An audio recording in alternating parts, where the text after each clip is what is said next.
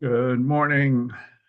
Today is lucky Friday the 13th, and we'll see, hopefully. We're back on the record in Public Service Company of Colorado's JTS solicitation 24A-0442E.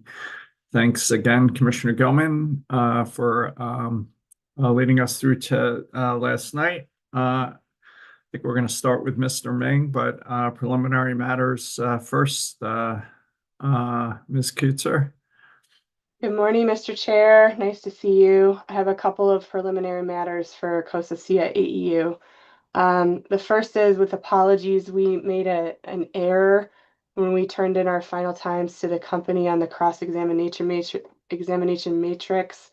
It won't affect the overall time, but we mistakenly removed time from a witness and need to switch that for another witness with your permission. And Yeah. it's not going to affect today, it's going to be later. Yep. Can you walk us through it?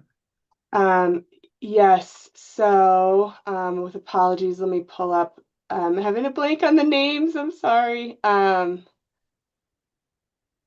Bailey and March, correct? Bailey and March. Thanks, Matt. Brain fog this morning. So we need to swap Bailey for March. That's a bad luck, Ms. Kutzer. When you need Mr. Larson to bail you out. You got me. Bailey and Martz. All right. So Martz, I have 0, and Bailey, I have 30. Yeah, so it needs to be opposite. Okay, so 0 for Bailey and 30 for Martz. Correct. Thank you. Thank you, Mr. Larson. Okay. And the second item I have is, with apologies, I have a hard stop today at 4:30. To the extent that we get to witness Bornhofen, I'm wondering if the commission can accommodate me performing cross before 4:30, or if the hearing extends until Tuesday, then do it on Tuesday. Yeah, I think we're looking for Tuesday, but we'll certainly accommodate that. That's no problem. Great. Thank you. Thank you for that. Other preliminary matters, Mr. Dunbar. Thank you, Chair Blank. Good morning. Per your directive to collaborate with the parties on a date certain for CCSA's witness, Mr. Beach, I collaborated with the company first and then emailed all of the parties yesterday afternoon and would propose that Mr. Beach take the stand on June 20th. And ideally, if Your Honor is open to it, he could take the stand at 9 a.m. first thing at the start of the hearing and just basically interrupt wherever we are in the hearing at that point. If we're in the middle of a witness and need to wait until that witness is finished, that's fine. But that's the request. And just remind me, can you re-say the day? June 20. June 20. First CCSA witness Beach, and only staff has reserved time for him, 15 minutes. All right. Yeah, we can certainly accommodate that. And if you can just remind all of us the day before, that'd be greatly appreciated. Will do. Thank you so much. Yeah, no problem. Mr. Larson. Yeah, we don't have any preliminaries this morning. Mr. Eisenberg going to be presenting Mr. Ming, so we just need a quick switch here. Mr. Eisenberg, switching jerseys. Mr. Ming, you out there?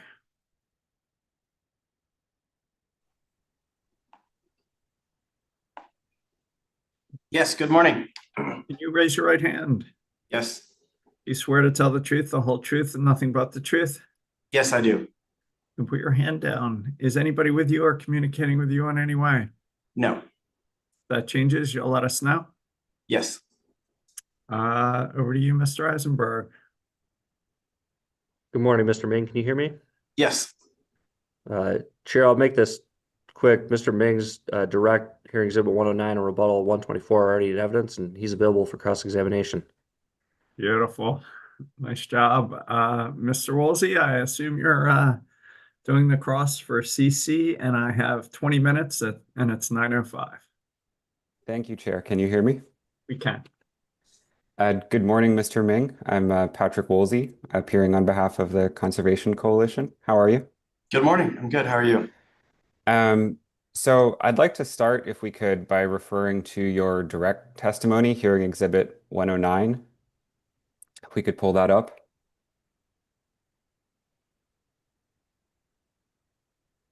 Beginning at page 19, line 22.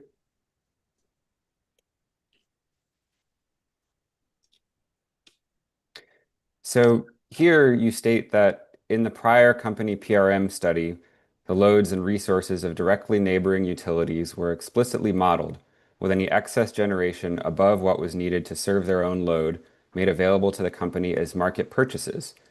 And then on page 20, line 5, you state that the availability of market purchases was an output of the study driven by assumptions about loads and resources in neighboring utilities. Do you see that? Yes. Mr. Ming, you reviewed the previous PRM and ELCC studies from the 2021 ERP proceeding, correct? Yes. And you're aware that in the 2021 PRM study, the modeling set neighboring utility systems reliability at a target loss of load expectation of 0.1 days per year, correct? Yes. Mr. Ming, are you aware that in the company's 2021 ERP proceeding, the Commission directed that in the current proceeding, the company's modeling of off-system purchases must not be limited to the company's immediate neighbors and must not limit future market purchases based on historical purchases from neighboring systems? Can you point me to the specific reference you're referring to? Sure.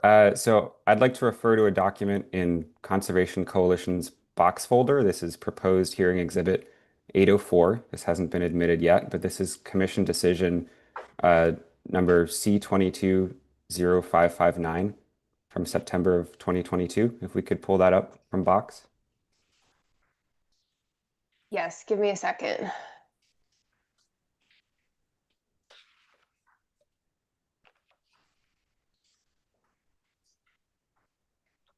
You said Conservation Coalition? Yeah, Box? this is Conservation Coalition's box. It's marked as hearing exhibit 804.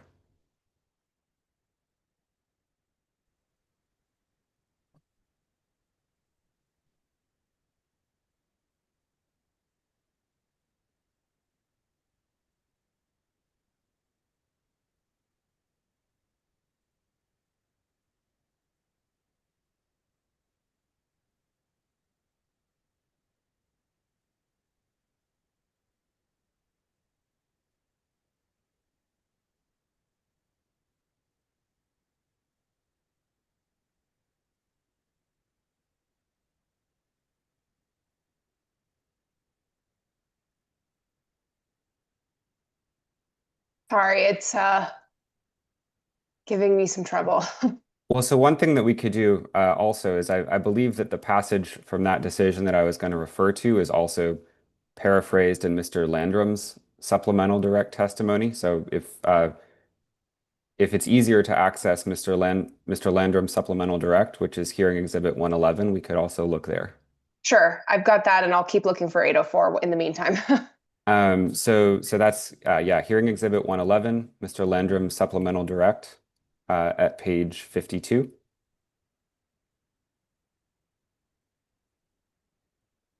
So there, starting at line 3, it says the Commission granted in part and modified in part the directive such that public services PRM must model all WEC regions, not just immediate neighbors, and shall not limit future market purchases based on historical purchases unless doing so is contrary to best practices. Yes. Mr. Ming, you see that? Yes, I do. So that is the passage I was referencing. Perfect. So with that in mind now, I'd like to turn back to your direct testimony. Yeah, I'd like to just point out quickly that you omitted the key phrase there in your initial question, which was unless doing so is contrary to best practices. And we'll get to that in just a moment, Mr. Ming, I promise. So if we could turn back to your direct testimony, hearing exhibit 109 at page 20, which is where we left off in that exhibit. And starting at line 7, you state that the 2024 RA study represents available market purchases from neighboring utilities as an explicit input based on historical average available purchases during the times when energy is most needed. Do you see that? Yes. So the 2024 RA study modeled market purchases from neighbors based solely on historical market purchases, correct? So I'm sorry, can you repeat? What line are you on? I'm just paraphrasing the sentence that we just read from your Okay. direct on page 20 there. Yes. And the 2024 RA study did not model market purchases from neighbors based on forward-looking projections of load and resource conditions of neighboring systems, correct? That's correct. Okay. So isn't the resource adequacy study's approach inconsistent with the Commission's directive that we just referenced, that the study shall not limit future market purchases based on historical purchases unless doing so is contrary to best practices? No, it's not. And the specific reason is because of that clause around it, unless doing so is contrary to best practices. That's why in the RA study, which is hearing exhibit 109, we explicitly performed a review of how neighboring markets actually treat the availability and dependence upon their neighbors. And we reviewed several utilities in the West. You can look beyond that.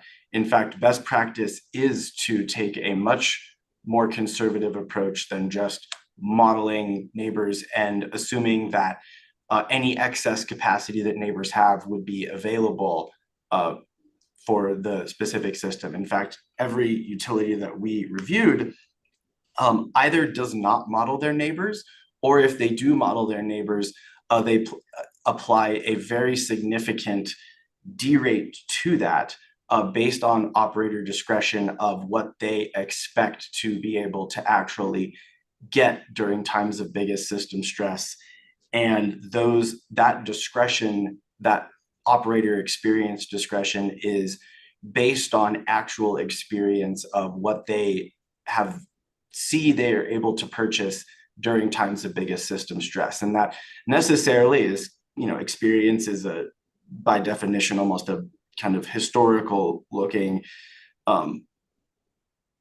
act. But I think it's important to note that part of the reason for that looking at discretion and experience is because once you start to get outside of your own system, things get really complex and complicated, and they're neighbors with more than just you. They're neighbors with other people on the other sides of them, who are neighbors on the other sides of them. And, just because they have excess capacity doesn't mean that they're going to make it available to you. They could make it available to another neighbor. And so it gets extremely complex, risky, uncertain. And that's why the best practice is that nobody does that. And so we did not want to apply a practice that was not best practice in this study. So, Mr. Ming, a few minutes ago, we discussed the 2021 PRM study, and we discussed that study did not limit market purchases based on historical purchases, correct? That is correct. So is it your opinion that the 2021 PRM study was contrary to best practices? Yes. Okay. Can we please turn to your rebuttal testimony, hearing exhibit 124? And just so you know, I've got your folder fixed. It wasn't syncing, but I've got it now. So if you need anything, I'm good. Thank you. And if we could go to page 10 in your rebuttal. So, Mr. Ming, here you note that a Conservation Coalition witness, Mr. Stenklick, and other intervener witnesses recommend that the company expand its modeling of additional market purchases from neighboring systems in the resource adequacy study, correct? Can you refer to which line you're looking at here? Sure, I'm looking at lines 9 to 10 and the accompanying footnote. Okay. Yes. And you're aware that the company currently has a case in front of this commission in which it is seeking commission approvals related to joining SPP Markets Plus? Yes, I am aware of that. And the resource adequacy study in this proceeding does not contain assumptions designed to reflect the market purchases and sales that would be available to the company under SPP Markets Plus, correct? Can you repeat that question, please? Sure. The RA study in this proceeding does not contain assumptions to reflect the market purchases and sales that would be available to the company under SPP Markets Plus, correct? So I just want to clarify that in a market construct, there is no such thing as market sales and purchases. In a market construct, Xcel Energy would be part of a broader market. They would be, through some market design and rules, they would be assigned a capacity requirement, and then they would need to procure specific resources to meet that requirement. There is, unlike in this study where Xcel, through discretion, can elect to rely on neighbors, that does not exist in a market construct. Well, so I guess I can rephrase the question, but did the resource adequacy study in this proceeding, does that consider a scenario in which the company has joined SPP Markets Plus? It does not. Okay, thank you. So Mr. Ming, you argue in your testimony that modeling market purchases from neighboring systems would be uncertain and speculative, correct? Yes. Okay. And are you aware that in the company's pending commission proceeding regarding SPP Markets Plus, the company estimated the costs and benefits of joining Markets Plus? I'm going to need more specifics on that statement. That's okay. We can move on because we don't have a whole lot of time. Would you agree that the company's application in the Markets Plus docket shows that the company is capable of coming up with estimates of how Markets Plus participation may impact the company's system? Objection, lacks foundation. That's in another docket, and the documents in that docket would speak for themselves. I guess Mr. Ming can answer if he knows. I'm not familiar with that proceeding, but I will add that, you know, the aspect of resource adequacy is quite distinct from many of the other monetary benefits of joining a market. Joining a market has benefits in terms of energy dispatch and cost benefits. It has benefits in terms of being able to avoid transmission costs to ship energy across balancing authorities. And so it extends far beyond just the specifics that would be needed to quantify the cost benefits of resource adequacy. So, Mr. Ming, even if there's, you'd mentioned that you thought it would be uncertain for the company, that you mentioned that it would be difficult to model market purchases because of uncertainty. Even if there is uncertainty about the loads and resources of neighboring utilities, couldn't the resource adequacy study account for that uncertainty by considering a range of scenarios for future market purchases from those utilities, rather than representing available market purchases as an explicit input based on a historical average? So I feel like this question is conflating two separate issues. So your question appears to be focused on the appropriate value in this study's construct of how Xcel should rely on neighbors. And this study uses a specific assumption, right? 390 megawatts in the summer, 226 megawatts in the winter, based on discretion of the operators. We could have potentially looked at a range of those values. That wouldn't have really been a very interesting result, because the more you rely on the market, then the more risk the utility is exposed to, and the required planning reserve margin just drops on a one-for-one basis. So that's the mechanics of that. Now, that is an entirely and wholly separate question from joining a market, because again, if you join a market, those values that I just mentioned go away. They no longer exist. And everything changes in a market. So and of course, then if you say, we could have modeled joining a market, there would have been a number of factors that would have needed to be considered in that. Number one, what is the footprint of the market? Number two, what are the rules for how capacity requirements and resource accreditation works in that market? And different markets across the US take very different approaches on that. We could have come up with a couple of different scenarios in that regard, but the question is then, what do you do with those? Because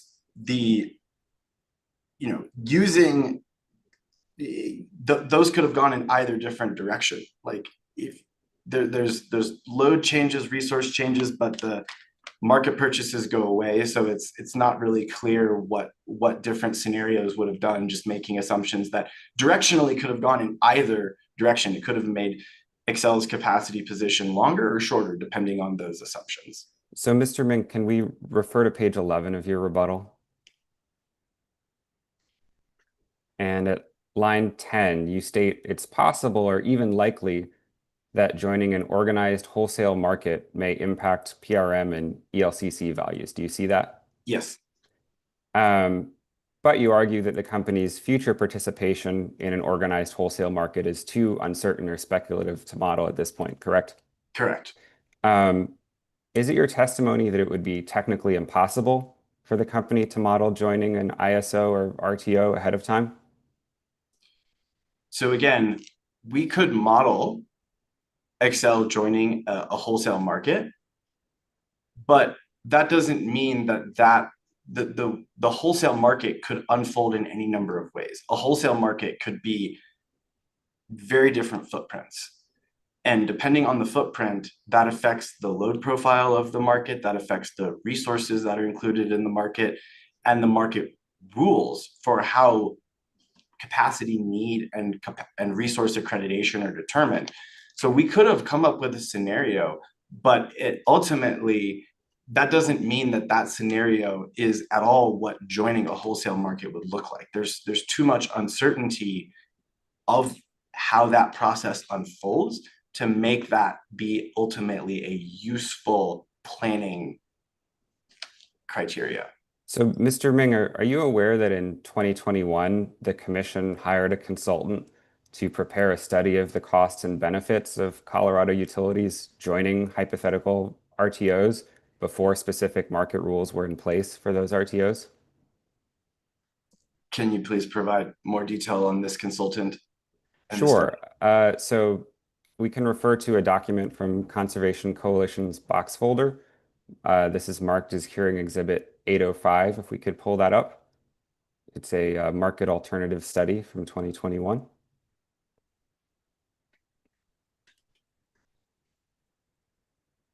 And if we turn to page 15, there's an executive summary there explaining that Siemens was contracted by the commission to conduct a study on the costs and benefits to utilities, other generators and customers of alternative organized wholesale market structures, and that included RTOs, among others.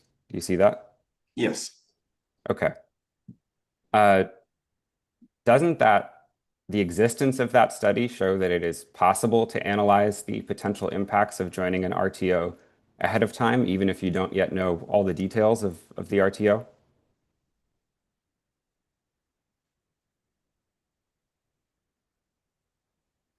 It's certainly possible to analyze a specific RTO structure, but again, because there is a number of different RTO structures, even directionally, it's difficult to know how that would compare to the current Excel or PSCO planning paradigm. Because just as specifically, right, joining a market generally has an effect of reducing the quantity of capacity that each participant needs to procure, because there's load diversity across the entire footprint that you don't get when you're just looking at your own system. So that generally results in a cost savings to market participants. On the other hand, when you join a market, you actually have to procure capacity to meet that requirement, you can no longer rely on free capacity of relying on your neighbors, which Excel does in this case, and that is a best practice, and other utilities do that too. So what happens is you have these two countervailing factors where the load requirements go down, that's a benefit, but you no longer have free capacity. So the extent to which those two cancel each other out and moving to a market is actually uncertain in terms of even the sign or direction of how that would impact costs. And so that's why it's very dependent upon the assumptions. And just because you can construct a specific scenario with a specific footprint and market rules and get an answer doesn't mean that that's necessarily useful from a planning perspective. So, Mr. Chair, I'd like to move to admit into the record Conservation Coalition hearing exhibit 805. Can you go back to the top again? So this is the Siemens report that was filed. Okay. Mr. Eisenberg, any objections? Not particularly relevant to Mr. Ming's testimony, but I think it's in the commission's file, so no objection. So moved. And you're getting close to the time, Mr. Walsey. Thank you. I'll wrap it up. Just a couple more questions here. Mr. Ming, in this proceeding, the company didn't evaluate interregional transmission as a candidate resource to meet its planning reserve margin requirement, correct?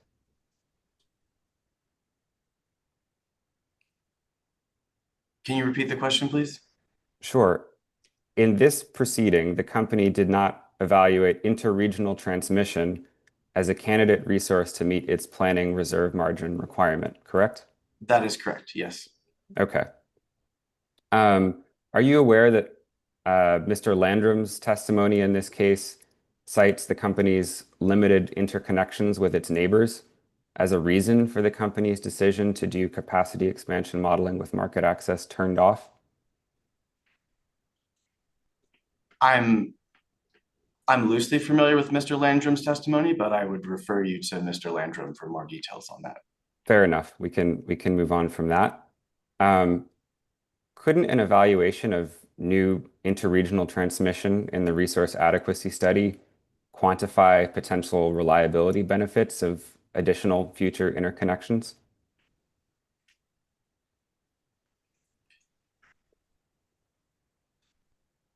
Again, I think that potentially could be studied. It would require a number of assumptions, but ultimately they're all of the same issues that I've been discussing in terms of the risks and uncertainties on what actually is on the other side of that line is of critical importance. So, just building a line without certainty or a guarantee on the generation that's on the other side of that line presents a unique reliability risk that needs to be considered. But Mr. Ming, is there any technical reason that additional interregional transmission could not be evaluated either as a change to the PRM or by quantifying an ELCC like you would for a generating resource? Well, when you say, is there a technical reason, the technical modeling needs some assumption on the types of resources that are on the other side of that line. And so there would have to be there's a lot of uncertainty of those resources, and that's something that's not within Excel's planning purview or really control. And so it kind of transcends just technical modeling. There's a lot of uncertainty and assumptions that go into something like that. Thank you. So I think the remaining questions that I have, I think I'll direct to Mr. Landrum, because you'd referred me to Mr. Landrum on a few of these. So Mr. Chair, those are all the questions I have.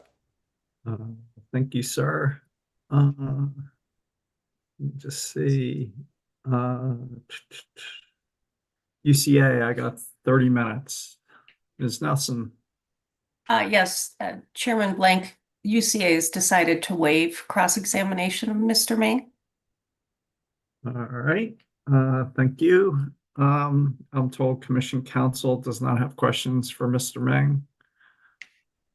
Mr. Chairman, if I could, this is Mr. Bunker for UCA. I would like to take the time we had reserved for Mr. Ming, and if I need the time for Mr. Bailey, I would appreciate that. Transfer the time over.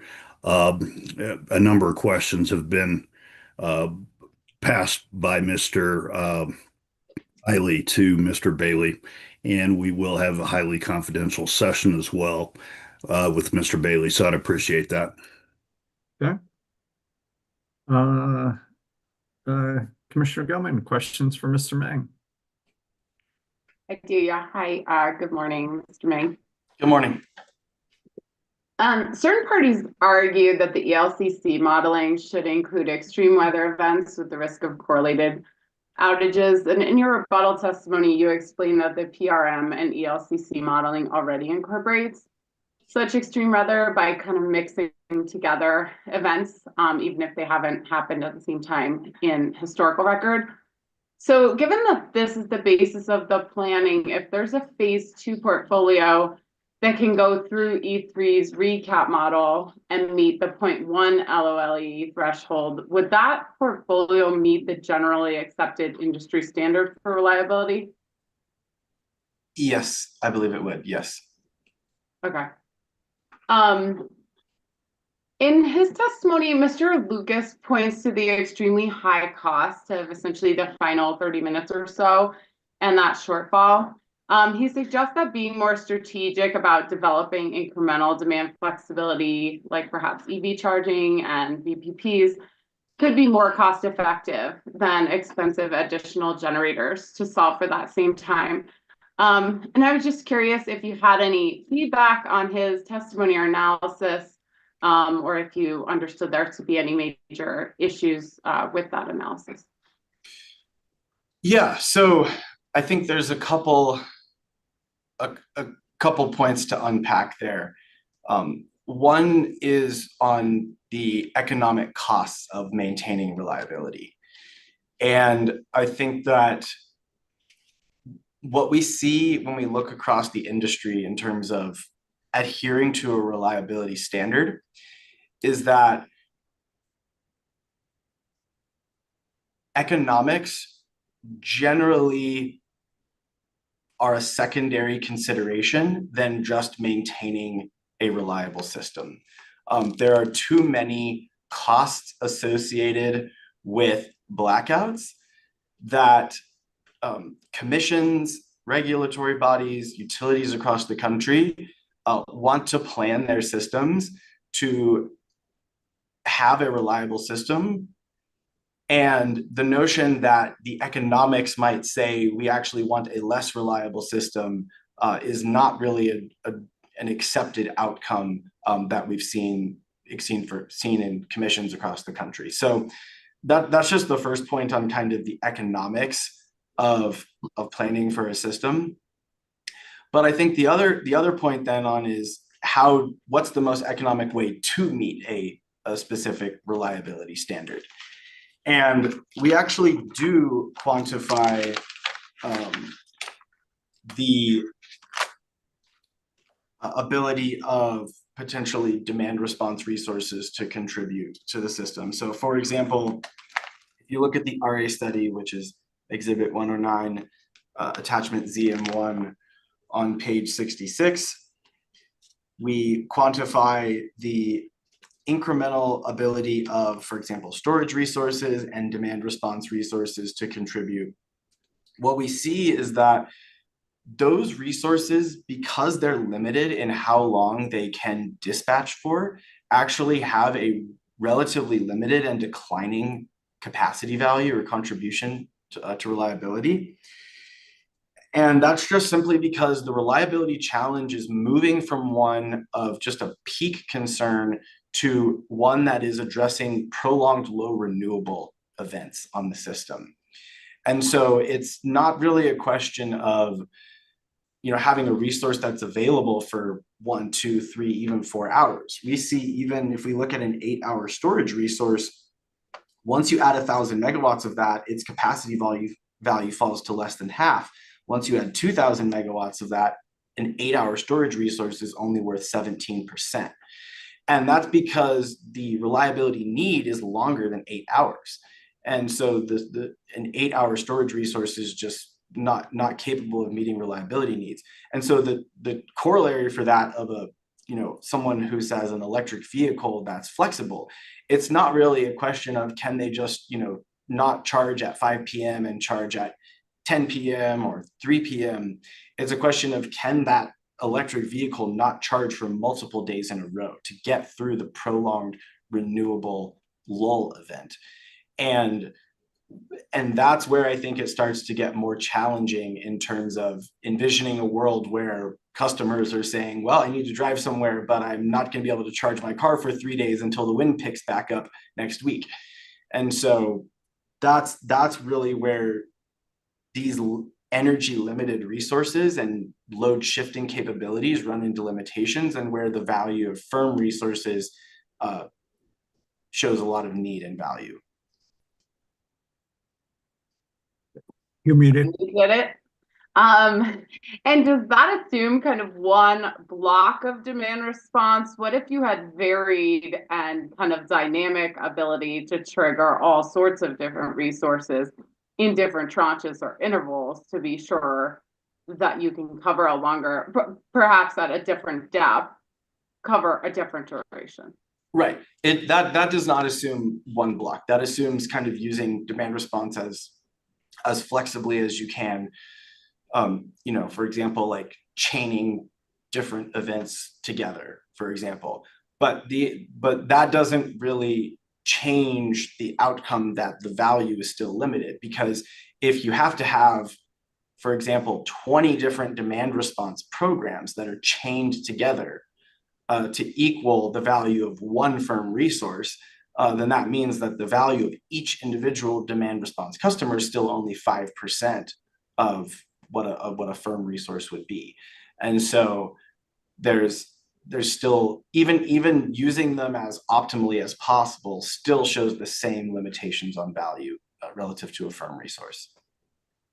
Okay, I'm curious what kind of constructs you used in that analysis. I mean, in Mr. Lucas's analysis, it indicates the marginal cost of reliability at something close to $300 a kilowatt hour. So I'm curious if in modeling demand response and kind of the depth of that market, you modeled anything close to that as an incentive. So my study does not incorporate economics. It is planning to just a reliability standard. And so I guess that's kind of the first thing. We're looking at if a customer responds in a certain way, we're kind of assuming that they will, regardless of what you have to pay them to do that. What is the reliability value of them responding in that way? And we look at, for example, a customer that is willing to shed load up to 80 hours per year. That's kind of one. What's the basis of the 80 hours per year assumption for a customer? That is based on an existing Excel demand response program, and it's kind of the Excel program that has the most value. So there are multiple different Excel demand response programs. Some programs don't look at 80 hours per year. They look at 40 hours or 20 hours per year. So those would almost by definition yield less value. There are some programs that are only available during certain hours of the year. So for example, an air conditioning demand response program obviously is going to provide no value in the winter. Whereas this 80-hour program that we looked at, we assume it's available during all hours of the year and can be called up to 80 hours per year. So it's kind of setting an upper bound for the value that you could expect a demand response program to provide. Do you know the name of the program you modeled? It's the DSOC, I believe is the ISOC, sorry, yeah. That's interruptible. Correct. That's when they Yes. completely shut off Yes. the power. Okay. Did you do, I mean, it sounds like no, but no analysis on kind of the economics of how other customers might respond to much higher incentives that more match the value we're seeing in that last bit of reliability at about $300 a kilowatt hour?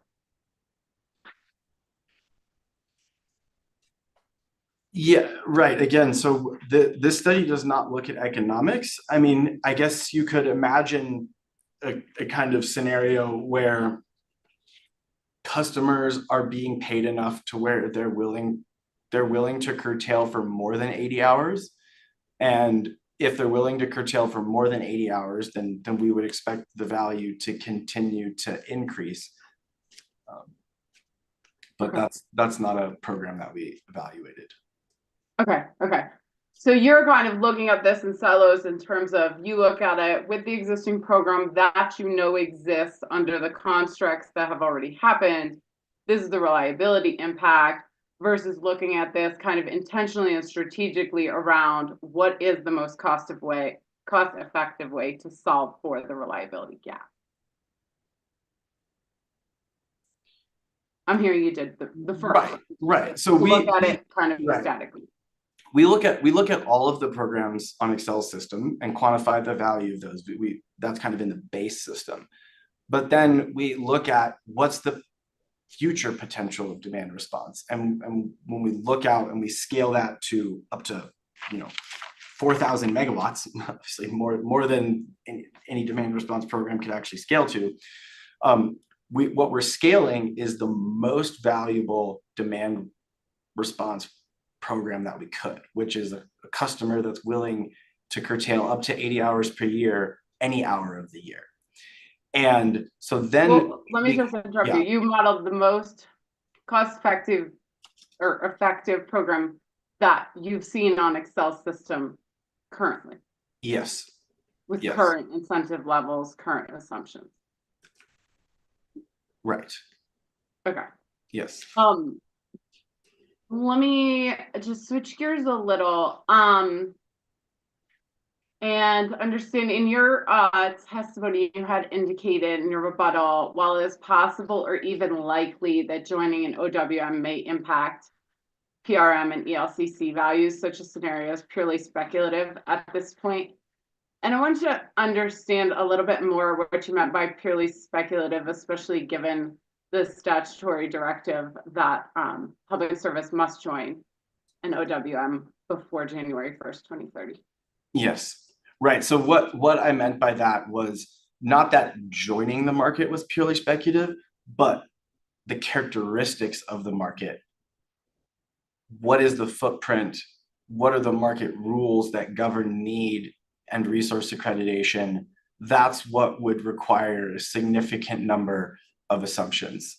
I mean, just to give an example, if you look at RTOs across the country, SPP versus MISO, for example, the way that they determine capacity requirements are different. The way that they accredit resources, whether they're using a marginal construct or an average construct, those are different. And so making assumptions about that and applying it is something that would be speculative without direction from a market on how that's going to work.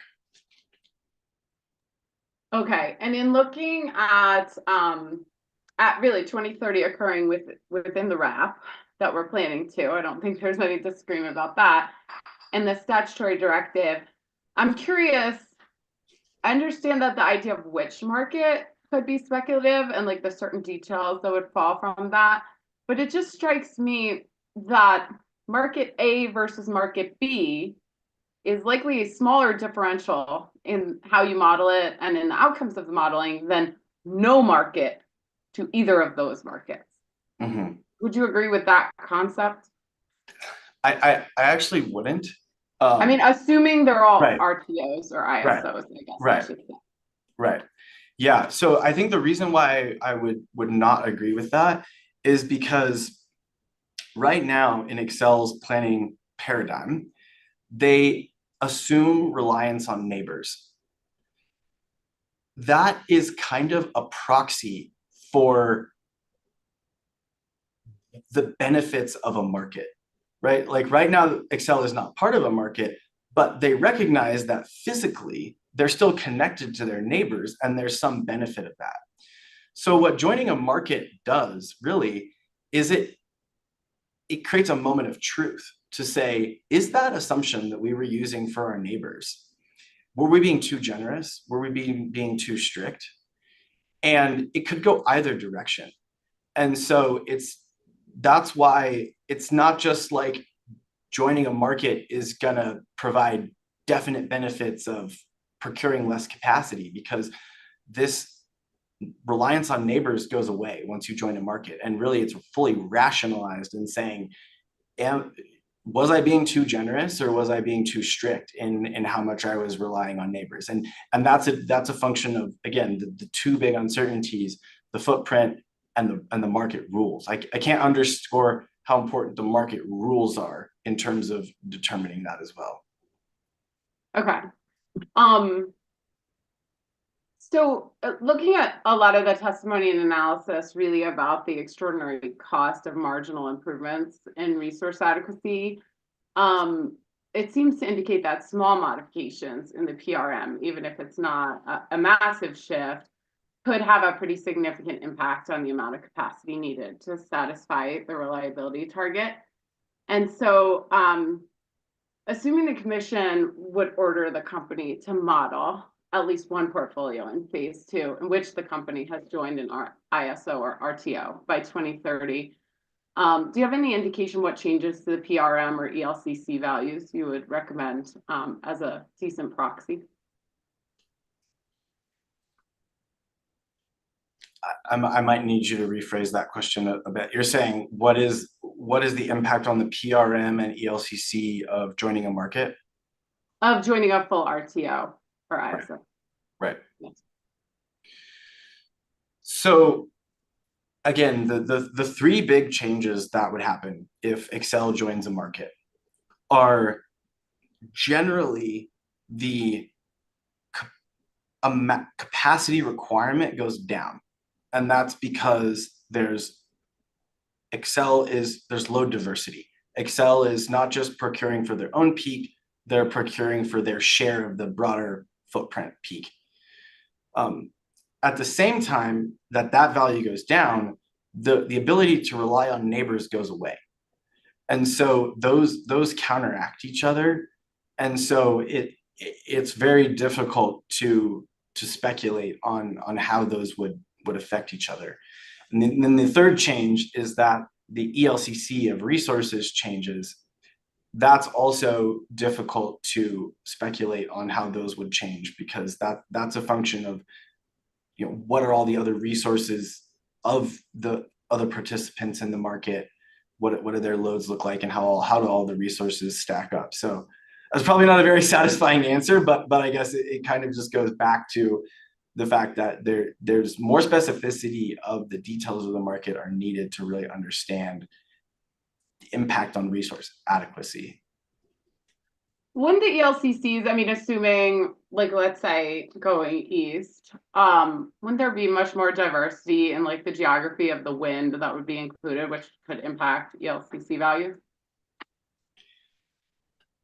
Right. So is there any instance where ELCC would get worse with that sort of geographic diversity? It's possible, right? So for example, you could consider a scenario where because the more renewables that you add, the ELCCs decline, right? That's a well accepted dynamic. So if Excel were to join a market where the participants have a lot of renewables, then renewables within that system are going to be accredited kind of further down the curve than Excel might be accrediting them for themselves. And so that is not really a likely circumstance with this sort of renewable penetration where we're at. Like, we're not talking hypotheticals. We're at getting to very high levels of penetration of renewables already in this plan. That's true, but I guess looking at SPP is one of the highest penetration wind areas in the country. Yeah, and most of that wind is located in a different geographic region than most of Excel Right. currently. Right. So then it would be a question of how does that diversity kind of counteract versus the increased penetration of all of the wind that Excel's resources are now being accredited within. Yeah. And then is there any, you know, as we look at the modeling that's been done by the PUC and other parties on the potential costs and benefits of RTO or ISO participation, a significant amount of the benefits appear to come from that lowering of PRM values. So are you contradicting what most of those studies indicate, that it's likely that the PRM value would reduce in such a circumstance? I think that there are counteracting factors there. It is true that the need will go down, but also this free capacity of being able to assume that you can rely on neighbors goes away. And so the extent to which those, you know, you end up in a better or worse position is uncertain. Okay. If those neighbors all end up in that same market, Mhm. we've already said they're going to a market, right? Right. Okay. I don't have any more questions. Okay. Commissioner Plant? Thank you. Good morning, Mr. Ming. Good morning, Commissioner. I think Commissioner Gilman got at a lot of my questions, but I was confused by a couple of things that I'd like to get some clarification from you. I kind of heard some different answers. I think one of the things you said is, you know, three things happen when Piesco joins a regional market. One, the capacity requirement goes down. Two, the ability to rely on neighbors goes away. But Yes. what I heard you answering to Mr. Woolsey earlier when he was asking about relying on neighbors, you said you can't really rely on neighbors because you don't know that they're going to sell that capacity to you. They might sell it to one of their neighbors.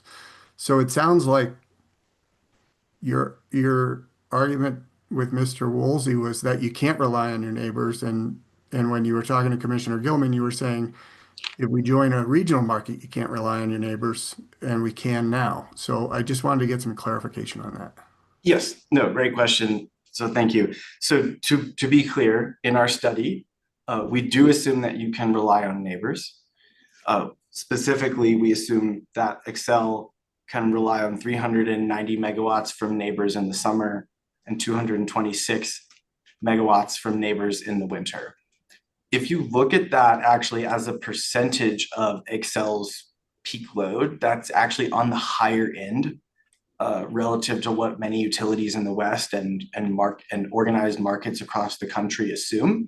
So that's a pretty generous reliance on neighbors. What I was pushing back on against Mr. Woolsey is the notion that there should be even more reliance on neighbors that's based on a modeled value that assumes that all of the excess energy that they have in any given hour would be made available to Excel. And that's kind of what a modeling exercise might be able to quantify. Of course, baked into that modeling exercise is a lot of assumptions around future uncertainties, such as what are the loads and resources of your neighbors.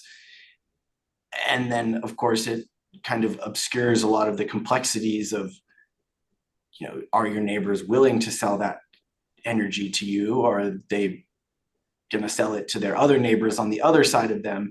So this study does very much assume reliance on neighbors, but it doesn't assume a reliance on neighbors that would be unduly risky of just kind of modeling all neighbors at a certain portfolio and assuming that all excess energy they have would be made available to Excel. And our approach in that is in line with industry best practices and how other utilities across the West and even organized wholesale markets treat this particular aspect of resource adequacy.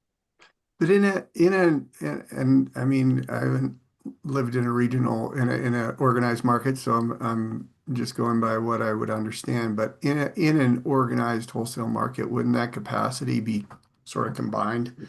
So you're saying right now you can't rely on the state that might have excess capacity selling to you because they might sell it to the neighbor. But doesn't that excess capacity basically become managed by the wholesale market?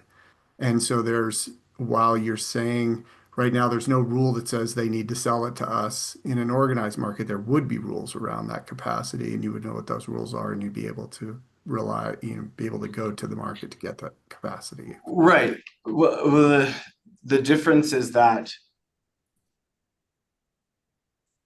in an organized wholesale market, it is true that you can assume there's all of the resources are available to meet all of the loads, but that doesn't necessarily mean that all of the kind of loads and resource benefits are going to accrue directly to Excel. So if you just model neighbors and say, we assume we're going to be able to get all of their excess energy, it's kind of ignoring the fact that like that excess energy might actually be needed by somebody else, and it's going to go in that direction or mid. But isn't it true you're not just looking at that one neighbor, you're looking at the whole system, right? So that one neighbor is putting capacity as available into the system, but so are their neighbors, and so is another neighbor, and so is, I mean, you're talking about a much larger pool, basically putting capacity into the system that would be available then to Excel. So to be clear, that is when these types of modeling studies are done, they generally don't go farther than kind of next door neighbors or maybe like next door, but obviously the system like continues on further and further, right? You mean if you're not modeling it within a wholesale market, or do you mean even if you are modeling it within a wholesale market, you're only looking at your neighbor's capacity? I'm talking about not in a wholesale market and how you assume the ability of neighbors to contribute. It's not necessarily the case that if you are modeling it not in a wholesale market and you're looking at the excess capacity that your neighbors have during specific hours, that is not necessarily the value that would accrue to you in a wholesale market, because everybody might be needing that capacity within the market as well. And so you don't exactly know where it's going to go. You would have to look at that. I guess that was kind of the point, is that the way that it's being modeled now, you're looking at your neighbor's available capacity, and you're saying you've got a certain amount of capacity you can rely on from your neighbors, but above that, you don't know what they're going to do. They may sell it to somebody else. You can't really rely on it. And within a larger market, you aren't constrained by that, just that neighbor. You've got all the capacity of the various participants in the market, which may be next door, it may not be next door. It's all part of that larger wholesale market, right? So you're looking at a larger pool of potentially available capacity resources, which, as you said, might be required by somebody else, and it might, there may be various different people dipping into the pool, but it's a bigger pool, and so you've got a little bit more diversity of, as Commissioner Gilman was saying, you've got diversity of generation resources, you've got diversity of capacity resources, you've got a higher level of diversity in whole and a larger pool of potentially available capacity. So I would think that would actually benefit. I know you said you don't do an economic model, but I would think that would benefit an economic analysis of what capacity was required for resource adequacy. Right. So I would just reiterate my point that from an economic perspective, right now, Excel assumes that they're able to kind of get that reliance and the benefits of markets for free. That's the representation of seasonal imports, that they just reduce the amount of capacity they need to procure for free. In a market, that goes away. So in a market, you would expect that value to kind of manifest itself through lower capacity requirements due to the load diversity. But what joining a market really does is it, unless Excel was assuming no reliance on neighbors, then I would say yes, joining a market would be beneficial. But because they are assuming reliance on neighbors, what joining a market does is it really provides a moment of truth to understand, was the assumption that they're assuming for reliance on neighbors through imports, how accurate was that compared to what the model market or the market rules actually show them? Yeah, I guess the only, observation I make is the neighborhood is bigger, in a organized market as opposed to just Right. what we have today. Right. And the assumed values for the imports, those are based on actual operator experience, which is based on what have they actually been able to purchase when they actually need it.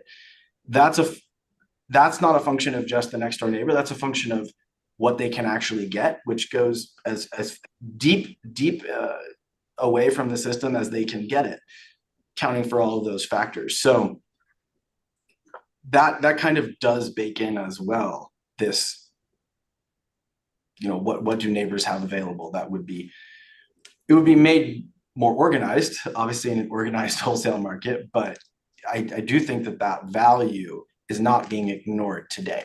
It's being attempted to be accurately reflected. Okay. And as it relates to the, sort of the evaluation in resource adequacy, you don't do any sort of, I think you said you don't have an economic test. You're not doing any kind of stress testing of PRM against resource adequacy and system cost and all that sort of thing, right? You're doing I think you said you were doing a stochastic like 40-year weather model or something like that, right? I might need you to unpack that question a little bit, because we do a lot of stochastics. We not only look at 40 weather years, but we actually run that multiple times with different renewable availabilities and different sort of random dispatchable generator forced outages. And so we actually ultimately end up with a data set of hundreds of years of potential conditions. And then that hundreds of years of data is what we calculate all of the metrics on that look at what the peak loads could be and what the resource availability is during the most stressed times, and those determine the need and the ELCC values. Okay. And is that set on one PRM, or are you running it with various PRMs trying to optimize that? The planning reserve margin is an output of that. So it's not an input into that. We calculate that 200 years, and then we add or subtract capacity to those conditions until we get the system to a target level of reliability. And then we look at the amount of capacity on that system that's at target reliability. And then that is the planning reserve margin output of the model that we calculate. And that's, for example, like the 6% that we use in this study, it's an output, calculated value. And then that again, that's not measured against any value metric and value of loss of load or anything like that. There's no economic analysis on that. That's correct. That planning reserve margin is the planning reserve margin that's needed to meet the reliability standard of assuring that there's no more than 1 day every 10 years with loss of load. And it's not based on an economic value for how often loss of load should occur. So if I understand you correctly, when you're doing your resource adequacy evaluation, the PRM is not an input, it's an output. Correct. Yes. So you're taking all of the various different stochastic scenarios that you described and running it at a variety of different, assuming a certain amount of capacity that might be needed as excess, and and then you're trying to find whatever PRM calculation there would get you to your 0.1. Exactly. Right. So the stochastics that we're running are what are the different load levels that we would expect to see, primarily driven by weather. When it gets hot or cold, loads go up. And there are some years, extreme years, that have extremely hot and extremely cold temperatures, and that causes loads to be much higher than average in those years. And so there's some planning reserves that are needed to account for those much higher than average loads. And then there's also a need to hold operating reserves on the system above and beyond that load variability. So that is what sets the total system planning reserve margin need. Okay. And we calculate that. We calculate how much capacity is needed to meet all of those extreme loads. And that's an output of the study. And you came out with a different PRM seasonally, right? You have a Correct. Yes. And is that based on different ELCCs for different resources in different seasons? No, that's actually primarily based on the load variability of peak loads in different seasons. So, for example, in the summer, the difference between an average year and a hot year and a not quite as hot year is not that different. Like it might be, 98 versus 102 versus 96 or whatever it is, but those temperatures are very relatively close. And so the amount of excess reserves that you need to hold for an average peak in the summer versus an extreme peak in the summer is not that different. That's where we get a 6% planning reserve margin for the summer. In the winter, however, a sort of average cold years might not be that cold, but a really cold year might be 20 or 30 degrees below kind of an average peak year. And so that can cause the loads in the winter during an extreme year to be much, much higher than the level of variability that you see in the summer. And so a planning reserve margin is really how much excess do you need compared to an average peak. And so in the winter, we see much higher variability of what peak loads could be. And so that's what drives higher planning reserve margins in the winter. And I will add on this that, if you have a system where most of your heating comes from natural gas, then you don't really see electric variability in the winter, because when it gets cold, that doesn't increase electric demand, it increases natural gas demand. But Excel is moving towards a system where there is more electric heating as buildings become electrified and move away from natural gas heating. And so that creates precisely the type of winter load variability that I'm referring to. And that's why that value grows over time, because the load variability of winter is going to continue to increase as building electrification for heating increases as well. So to get back to the original question, the value of the capacity accreditation of the resources don't differ by season in your model. Sorry. The capacity accreditation for resources also differ by season, but that's separate from the planning reserve margin. The planning reserve margin is calculated based on how much perfect capacity do you need to meet target reliability in each season. That's just a function of load variability. Then perfect capacity is basically 100% availability, basically. Correct. It's kind of a fictitious benchmark resource that is always available. Turn it on whenever you need it, run it for as long as you need it, never breaks, no forced outages. That's the requirement. And then once we calculate that requirement for each season, we get a winter and a summer planning reserve margin, then we can accredit resources through ELCC that show how much perfect capacity is each resource worth. And that's what all the ELCC values are. And we can do that for not only thermal resources, but renewables, storage, all of that. And then you can just stack up those ELCCs to get to that total perfect capacity requirement in each season. And then if you do that, then you're at exactly the target reliability metric of 1 day in 10 years. So one of the questions I think that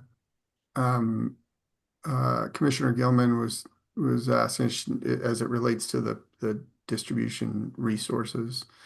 That's not seen by the company really as perfect capacity based on the amount of time that it's available. So for example, if you had, a 10 megawatt 4-hour battery, you would look at that 4 hours as being the constraining piece. You'd look at it at maximum dispatch for 4 hours is sort of how it would go into the model. Or would the model consider that, 5 megawatts at 8 hours, or you know, does it basically reduce the output and extend the time to match whatever the perfect capacity is that you're looking for? Or does it just look at that maximum output for the rated number of hours of the battery? Right. So the model uses resources as optimally as it can. So for example, let's say that there is a loss of load event that lasts 8 hours. A perfect capacity resource would be able to avoid that, and would perfect capacity by definition has a 100% ELCC. And just to be clear, no resource in existence on planet Earth actually is perfect, right? Even thermal resources are not 100%, and we calculate the ELCC value of thermal resources. But let's say that you have an 8-hour loss of load event. A perfect capacity resource would be able to 100% avoid that loss of load. But then let's say you have a 4-hour battery. The way the model would handle that is it would say, well, a 4-hour resource cannot last across a full 8-hour period. So it would dispatch the battery at 50% to make 4 hours last 8 hours. And then it would see that the 4-hour battery has a 50% ELCC. And so if you built 2 of those 4-hour batteries and stretched them both across 8 hours, then you would get to a perfect capacity resource. And that's where the ELCC of storage comes into play. And you can make that analogy for any resource, demand response, storage, hydro. It's all being used optimally by the model to meet loss of load as best it can, given the constraints of the resource. And if I understand correctly, you're basically using storage as a proxy for distributed resources. You're using. Well, we are, when you say distributed resources, we are looking at demand response, and we calculate the ELCC of demand response separately from storage. It turns out, and we have some analysis on this, that value is relatively similar to storage because they kind of, from a system perspective, look the same. They're both what we consider to be energy limited resources, which means you can use them more or less whenever you need to, but you can't use them for as long as you need to. And so they both kind of suffer from that similar limitation. But we are modeling them separately. And then just from a distributed resource perspective, we're also modeling distributed solar. So we have ELCCs for that as well. So you were talking a little bit about, if you stack the 2 batteries together, you'd end up with that 100%. Yes. Perfect capacity.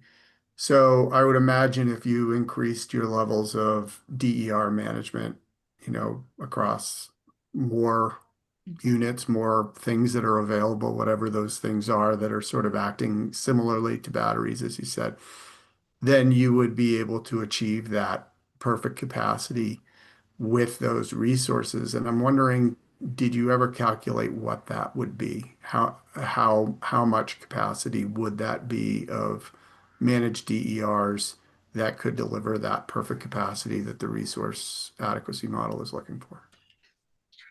I mean, I think we are calculating that. So we look at, when you talk about DERs, I think a demand response program that is available for 80 hours per year is on the upper end of some of the most flexible demand response. There aren't many loads that are willing to curtail for more than that are willing to curtail any time you need, any time of day, any season of year. So in 80 hours, any time throughout the year that you need it is pretty valuable. And we look at if you could scale that up to thousands of megawatts, how much would that be able to avoid the need for firm capacity? That's the ELCC of demand response that we calculate. And so we have that in the study. We show that it actually initially for the first 500 megawatts is worth 40%. For the next 500 megawatts is also worth 40%. And then after that, it starts to, and that's 1,000 megawatts. That's a lot at 40%. And then after that, it starts to fall off a cliff. Goes down to 12% and then ultimately 0% when you get above 2,000 megawatts. And the reason for that is just because there's only so much value that energy limited resources have.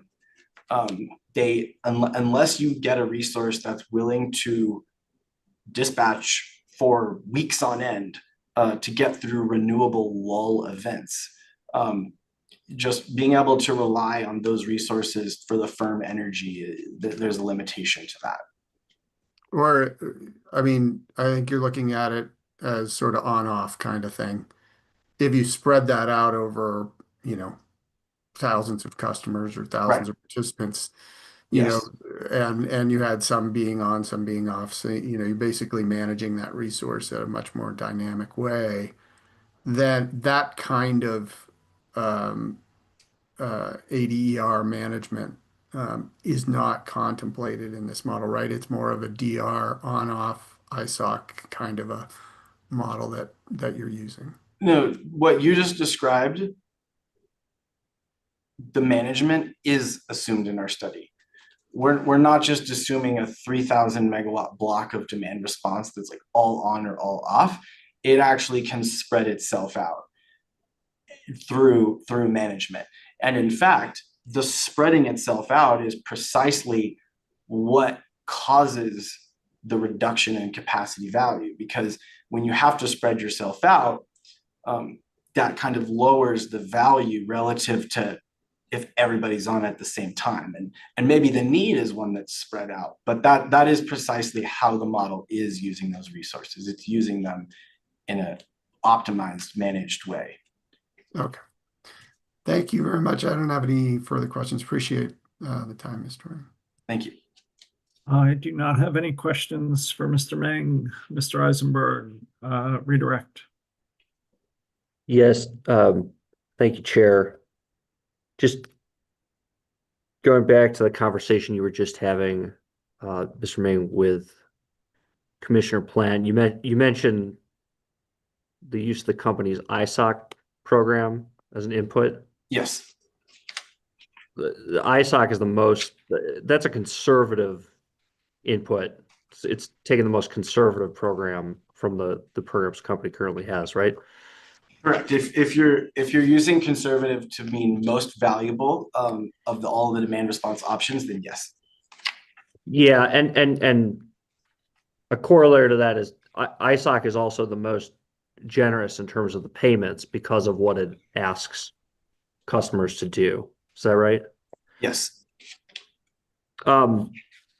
With respect to, you had several questions from Commissioner Gilman, I believe as well from Commissioner Plant about the value of unserved energy or the value of reliability. Those questions would be best addressed in terms of dollar values by Mr. Landrum. Is that who they could ask questions of? Yes, I believe so, because our study does not look at economics or dollar values.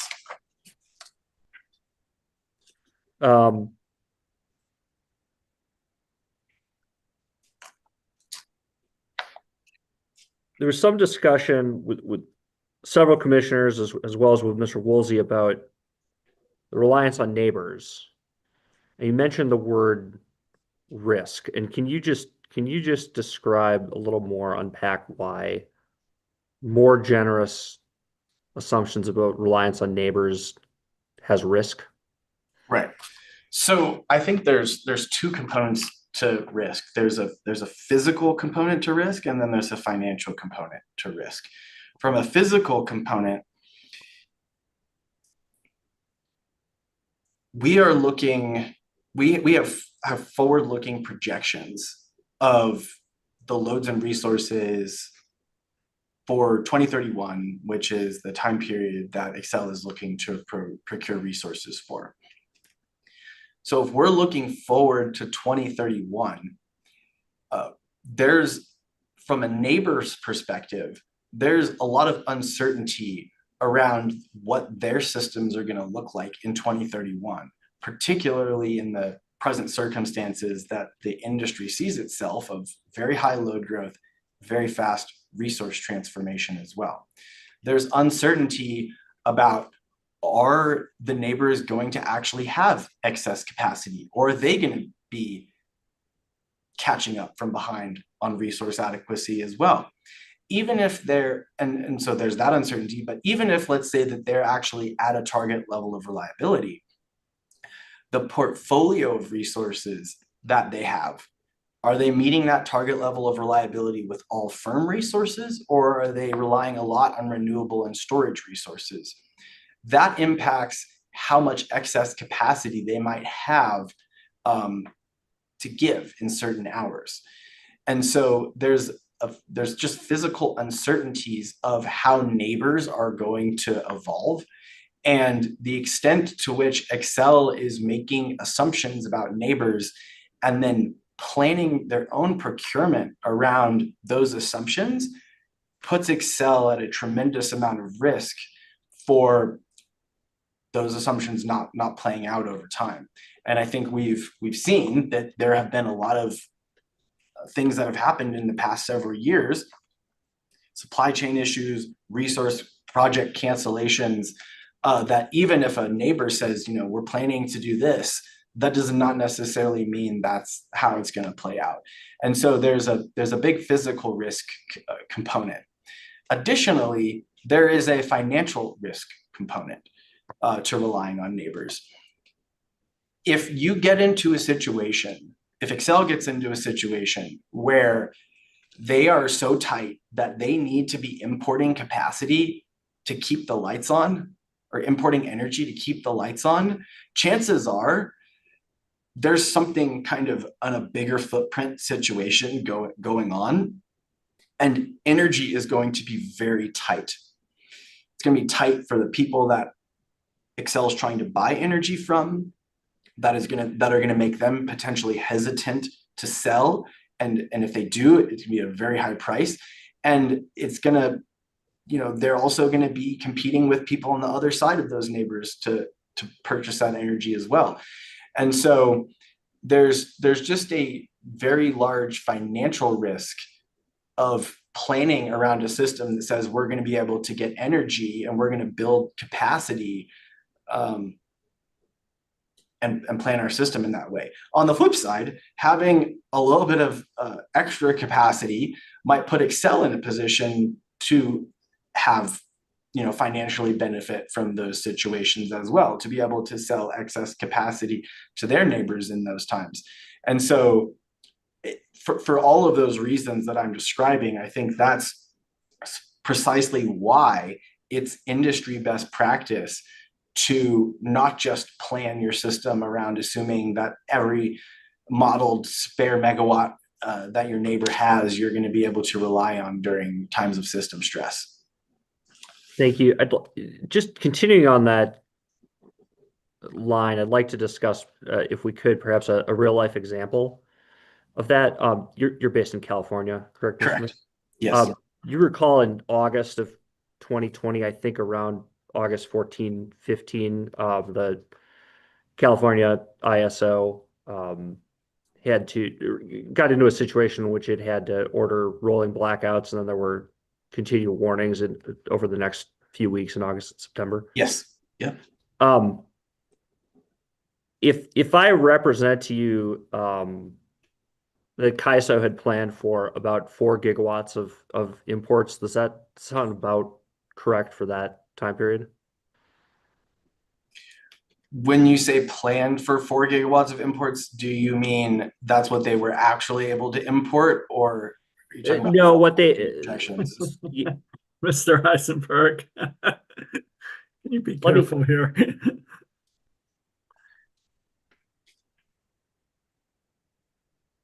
Can you just give me a brief synopsis of the meteorological cause of the August 2020 event?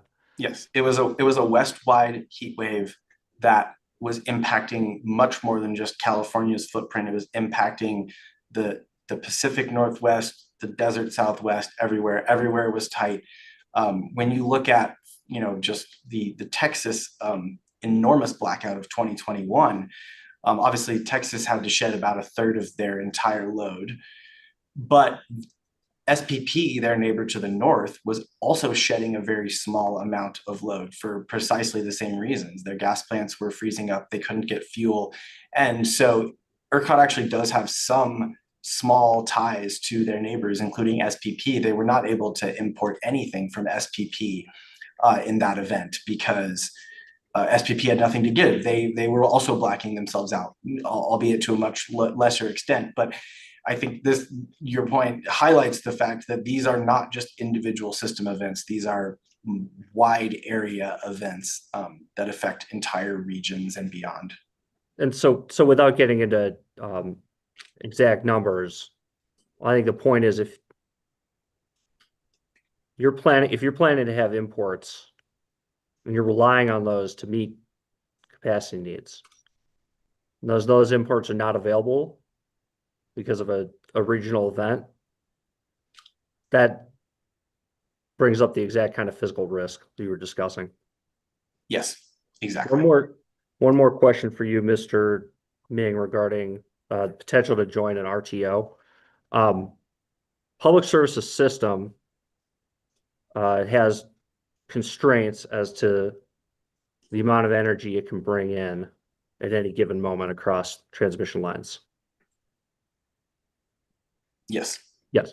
And just because public service joins an RTO, it does not necessarily mean that additional transmission will be built that will resolve those constraints. Yes, that is correct. Yes. And although building additional transmission might be a future goal of the RTO, that is not necessarily going to happen in advance of 2030. Is that correct? That's correct. Yes.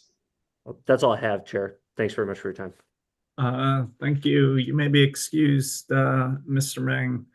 Why don't we take a quick break till 10:35, and then we'll come back with Mr. Landrum. 10:35.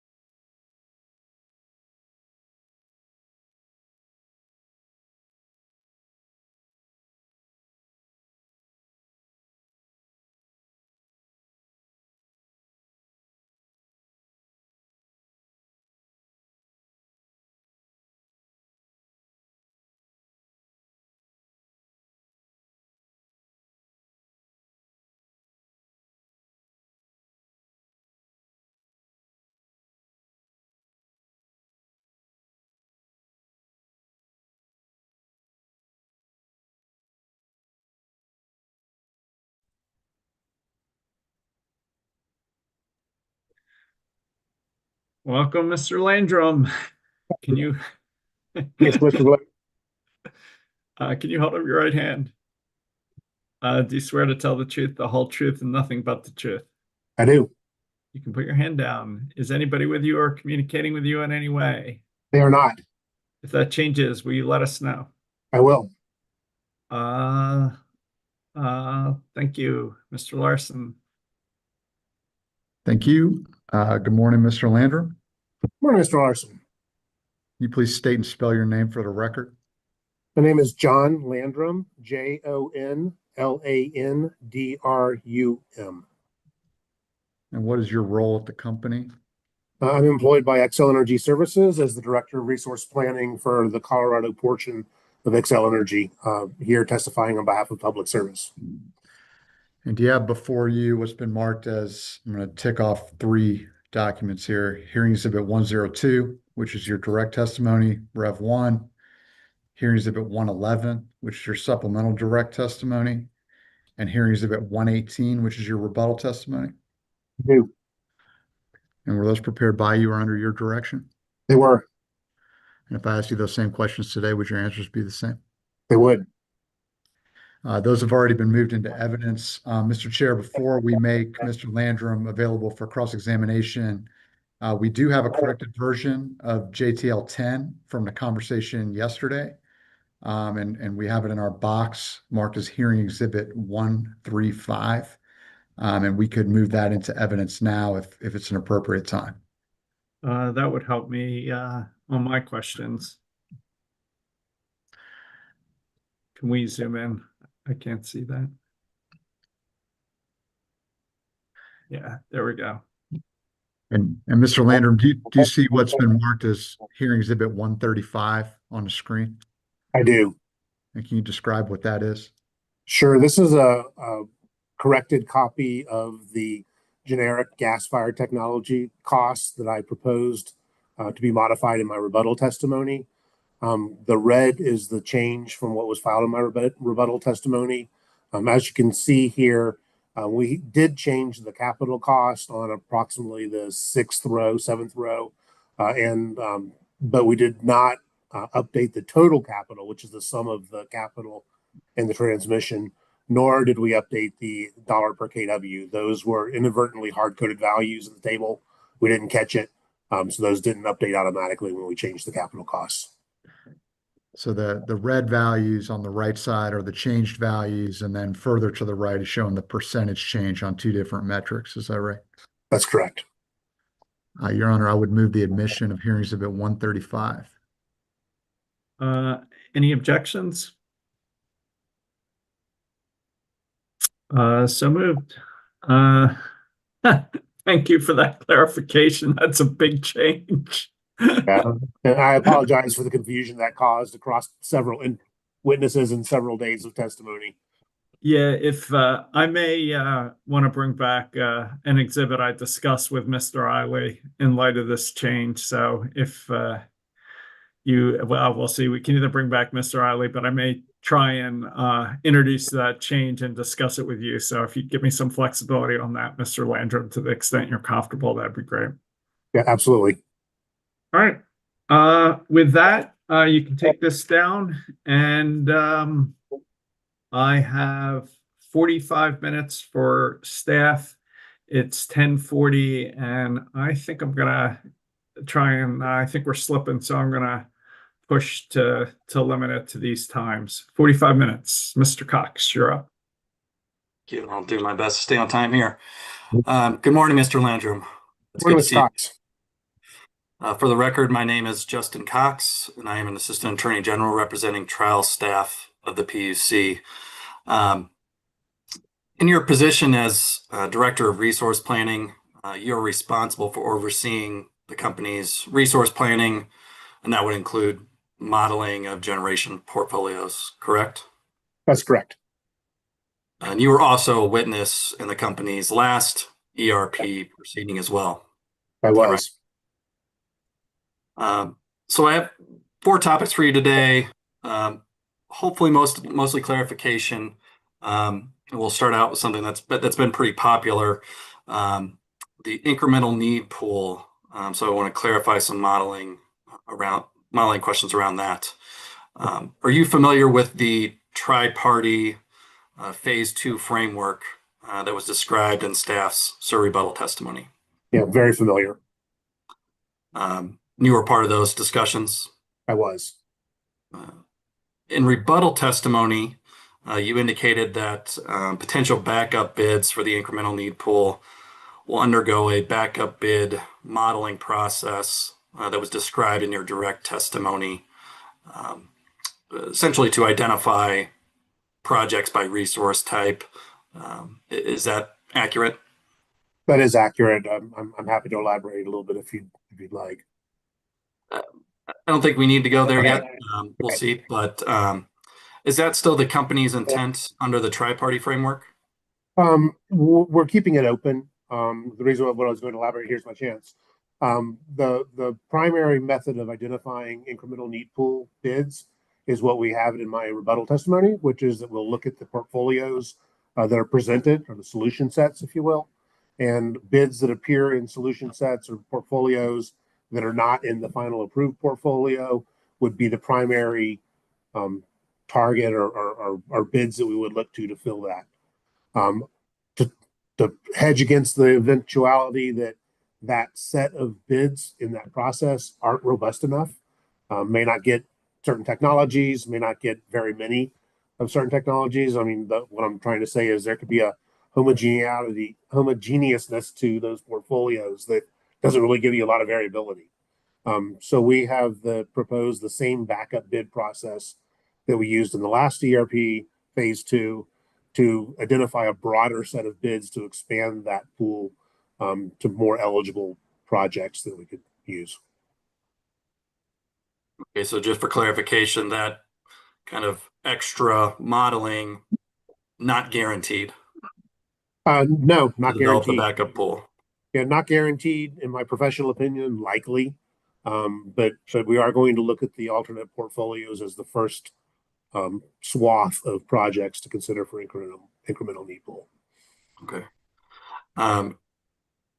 And you're aware that one of the changes in the tri-party framework from the company's rebuttal is that bidders wishing to be included in the incremental need pool will indicate the option payment that they're willing to accept, rather than all the backup projects receiving a flat 10,000 per kW. Is that correct? Sorry I interrupted Sorry. you. Yes, that's correct. And the thought there was to add another point of competitive tension. Do you agree with that? I do. So especially in light of the clarification about the modeling there, will the company include the bidder's requested option payment amounts in the total cost of bids for the backup bid modeling? Not sure what you mean exactly by total cost of bids. We've agreed to provide the requested compensation from the backup bids or the IMP bids in our 120-day report. Those wouldn't be included in any portfolio costs because they're not included in the portfolio. So if that's what you were meaning, I think we're aligned. Yeah, I'm trying to determine whether that particular cost, I mean, that's cost that's going to be paid but for those projects. Is that correct? The cost won't be known at the time that we file our 120-day report. We're going to propose a portfolio or a suite of INP bids. Parties are going to comment on that, and then the commission is ultimately going to make a determination to approve, change, modify, whatever. So we can certainly add up the option payments that are part of our recommendation, but that won't really be known until the commission renders its decision. So are you suggesting that the amount of the option payments are not going to be factored in at all in the determination of the backup pool? Well, I didn't say that. We're certainly going to look at that. Mr. Eiley testified on a question very similar to this, and I agree with him. I mean, it will be a factor what they're requesting in terms of compensation for their option payment. I agree with Mr. Eiley that it's probably not going to be the primary factor. We're going to be looking at a diverse set of bids. We're going to be looking at diverse technologies, sizes, ownership structures, et cetera. to develop a robust set of bids that we think can carry us through until the supplemental RFP. That's going to be the primary consideration, is developing a robust pool. We will look at the cost, and that may factor into that consideration as well. But that will not be included in the modeling, is what you're saying. I'm not sure what you mean by included in the modeling. As I said, these bids are not in the portfolio. And they're not necessarily a portfolio cost. They're a cost for the incremental need pool. I consider them a separate category. So we weren't really planning on including the option payments in the portfolio costs. And if we did, they would be the same across all portfolios. So it really wouldn't make a decision point either.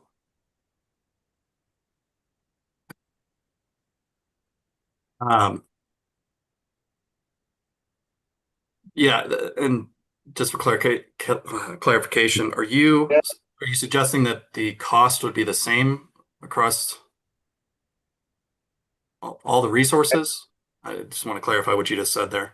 I think we're maybe cross talking with each other here, because you keep saying that it's included in the modeling costs, and when you say that, I'm thinking the 10, 14, whatever portfolios we end up presenting in the 120-day report. That's what I'm hearing when you're saying modeling cost. Is that what you're talking about?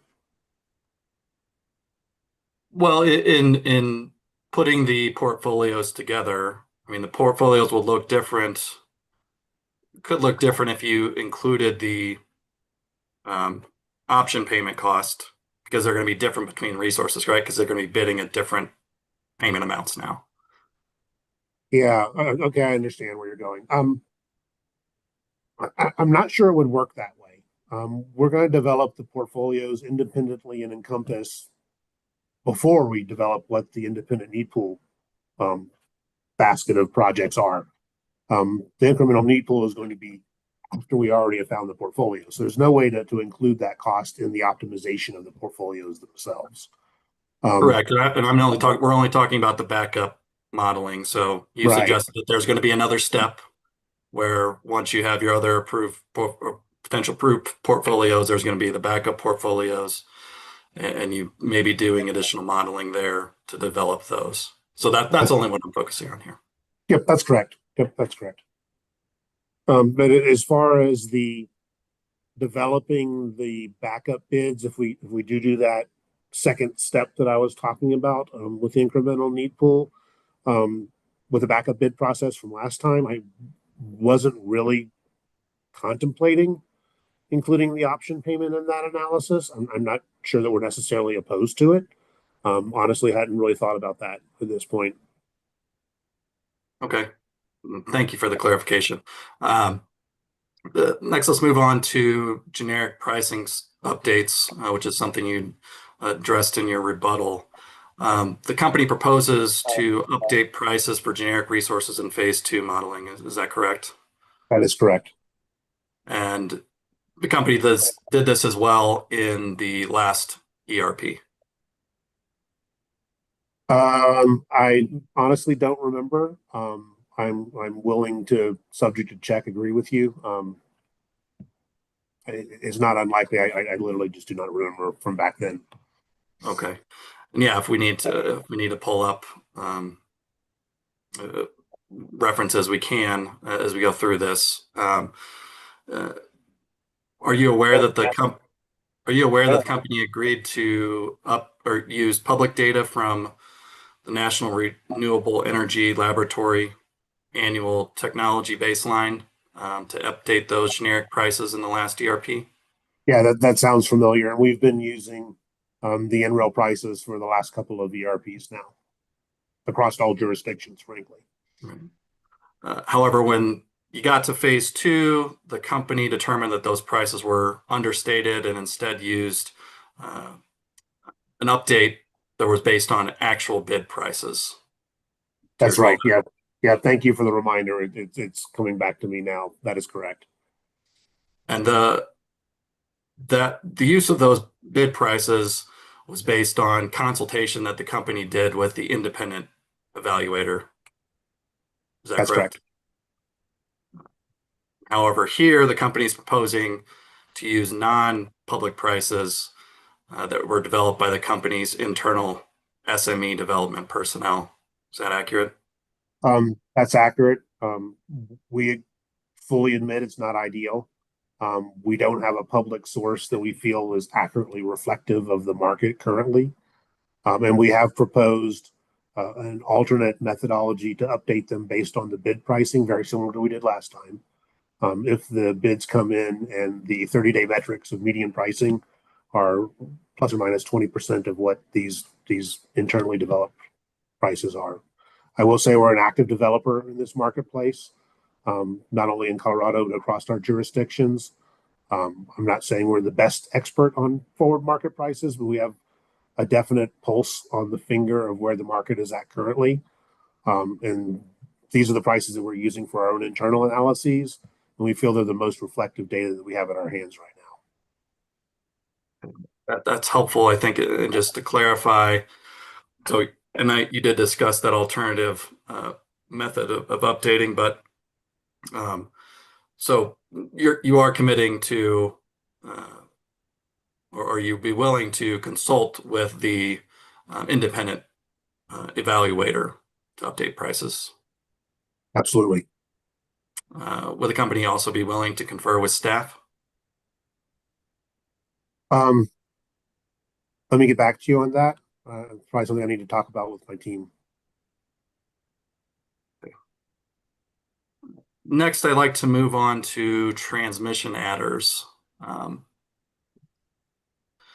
If we could pull up hearing exhibit 102, Rev 1.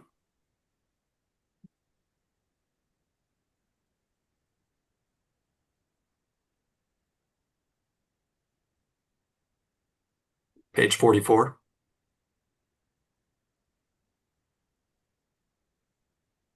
All right. And Mr. Landrum, just for reference, I'm looking at lines 7 through 12 there, if you want to read, but just for clarification purposes, the company is proposing to include a new transmission cost adder of approximately 238 per kilowatt in its modeling. Is that correct? That's correct. And the adder will be applied to all bids except distribution connected bids. Is that That's accurate? correct.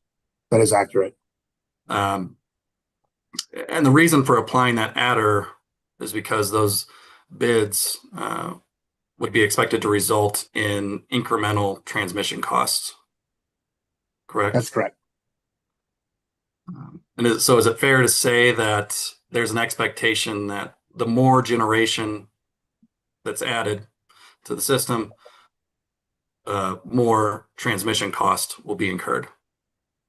That general trend is correct. I mean, there's individuality with every circumstance, but in general, yes, incremental generation requires incremental transmission. And that's pretty much what the adder assumes, correct? So for each kilowatt added, there's a cost. That's correct. And the company's position on the transmission adder did not change in rebuttal. Is that right? I think we explained our rationale a little bit better in rebuttal, but the actual values did not change. And you calculated that adder value by taking the average cost of the 4 portfolios in the JTS transmission study and divided by the average megawatts added, excluding aggregated distributed energy resources, or ADERs. Is that accurate? That's accurate. If we could now go to hearing exhibit 2601.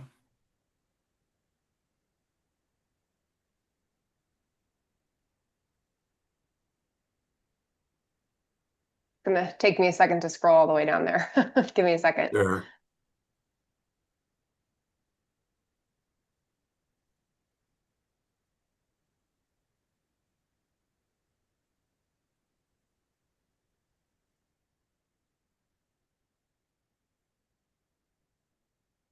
Page 71, please.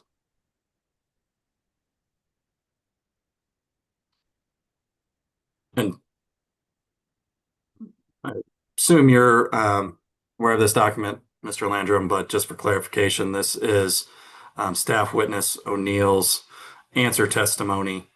And here on page 71, we have table ETO 9. Now we'll represent that this is a table that was prepared by staff witness O'Neill and is a representation of the data used to calculate the transmission adder. Are you familiar with this table in the testimony? I am. And you don't have any reason to dispute those numbers, is that right? No, those are correct. Okay. Focusing on the first two columns, the first column under BL, that represents the baseline portfolio in the transmission study. That's correct. And yeah, actually, if we can zoom in a little bit on the table, that may be helpful for everyone. Okay, thank you. And then that second column labeled BE1, that represents the bookend 1 portfolio. Is that correct? That's correct. And then looking at the third row of numbers, those are the size of the portfolios. The BE1 or the bookend 1 portfolio was almost double the size of the baseline portfolio, right? That's correct.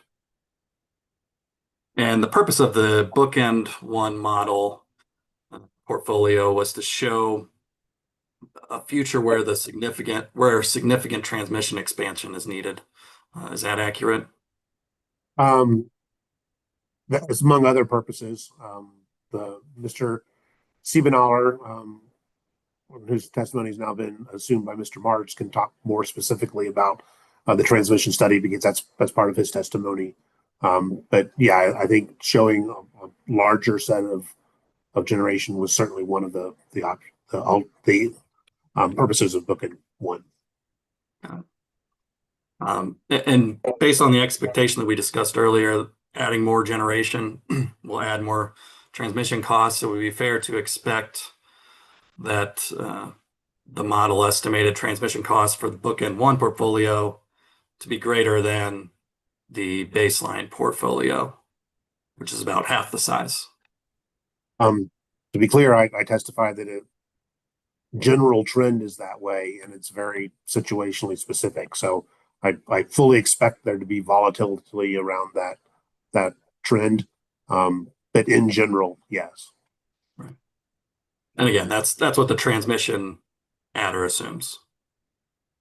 The transmission adder seeks to put a modeling value on the known fact that generation requires transmission. It's not meant to be a specific factor where we think that that's going to be exactly it. It's taking a broad data set like you see here where the values range from 153 to 282, 362, and coming up with a representative value that's appropriate for modeling purposes.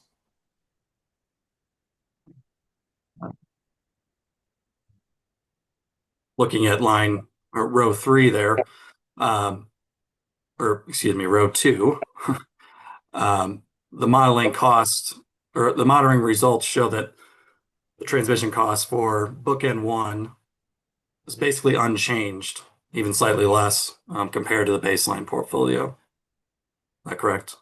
That's correct. And would you agree that, I think you just acknowledged it, but would you agree that the modeling shows that more generation does not necessarily add more cost on essentially a 1-per-1 basis? This data shows a pretty scattered relationship, probably not a great correlation. These were 4 specific scenarios that we studied that quite honestly look pretty similar to not necessarily each other in terms of size, but in where the generation is located. And at the end of the day, all this generation has to serve the same size load. So actually flowing on the wires at any point in time is the exact same amount of megawatt hours in all of these cases. That's why I think you see, relatively tight clustering in terms of the actual dollar impact, where the generation is more broadly dispersed. And as I said before, we're not saying that 238 is a number that you can have as a linear relationship for generation going forward. What we're saying is that based on the data that we have developed and quantified, it's our best estimate of the quantification of that ratio. And you can see that we took a simple average of 4 very diverse cases. If we were confident that there is a single number, we would have picked one. But taking the simple average of 4 different views, we feel is an appropriate modeling construct to represent this relationship. Sure. I'm not suggesting that that it's intended to be exact. I understand that it's a proxy, but you would agree that coming close to the approximation accuracy is important. In all modeling, the more accurate we can be, the better.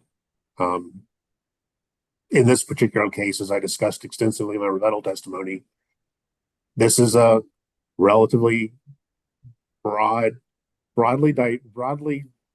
diverging factor. There is no one number, and you can see from these 4 cases that there's a lot of variability there. All we're saying is that based on the data that we've had, this seems like a reasonable number to use for modeling purposes for us. Sure. And applying that at the 238 adder to that bookend one portfolio of resources, that is multiplying the adder by the nameplate capacity. The results of that calculation is approximately 3.4 billion. Does that sound accurate? About right? Yep, that sounds accurate, but I'd submit to you, if you did that same exercise on bookend 2, the cost would go down. Correct. There's a smaller number of resources in that portfolio. But still focusing on bookend 1, comparing that result, that 3.4 billion, to the transmission modeling estimated incremental cost of 2.177 billion. The incremental costs modeled in phase 2 would be about 55% greater than what was estimated in the transmission study. I don't have a calculator to verify your figures. I certainly can agree with your general trend of the way the costs would work out. Yeah, 1.2 billion, if that's about 1.2 billion, if that's a better number for you. Okay. So in that case, would you say that the use of the adder is a good approximation of what the incremental costs are actually expected to be? First, I wouldn't agree necessarily that the bookend 1 transmission portfolio is what the transmission plan will end up being. I think we made that pretty clear in Mr. Siebenoller and Mr. March's testimony. This was a prospective look at what it might be, and by no means a definitive analysis as to what it will be. So with that being said, I mean, I'm agreeing with your math. I'm also saying that there's obviously a wide variability of outcomes here, and I'm maintain my position that the value that we put forward is a reasonable approximation. Sure. I think we can go ahead and take this down, and just focusing a little bit on that point. Mentioned it here, but in rebuttal, you also acknowledge that there's many ways to calculate the transmission adder, and that there's no essentially one correct value. Is that correct? That's correct. You also we talked about the range of possibilities there. You also pointed out there's a range of possibilities as shown by staff's proposed $23 adder and CCSA's $290 adder. I did specifically cite those 2 examples of broadly divergent viewpoints on what potential outcomes could be. Yeah, and you characterize staff's and CCSA's proposals as reasoned alternatives. Is that accurate? I think that's the words I used. I do somewhat disagree with Miss O'Neill's methodology to remove the harvest mile to Cherokee line from the calculation. But they had, by reason, I mean that they had rationale behind their approaches, and that was a point of view that could be defended if you were believing that. Fair to say there are, like, again, multiple ways to come up with the adder that could be reasonable. I would agree with that. And the company plans to update the adder in phase 2 if further transmission analysis support that adjustment. We left that in there as a sort of a place in case we needed to.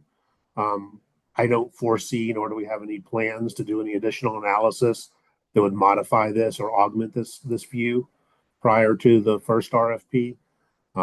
If for some reason something did come up that provided better information, I think we should probably take a look at it. But there's no plans to do so at this time. Okay. So if you do the update, will the company consult with the independent evaluator or any stakeholders?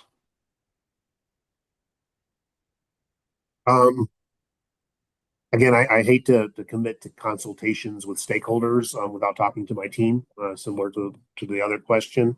I think that's something we could probably come back to in statement of position or something if it was a strong position.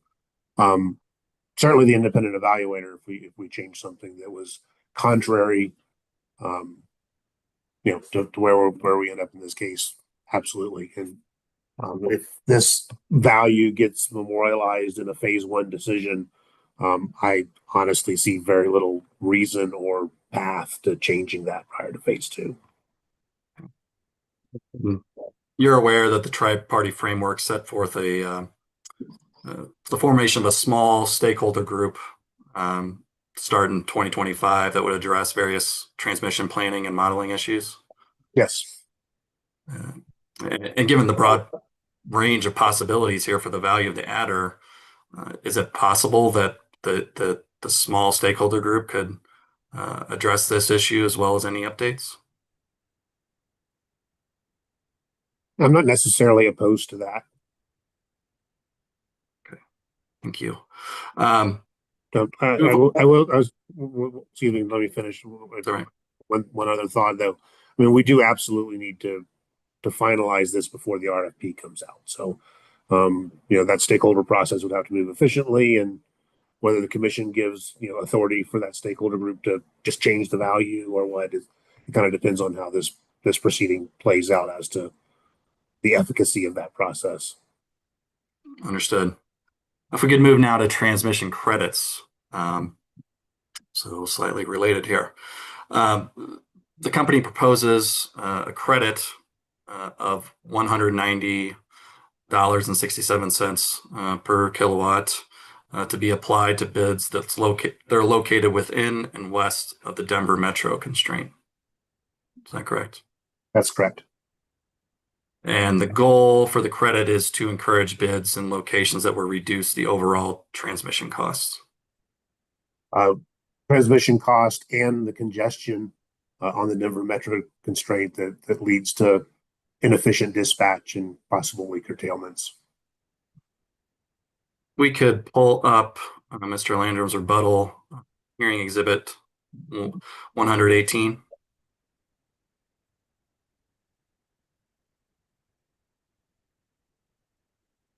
We could go to page 41, please.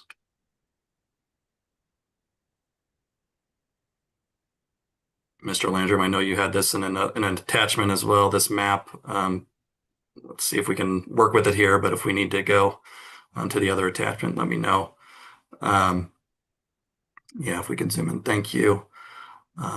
So this map here, figure JTL R3, this represents the area where that'll be eligible for the transmission credit, or where the transmission credit will apply to resources located in these areas. Is that correct? In a general way, I also have some words in the attachment that describe electrically the specific boundaries that we're looking at here. That's what rules. This was an attempt at mapping what that would look like, but this is not a precise where you can look exactly where the colors change and one side is good, one side is bad. Sure. And as I mentioned, you included that description in attachment JTL 9, is that correct? That's correct. Looking at the map here, the eligible the eligible area is shaded in light green. Is that correct? That's correct. As I said before, it's a general visualization of what the area would look like. Sure. And the western boundary, if we want to zoom in out there if we need to, but that, see on the western edge there, Gilman, Leadville, is that accurate? That's accurate. Eastern boundary looks like it's around the Rocky Mountain Energy Center.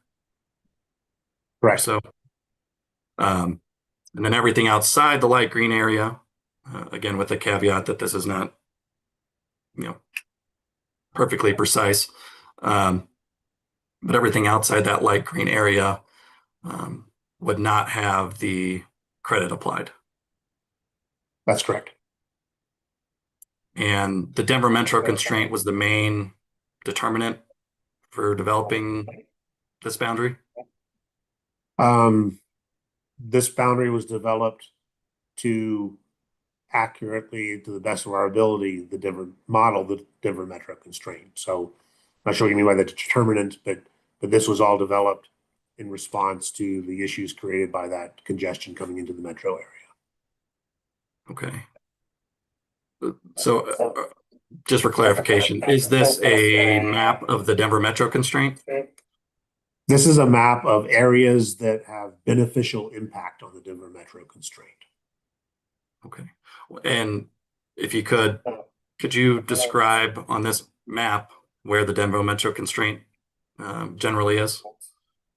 No, because the Denver Metro constraint's not one physical location. It's a term used to describe multiple entry points into the large load concentrated areas that are typically congested with generation flow from the south and the east.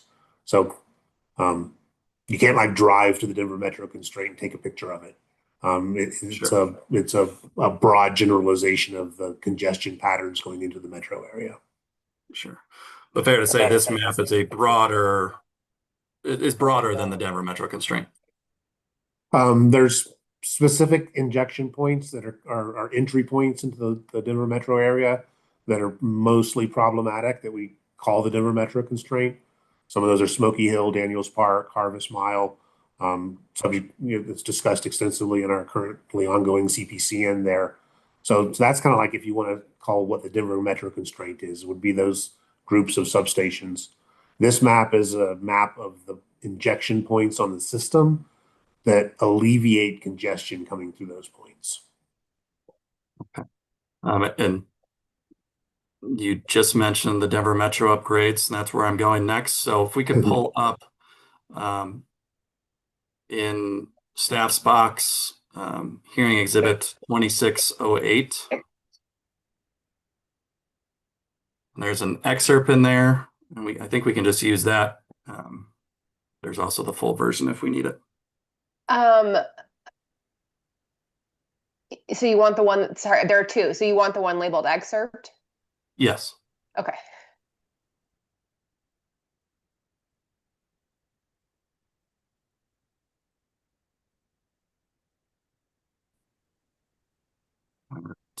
And if you see there, Mr. Landrum, this is direct testimony from Alice Jackson on behalf of the company, filed in the Denver Metro upgrades proceeding. If we could scroll down to the end.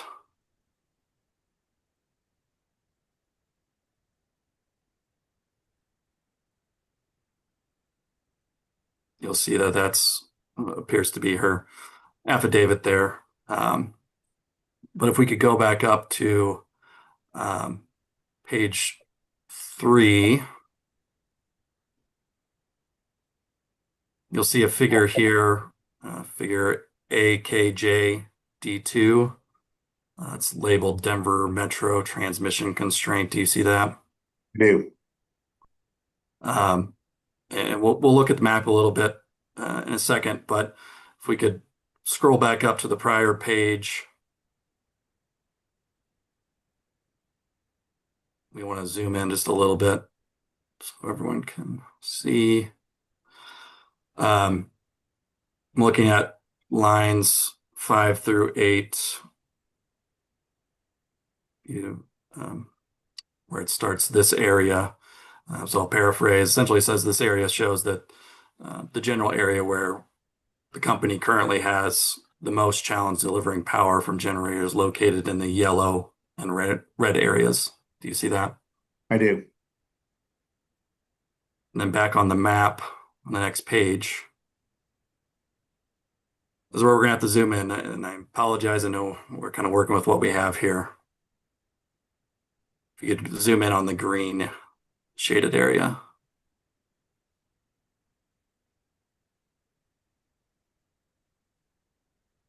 More, or is that okay?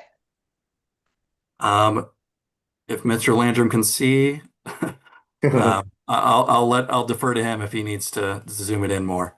No, this is fine for me. I think we're gonna get very, very fuzzy if we try to zoom in much more. Yeah, it does, unfortunately.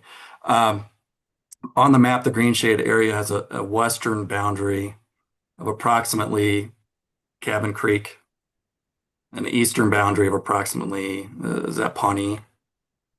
Am I describing that correctly? That's correct. And do you agree with Ms. Jackson's statement that the green area represents where the company has the most challenge delivering power? I'm not a witness in this case, and I'm not very familiar with the details of this case, nor am I a transmission planner. But what I can agree is that you accurately reflected what Ms. Jackson testified to. But did you develop the transmission credit boundary? The transmission planning organization did under my supervision. Okay. And you're not familiar, so you can't say whether this green area actually represents where the company has the most challenge delivering power? If you go back to Ms. Jackson's testimony, I think what she said is that this is an area where is describing where generators have challenges delivering to the load. It's a little bit, it's a slightly nuanced, different explanation than it is in my testimony for the Denver Metro constraint credit. Understood. Thank you for that clarification. But you cannot say whether you agree with that statement or not. Can you repeat the statement? I'm referring to Ms. Jackson's statement that we just read on the previous page about the green area. Objection vague. If you can show him the statement, that'd be helpful. I mean, okay.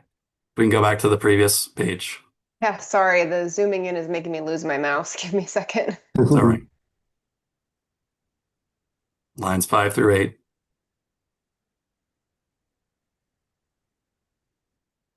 Starts with this area, that sentence. This area shaded green. Yeah, but I agree that Ms. Jackson testified to that. Those aren't my words. I don't disagree with them either, but I'm not sure what you're exactly asking me to say. I'm asking you if you agree with that statement. I did not do the analysis to develop this statement. I have no specific knowledge as to whether I should agree with this statement or not. Okay. All right, if we can move back to page 3.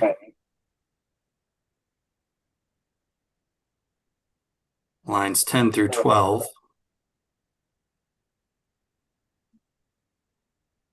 There, Ms. Jackson states, new generation located in the areas on the map shaded in green will provide benefits to mitigating the Denver Metro constraint. Do you see that? I do. Do you agree with that statement? In general, again, these are Ms. Jackson's words in a case that I'm not a witness in. And I had nothing to do with this analysis. I will say that upon general reflection, the map in my testimony that was produced under my direction is, in my view, reasonably consistent with this. I think the green areas are not perfectly aligned, but they certainly are generally aligned in my viewpoint. And then if we look down, starting on line 12, Ms. Jackson goes on to say that, and this goes on to the next page, the new generation in areas shaded in yellow will require further study to determine impacts to the Denver Metro constraint. Is that accurate? Or did you read that correctly? I see that. Sorry. I see that. Yes. And do you agree with that statement? Foundation.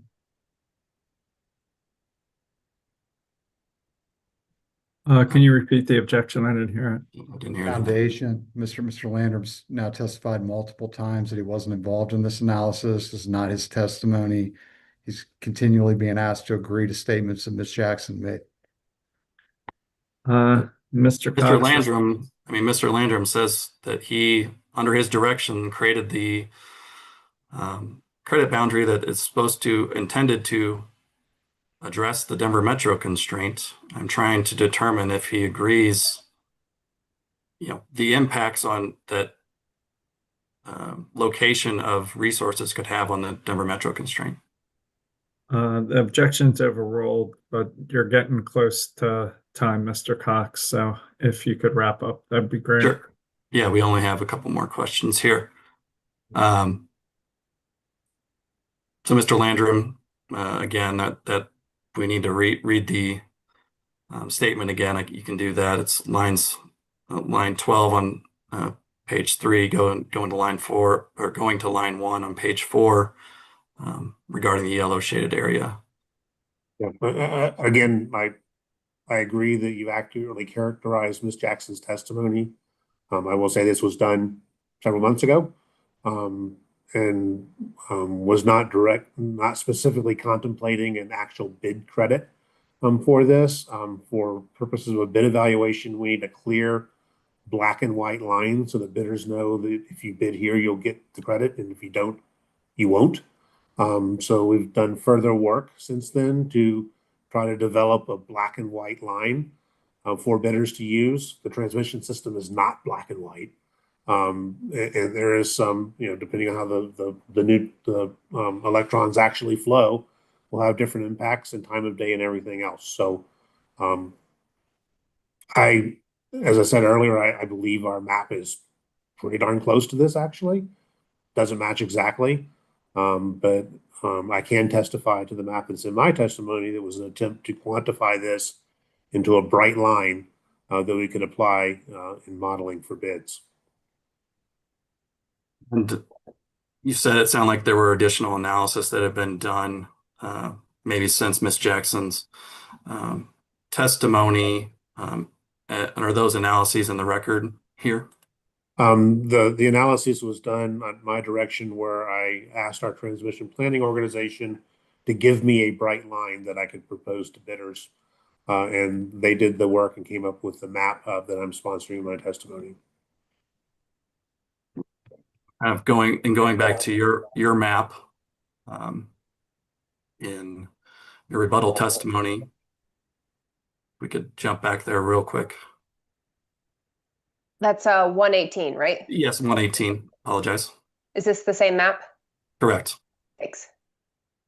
So looking at this map, is it the company's position that a resource that's located out there towards Leadville will have the same impact to the Denver Metro constraint as a resource to be sited in Denver? I don't have the specific knowledge to make a characterization of the relative impact of places. I would say it's probably likely that something in Leadville is not as effective as something in downtown Denver. However, for purposes of a bid evaluation, we have to make this actionable. And having multiple credits all over the place that we have to evaluate, and for bidders to have to navigate through as to planning projects is just not workable. So this is a complicated. Sorry, I cut you off there. I said this is a complex issue that is physics based and real engineering based, and we're trying to translate that into a workable structure that we can use for bid evaluation purposes. Just for clarification, so the credit would apply equally to those two resources. That's our proposal. And I forgot on the previous exhibit, if we could move to admit or take administrative notice of hearing exhibit 2608. Any objection, Mr. Larson? Same foundation objection. Overruled. This is admitted. Yeah, I've only got 3 more questions here. In creating the credit boundary, did the company assume that or include resources that are procured under the last ERP? Yes, the CPCN for the Denver Metro Constraint Transmission is including the resources as they were known at the time. As we're all aware, the portfolio continues to evolve somewhat. But yes, in general, this analysis as well as the CPCN, we're contemplating the resources that were approved in the 2021 CEP. And does the credit boundary also consider the transmission projects that are up for approval in the Denver Metro upgrades proceeding? It does. We talked about the small stakeholder group again, discussed in the tri-party framework. Is it possible that that group could explore this issue of transmission credits as well? Anything is always possible. I don't know that we're going to have much in the way of additional information for that stakeholder group to contemplate. And I feel that we're in a good place right now on the record that we can move forward with this. Ultimately, that's up to the commission. Understood. Thank you so much for your time, Mr. Landrum. Chairman, that's all the questions I have. Thank you, Mr. Cox. I have 10 minutes for Interwest. Mr. Chairman, I have 40 minutes. Oh, sorry. I can't read my own writing. Mr. Detsky, 40 minutes.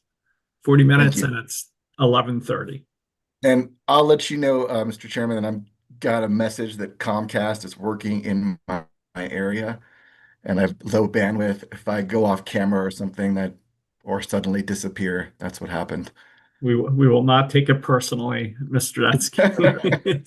But we may move on and come back to you. Which is fine. I appreciate that. No problem. All right. Good morning, Mr. Landrum. Morning, Mr. Detsky. You and I have had the chance to talk a lot over the years, but for the record, I'm Mark Detsky for CIEA. We're going to talk about some of the same things. I will try not to repeat anything that we talked about with Mr. Cox, but I want to start on the topic of compensable curtailments. Because you and I had a lot of discussion about this. It feels like only a couple of years ago. Is that right? This was a relatively vigorously contested issue in the last ERP. So I want to lay a foundation first and talk about what a compensable curtailment is. And my understanding is that in a PPA, an IPP must commit to a certain level of generation indicated in its bid, correct? Correct. Committed energy is what we call it. And that committed energy can't go too below or too above what it puts in its bid, correct? There's provisions for handling that. I wouldn't say it couldn't. In some cases, it results in contract penalties. And in some cases, there's incremental revenue associated. It just depends. Okay. And on the PPA project owner side, they derive their bid price based on the revenue they're going to recover based on their generation. Is that correct? I don't have knowledge of the inner workings of the IPP finance practices, but that would make sense to me that that's certainly a factor. Okay, because a PPA project is paid based on its generation. Isn't that correct? For a renewable project. That's generally the case. That's correct. And for its part, the utility agrees to take all of the energy generated by that renewable project within that committed energy range we discussed, correct? That's correct. And when it comes to an emergency curtailment, the PPA project agrees that it won't get paid in that case, correct? Mr. Bornhofen is our witness on PPA contract provisions. I'm not, so I'm going to defer that to Mr. Bornhofen.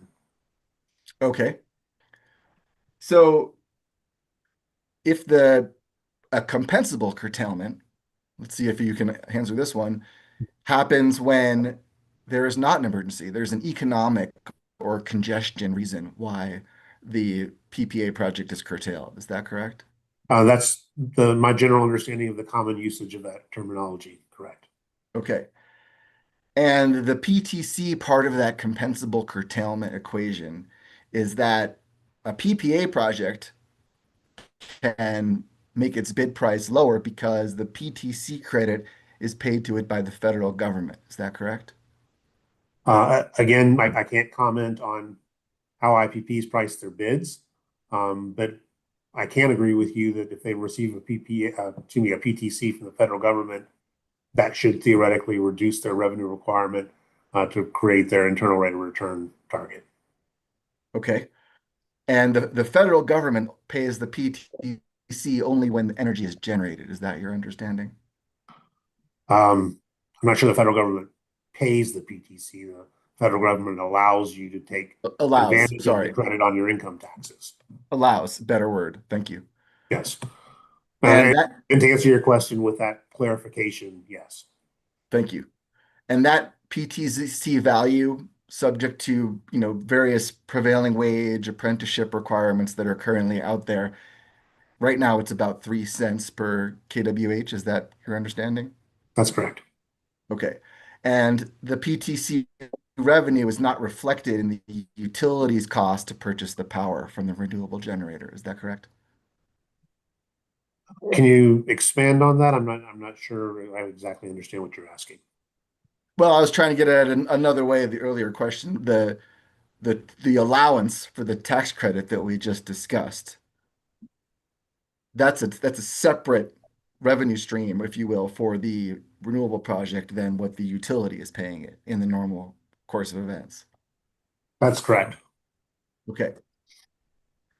And this financial package, if you will, it allows the IPP to meet its internal rate of return, as you said, it's a revenue requirement.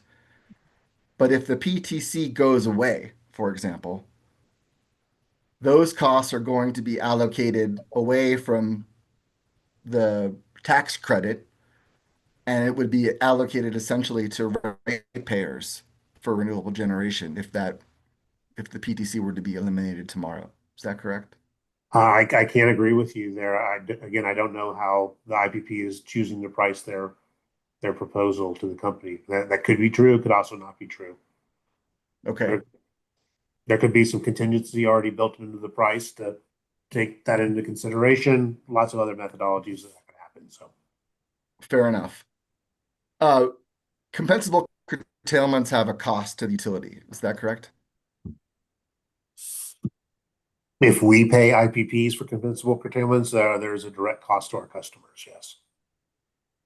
But alternatives to compensable curtailment for the utility also have a cost. Is that correct?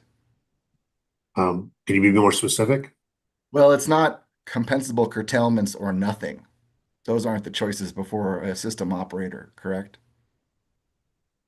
It depends on the situation. I mean, if we... Well... I'm sorry, go ahead. No, I'm sorry. Go ahead.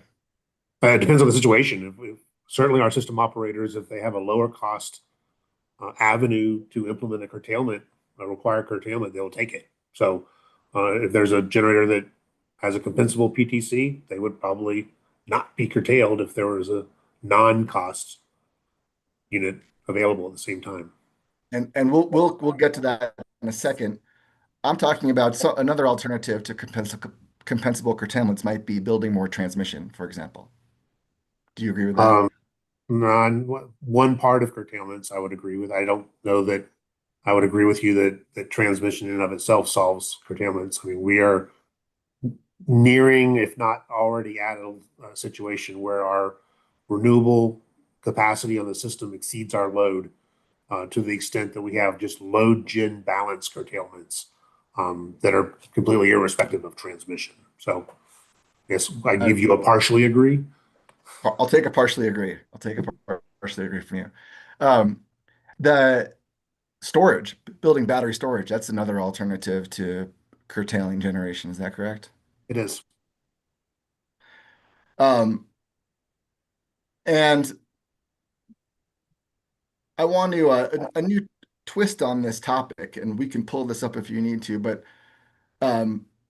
curtailments I went over with Mr. Eiley, if you heard that conversation, have dramatically fallen since Public Service joined the WICE. Isn't that correct? Yes, I was listening to that conversation and saw the graph, and I agree. Okay. And that this curtailments that the WICE provided, would those continue if Public Service joined Markets Plus? Of course, it's speculative. No specific knowledge of the future. But in general, yes, participating in markets, whether it's a imbalanced market like WICE or a day two market, should be able to spread the generation across a larger footprint and result in fewer curtailments. And if you remember back to that chart, and again, we could pull it up if you need to, but it ended at about February of this year. Do you recall that? I don't specifically recall that, but I believe it was actual historical curtailments. So that sounds about right. That we're sitting in June right now. So I want to hopefully jog your memory on this from the CEP. But do you recall that in the CEP, when you were forecasting all those curtailments that didn't actually occur, you and I discussed that once the Colorado Power Pathway comes online fully in 2027, that was on its own going to produce a significant reduction in curtailment volume. Is that correct? I don't specifically recall that, as you can probably imagine, but I agree with the statement. Okay. Do you agree with your former self? I agree with my former self. And so these reductions that it's a low bar. Remembering what I had for breakfast is a low bar. I understand. And so these reductions that we've seen, these beneficial reductions in curtailment from the WICE, and we discussed how this chart ends based on actuals. So all these reductions that we've seen for the WICE, that's before the CPP is fully online, right? Because that's not until 2027, correct? Yeah, that's correct. But it's also before the 2021 CEP portfolio is online as well. So there's some give and take there. Fair enough. So, but isn't it the case that compensable curtailments, the evidence is showing us that compensable curtailments as a system management tool are generally on a downward trend for the company? I would not agree with that. I think with our currently existing contract portfolio of contracted resources, plus what's going to happen in the future, I think curtailments are going to go up in the future. You think they're going to go up even after the CPP comes online? Yes, I do. Okay. So you think that these WICE values you've shown are not in there for the long term? This is a short-term thing? I think it's an adjustment based on the changed market conditions, reflective of the amount of renewables we have right now, which, although impressive, are nowhere near the percent levels that we're going to have in the upcoming years. So I think as our percentage of renewable energy increases, our curtailments will as well from that new adjusted baseline. Are compensable curtailments a feature and not a bug of a system that is majority renewable energy based? Curtailments are a fact of managing a high renewable system. Whether they're compensable or not is a risk allocation and a financial obligation allocation, more of a rate making mechanism, if you will, than it is an operations tool. And when you have this current proposal on the table here, as you do for the non-compensable PTC portion in this case, that's a risk allocation proposal you're making, correct? Again, the subject matter expert on this issue is Mr. Bornhofen. So I am sure you will be having this conversation with him. I don't think you need to recommend it. But in my opinion, yes, the proposal that the company has put forward to not compensate for curtailments is an appropriate level of risk allocation towards the IPP industry instead of being 100% borne by our customers, as it is currently today. I'll preview that I'm not actually planning on talking about this with Mr. Bornhofen, just you. Oh, wow. So everyone can just relax. This is not going to go on. In your testimony, and we could turn to it if we need to, you're asked about the modeling about renewable energy curtailment. And you were asked, is the company adjusting its approach to modeling renewable energy curtailment in the JTS as compared to the CDP? You remember that? I do. And your response is no, correct? Well, that's correct. Yeah, in terms of the phase 2 of the CEP. Correct. That's what I'm asking. Right. Yeah. So from a modeling perspective, Public Service is not changing the inputs or assumptions as to the way the model is going to look at curtailments between the CEP and the JTS, correct? That's correct. But you did make this tweak in phase 2 that I want to just put on the table here too, to get the full picture about the PTC payback method. Do you recall this? I do. All right. You're going to tell me I'm wrong, but before you do, I'll give it one shot. The PTC payback method is a convention in the model that you created that tries to get the model to consider the cost aspects of curtailments in phase 2 modeling. Is that correct? That's correct. Hey, all right. And it tries to incent the model not to curtail PTC eligible projects. Is that correct? I'm going to qualify that a little bit. In general, what it does is it accurately reflects the cost of a curtailment based on a specific generator. For example, if a generator does have a compensable PTC, we capture that fact. If a generator does not, we capture that fact. And the model should make that same economic decision that I hypothetically discussed earlier with our system operators, that if there's a lower cost alternative to effectuate a curtailment, the model will do it. And then thus, we should end up with a more accurate picture of the overall cost of curtailment to compensable entities and non-compensable entities. But that method, the PTC payback method, it's not used to predict the compensable curtailment applicable to any given bid or unit, is it? It is. It's assigned at a bid level based on the specifics of that bid. So now, currently, most of our bids have compensable curtailments. But we do have bids that have come off of PTC eligibility, so there's no curtailment cost there. So we model the specifics of each individual bid, and the model is dispatching or curtailing that individual bid based on its individual characteristics. Now, with any model, there's some noise there where you look at the results for one particular generator, and is it really exactly that generator? I mean, there's always some modeling noise in there, but to answer your question, yes, we are modeling individual characteristics at the individual generator level. Okay. And do you recall testifying in the CEP that unit level curtailment estimates produced by the model would result in what you called false precision?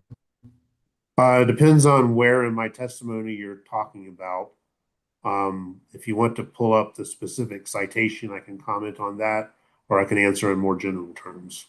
More general terms, please. In general, it's back to what I said. I mean, the model will absolutely give you outputs on a per unit basis. But there's a lot of subtlety or differences in units that is frankly not captured in the models. I mean, the individual wind profiles or maintenance outages or transmission congestion is a big one that's not generally captured by the model at a localized level. So there's a lot of things in addition to just being a forecast where models just inherently have, we don't have crystal balls, so there's always an inherent volatility in the future predictions. When you take that down to the more granular level, kind of the more that error boundary gets larger. The more granular you get when you're looking at the model. So macro factors, pretty good. And the more micro you get, the more noise there is in the error precision of that result. Thank you for that response. So the micro factor, as you refer to it, is more of a really near-term modeling exercise that your operations team does on like a day-ahead basis kind of thing. Is that correct? Absolutely. And compensable curtailments, therefore, are not in the control of any particular PPA project, correct? Curtailment is done by the system operator. And if a developer, a renewable project developer, they are trying to recover their revenue just as the company is, but that developer has to consider curtailments and how they might affect their revenue, correct? Among other factors in preparing a fixed price offer, the developer would need to factor all risk elements into their pricing proposal. So yes, curtailments would be one of the things they would factor into developing their overall proposal. Mr. Desky, you froze for me. Is it just me? No, he's frozen for me as well. Nope. I can well, hear you. I don't know if you can hear me anymore. Yeah, can you shut off your camera, Mr. Detsky, and see if that helps? And you might also try calling it on your Yes, cell I phone. did. Can you hear me? Yeah, we can hear you. Keep going.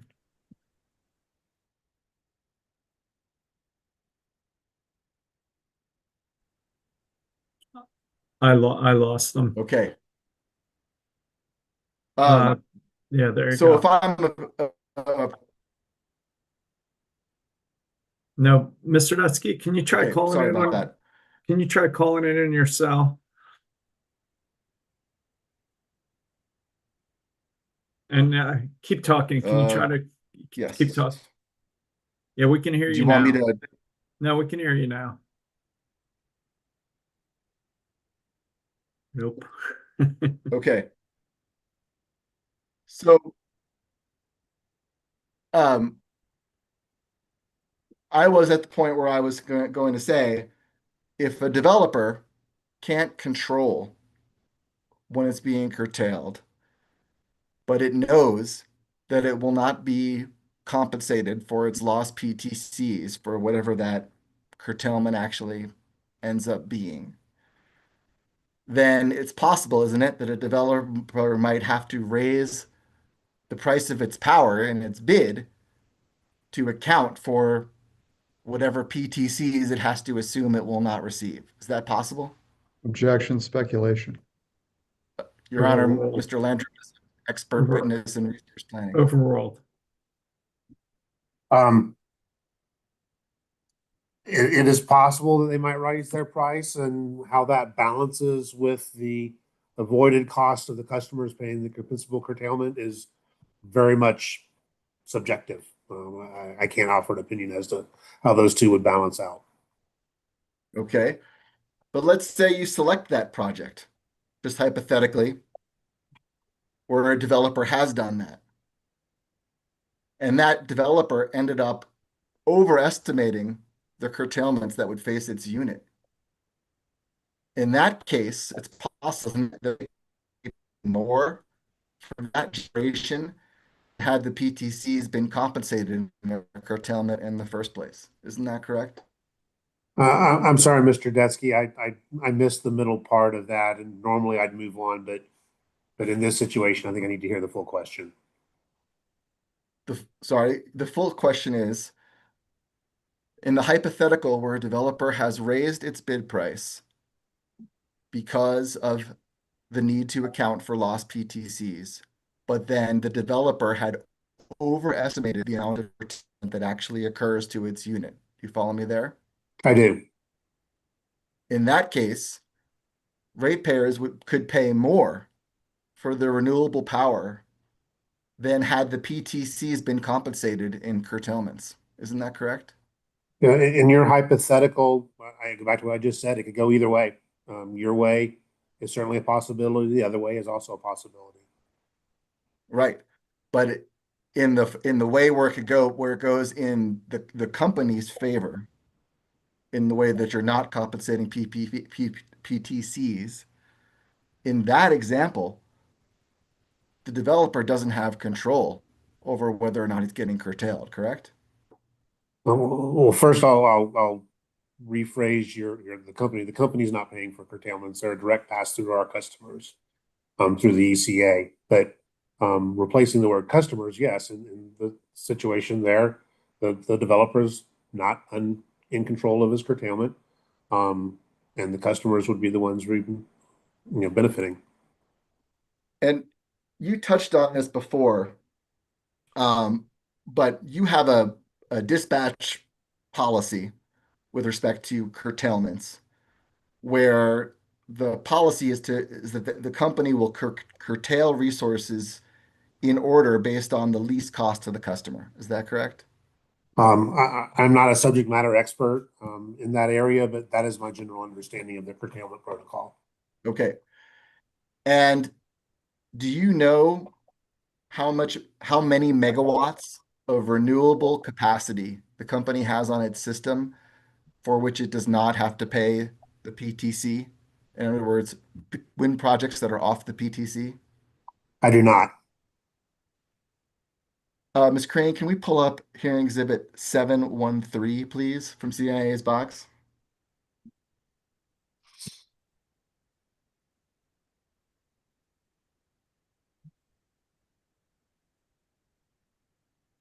Mr. Landrum, do you see this is the discovery response to CAA 9-11? I do. And can we scroll down to question E, please? Do you see where you were asked to identify that amount of capacity? I do. And can you scroll down to the bottom of the page there? Thank you. Mr. Landrum, I want to submit this is sponsored by Mr. Bornhofen, but do you have any reason to disagree with Mr. Bornhofen's responses? I do not. Do you see the answer of E, approximately 1488 megawatts? I do. Okay. Do you agree that that's the amount of non-PTC eligible renewable generation estimated on your system today? That's the value that the company put forward in this discovery response, and I have no reason to believe that it's inaccurate. Okay. Thank you. That's all I need from this response, Ms. Green. You can bring that down. With that number in mind, I want to, Ms. Crane, please pull up hearing exhibit 712, page 2.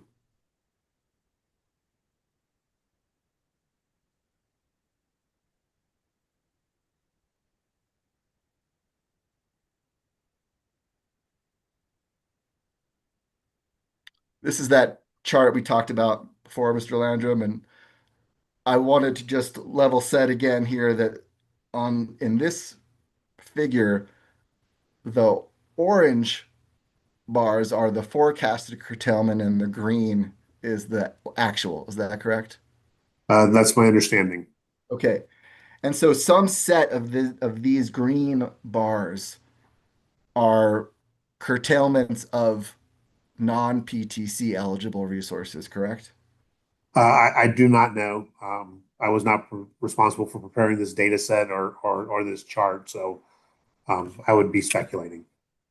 Well, let's speculate for just a second because you just testified that your operations team is going to curtail non-PTC eligible generators before PTC eligible, correct? Correct. So then we can surmise then that these green bars are divided between those two types of resources. We don't know the level, but that's part of it, correct? Yeah, my previous qualification was that I'm assuming that this is total system curtailment, not some subset or breakout. I don't know that for a fact, so that's why I'm unable to definitively agree with you. Okay. My understanding from the titles of the chart is that's what we're looking at. And if it is total curtailment, then I would agree with you that some portion of this is probably wind that has come off of PTC. Thank you. We could take this down my screen. So when you are evaluating bids in phase two, Mr. Landrum, those bids are going to be judged by their bid price and their annual expected generation. Isn't that correct? Those are two of numerous factors by which they're evaluated. And when you're evaluating utility ownership bids, those projects are also judged in the same manner, but the PTC is reflected in those bids as a credit against the PVRR of those portfolios. Is that correct? Are you talking about the modeling representation of the bids? Yes. We use the PTC payback method for both company and IPP bids. So if there's a cost of curtailment, both bids are treated equally. But the PTC bid, or the when a utility owned project is eligible for the PTC and it's curtailed, in that event, what happens is the PTCs don't flow through the ECA. Is that correct? That's correct. Okay. And so if the commission wanted to treat IPPs, PPA projects, and UOG projects equally, could the company essentially add costs to the modeled PVRR portfolios where utility-owned renewable generation shows up that would represent PTCs that are lost to ratepayers when a utility-owned renewable project is curtailed? I disagree with the premise. If you're asking me, could we? Of course we can. We can do a lot of things. I don't believe it's appropriate. And the reason I don't believe it's appropriate is the models for company ownership and IPP generation are just different. Company ownership is based on a cost of service model with the regulated oversight on recovery, and those costs are passed through directly dollar for dollar. That relationship is more ambiguous and opaque in an IPP project where it's just embedded in the pricing and as I said, relatively opaque and beyond the control of the commission or the company, quite frankly. So, right. So, Because so I disagree with the premise. Sorry, go ahead. I agree with the possibility. I disagree with the premise. So the utility-owned renewable project, it's going to achieve its revenue requirement regardless of whether the PTCs are compensated to the utility, correct? That's correct. Okay. I want to switch topics over to transmission. And I want to talk about the evaluation and transmission adder that you talked about with Mr. Cox. And I want to just start with a little bit of foundation about transmission costs and bids and bid modeling. Okay. It's correct that all bidders have to include an estimate of the costs of transmission interconnection for their bids, correct? Correct. And the two parts there are to this equation are costs that the bidder ultimately pays without compensation from the utility that are called customer interconnection facilities, correct? Correct. And then there's transmission provider interconnection facilities, and those are the transformers and breakers and the things in a substation, correct? Correct. Okay. So when we're talking about the SURF, as we have a lot in this case, we're talking about the transmission provider facilities, correct? Correct. Okay. So when you have these costs that the company will know, maybe even before they receive bids, you might know what and the SURF is, assuming the SURF is approved for transformers and breakers, you will have a known cost for what those are going to be, correct? Um, the breakers and transformers that are included in the SURF, we will know. How those are going to be, we'll know the cost of, excuse me. We really don't know how they're going to be allocated to the bids at the time of bidding. Now, but you could know, correct, if the commission makes a ruling in this decision, correct?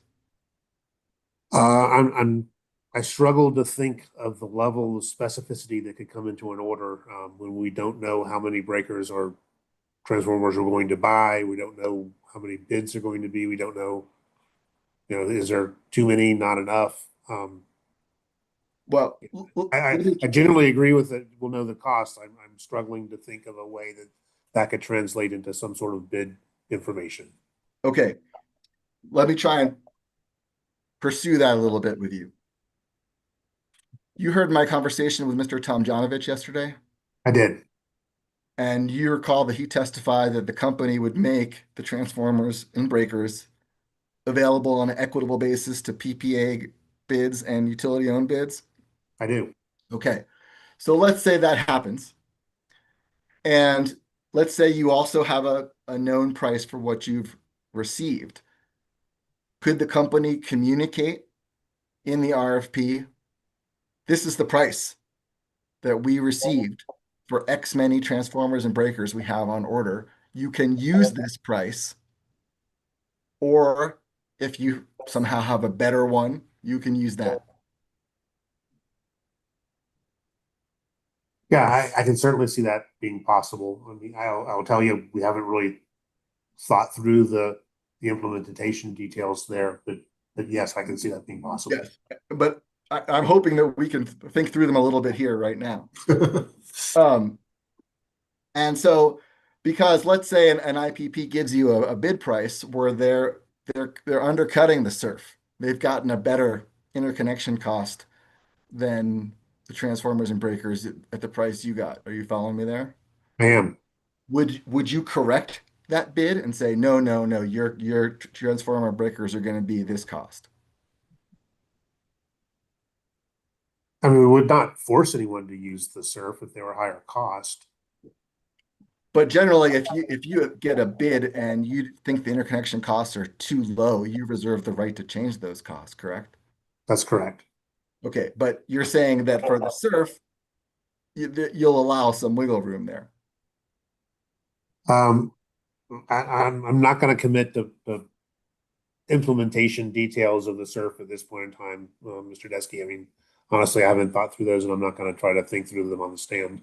Well, if the SURF were approved, how would you propose to create those implementation details?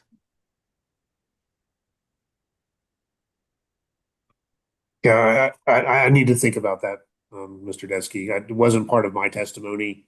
I'm not sure if Mr. Tomjanovich covered that in any great level of detail, and I'm just not prepared to implement policy live on the stand. That's fair enough. And for my part, I'm sorry for putting you on the hot spot in that respect, but you will be modeling this, correct? That's correct. Okay, so at some point we need to figure out how it's going to happen, correct? Agreed. And would you commit to doing a transparent process with the IPP community as to how that's going to occur? I'm not going to commit to that. I think that's probably a reasonable ask. But that's something I don't want to check with my team before I agree to. Okay. And just one last point on this. You agree that any transformers and breakers that are acquired in the SURF, the company is going to pay for those whether or not they're PPA projects or UOG projects, right? They're ultimately going to flow through the company's revenue requirement. Isn't that correct? That's correct. Okay. I want to talk about the evaluation transmission adder, and I want to talk about the modeling of that adder. I won't go through the map again. I think that you did that already. I want to ask you, though, if you can conceive of that map, or we could pull it up if you want. How much utility scale generation do you think can fit in that green polygon on that Denver Metro transmission map? It depends on the nature of the generation, to be honest with you. What if it's wind? Wind is tough. That's not a super awesome wind area. How about solar? Solar is better. There are some spots where solar is still able to be developed in that zone. But at utility scale, we're talking 300, 400 megawatts of solar, you think could fit in that zone somewhere? I really haven't studied it in great detail. I mean, I know there's still a reasonable amount of agricultural land available to the north of town, out towards the Fort St. Vrain area that might be able to clip into that green zone. Other than that, I really haven't studied that to have a super informed opinion. What about gas? Gas would probably be easier. Certain portions of that I mean, by easier, I mean to fit. We're talking about footprint here. There's certainly a variety of challenges to gas development in the area, including the non-attainment area, which I'm sure I'll be questioned on later in the morning, as well as, sentiment and permitting issues in certain communities. Would you believe me, subject to check, that in the base plan you modeled in phase one, you included 4,300 megawatts of wind capacity in the Denver metro zone?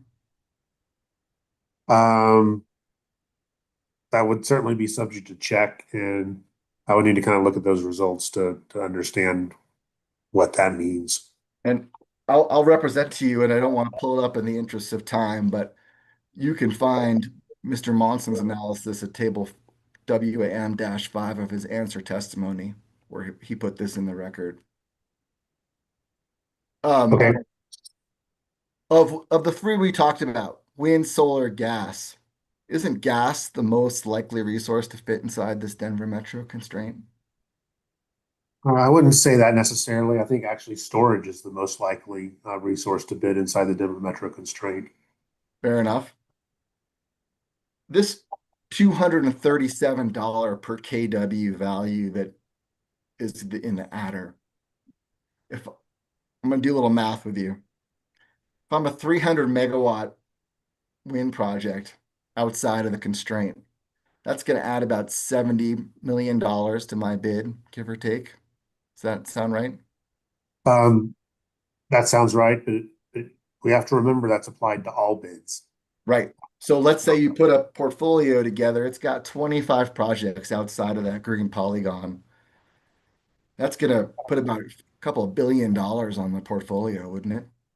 Yeah, it would. And as we've discussed, Mr. Eiling's discussed earlier, that's what we've seen when we saw that level of transmission coming out of the 2021 ERP. The preliminary JTS transmission analysis is indicating in the $2-ish billion range. So that's where the numbers came from, and that's what we're currently seeing for projections. So if on the other hand, in these portfolios, they might have two, call it, projects inside the green polygon that get the benefit. Does that sound about right? I hope it's a lot more than that. You think there would be room for multiple 100 megawatts of batteries and gas and wind and solar inside that green polygon? I think there is. Yeah, I think there's certainly, if we're talking about storage, and absolutely if we're talking about gas, there's plenty of geography in that footprint to manage it.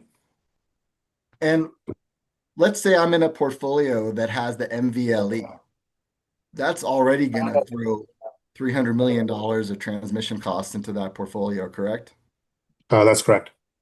And you want projects that are connecting to the MVLE to also wear that evaluation transmission adder? I do, because the MVLE just gets them to the Colorado pathway to May Valley. They've still got to get from May Valley to the Denver metro area, and that's going to cost upgrades. Right. Maybe a May Valley to Harvest Mile line.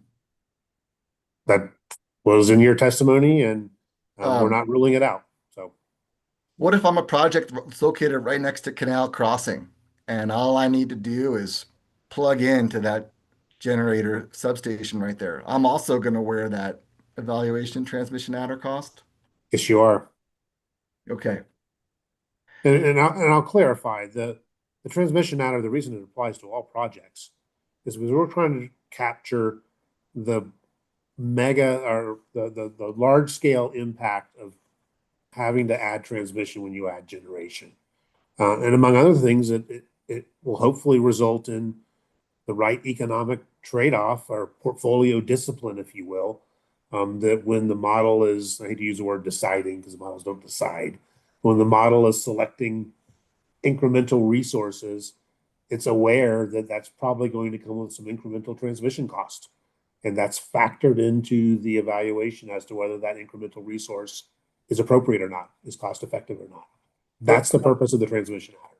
But Mr. Landrum, the evaluation adder wrote it is a calculation of all the Denver Metro upgrades that appeared in the JTS transmission report, correct?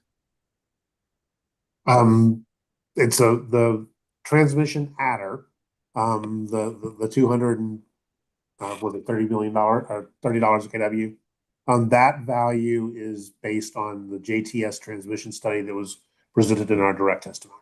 Correct.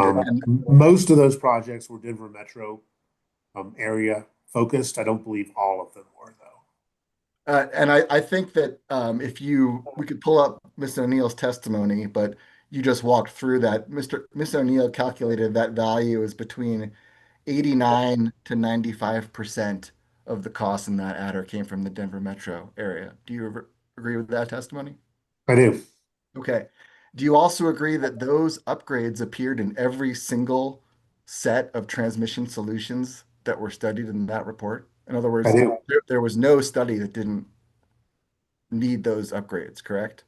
Correct. So do you agree that, and doesn't the framework also point out that these Denver Metro upgrades are going to be needed in pretty much any eventuality? Again, you're focusing on the specific results of that JTS transmission study, and that's not the purpose of the transmission adder. The transmission adder is to represent broadly the incremental transmission cost associated with incremental generation. The portfolio that comes out of the phase 2 might trigger those same projects that were in the JTS transmission study. It also might not.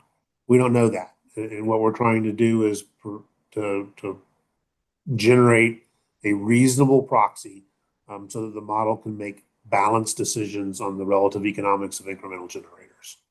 But in order to create that reasonable proxy, don't you have to assume that the phase 2 portfolio is going to somehow be smaller than the portfolios you identified in the transmission report? I'm not sure that's necessarily the case. I mean, honestly, we could have looked back at previous transmission studies, previous ERPs, et cetera, to come up with quantitative data to try to derive this value. We felt using the most recent information we had in a study that was frankly in this case was the most appropriate data source to use to develop this proxy value.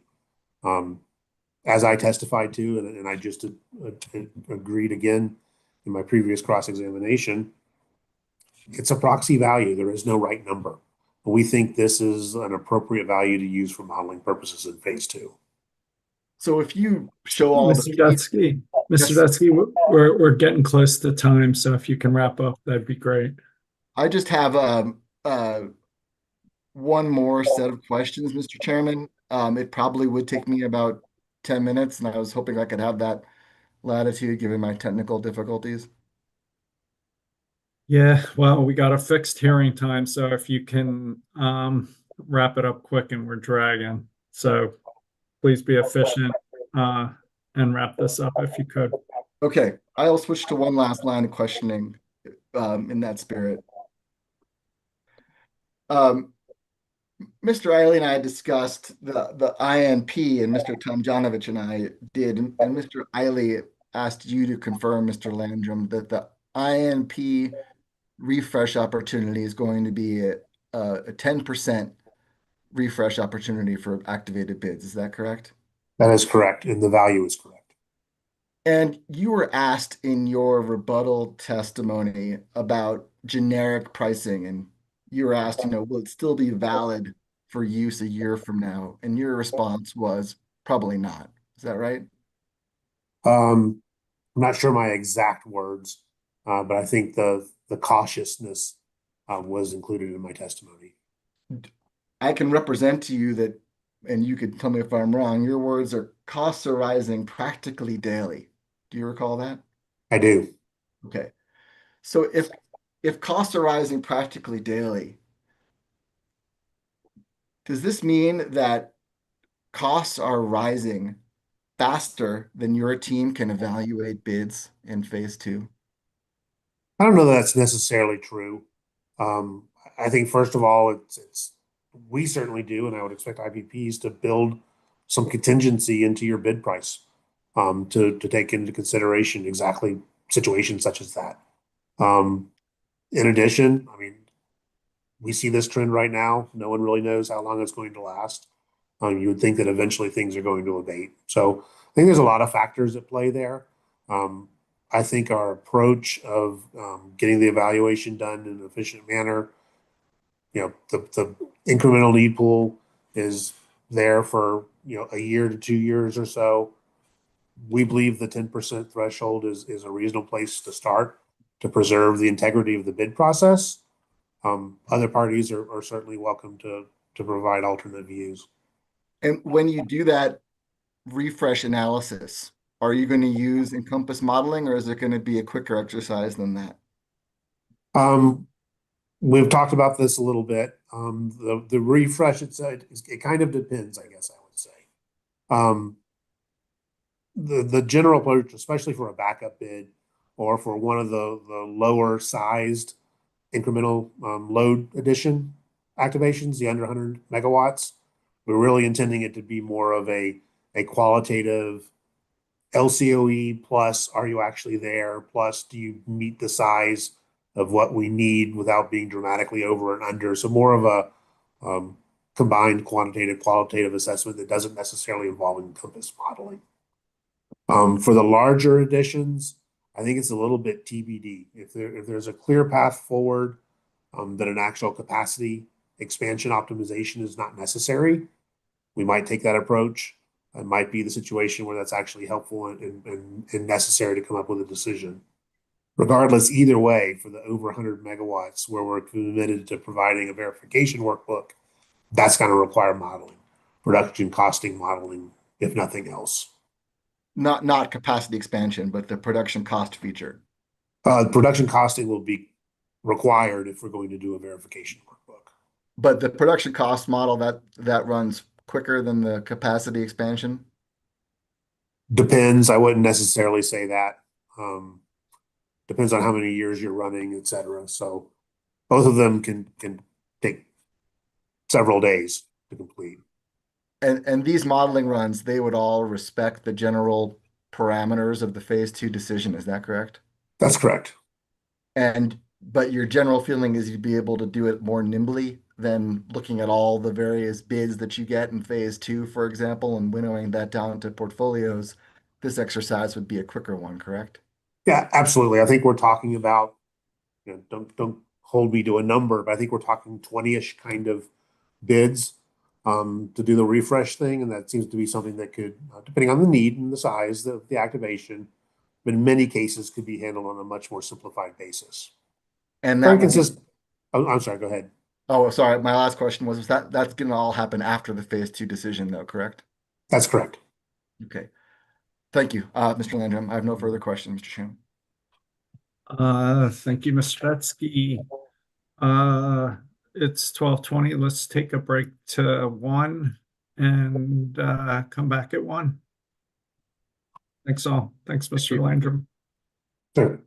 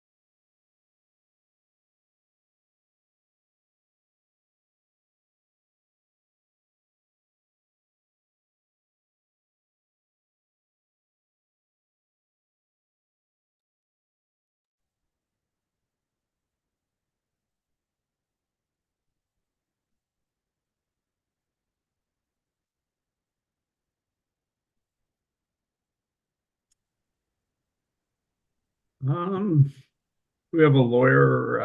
I think Interwest is up with 10 minutes. And I don't know if you need a lawyer, Mr. Landrum. You seem to be doing all right by yourself. I probably don't, but Mr. Matt would probably disagree with me. So I think I'm probably better wait and not get in trouble. Yeah, the both of us. We'll be there in 30. We'll be there in 30 seconds, Chair. We just have an AV issue. Oh, all right.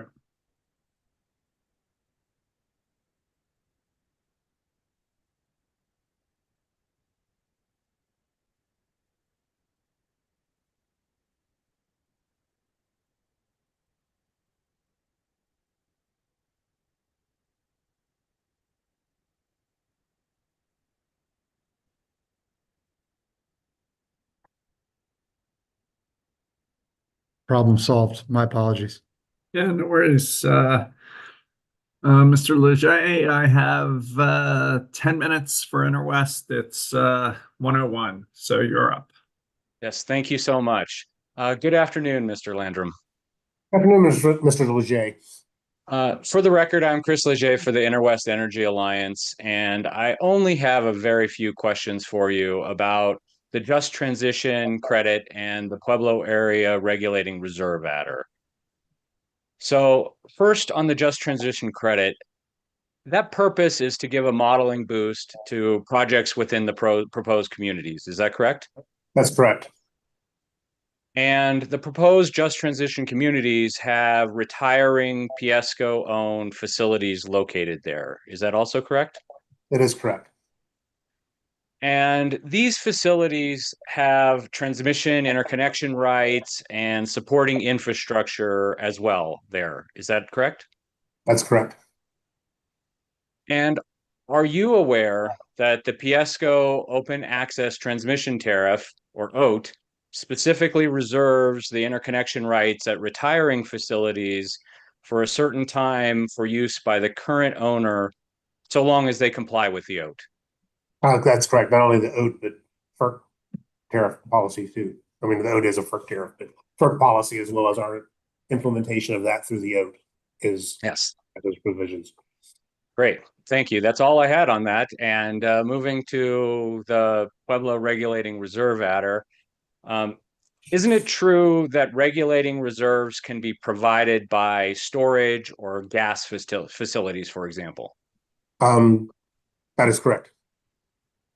And isn't it also true that both storage and gas facilities are technologies that may be selected and cited in and around Pueblo after the phase 2 solicitation? That is correct.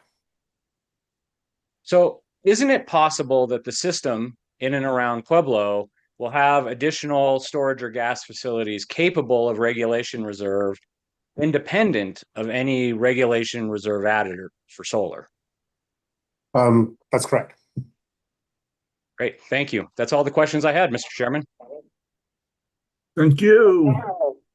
I have Costa Sia. I think I have 10 minutes for you, Mr. Schlesinger. That's right. I reduced drastically. I'm going to do my best to stay in that, but Mr. Eiley did kick a bunch of questions to Mr. Landrum, so I will do my best. Thank you. Good afternoon, Mr. Landrum. Good to see you again. For the record, my name is Jake Schlesinger, representing COSA, SIA, and AEU today. As I just indicated, I'm mostly going to be asking you questions that Mr. Eiley deferred to you or asked me to confirm with you regarding the JTS bonus credits. So first one, pretty straightforward. Do transmission resources get any JTS bonus credits in the modeling, or are those only for generation? We're not looking for transmission bids in this, so de facto it's only generation assets because that's what we're evaluating in this RFP. Okay, thanks. Next question. Again, I asked Mr. Eiley about the information that the company gets to use for plugging into the bonus credits for long-term jobs or property tax revenue. And I cited to a piece of your testimony that notes that the company will get that information from bidders, and then the company will vet it through the due diligence process. Do you recall that conversation? I do. Okay. And I think Mr. Eiley confirmed that the due diligence process is basically looking to see whether the estimates provided by bidders are reasonable or not. Do you agree with that? Agreed. And if for some reason there's a doubt or a question, we would interface with the bidders to make sure we resolve that to everybody's satisfaction. Okay. And so does the company expect that bidders are going to be giving exact job and tax numbers, property tax revenue numbers in their bids? But it depends on the stage of development. In other words, how far out the COD is what the expectation would be with the degree of certainty for sure. But yeah, we would expect the bidders to provide a reasonable good faith estimate as to what those factors would be.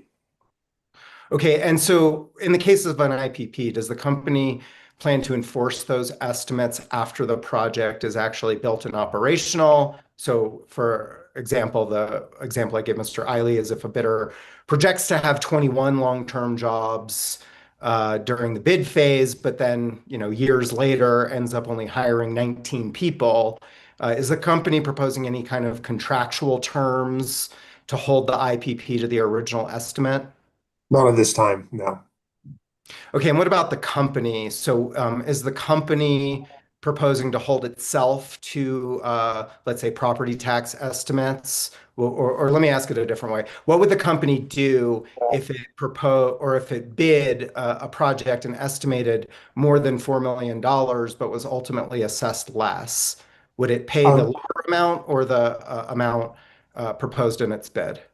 Yeah, we would treat IPPs and company-owned bids the exact same way, where we would expect integrity in the bidding process and a good faith estimate of what they would be. We're not looking to be the bonus police and have a long-term obligation to go out and inspect the site or inspect your property tax records as to what actually happened. Okay, so just to be clear for the record, the company is not committing here today to hire for the number of jobs that it puts forth in its bids, correct? But we're committing to the exact same standards that we're holding the PPAs to, or the IPPs to, excuse me, is that you make a reasonably good faith estimate. We'll evaluate you based on that. Of course, business environment and things can change over time. And we expect that's a naturally occurring process. So expect integrity and a solid foundation at the time of you bid. We're not looking to continue to go back and do site visits and monitor and all that kind of stuff over the course of the future years.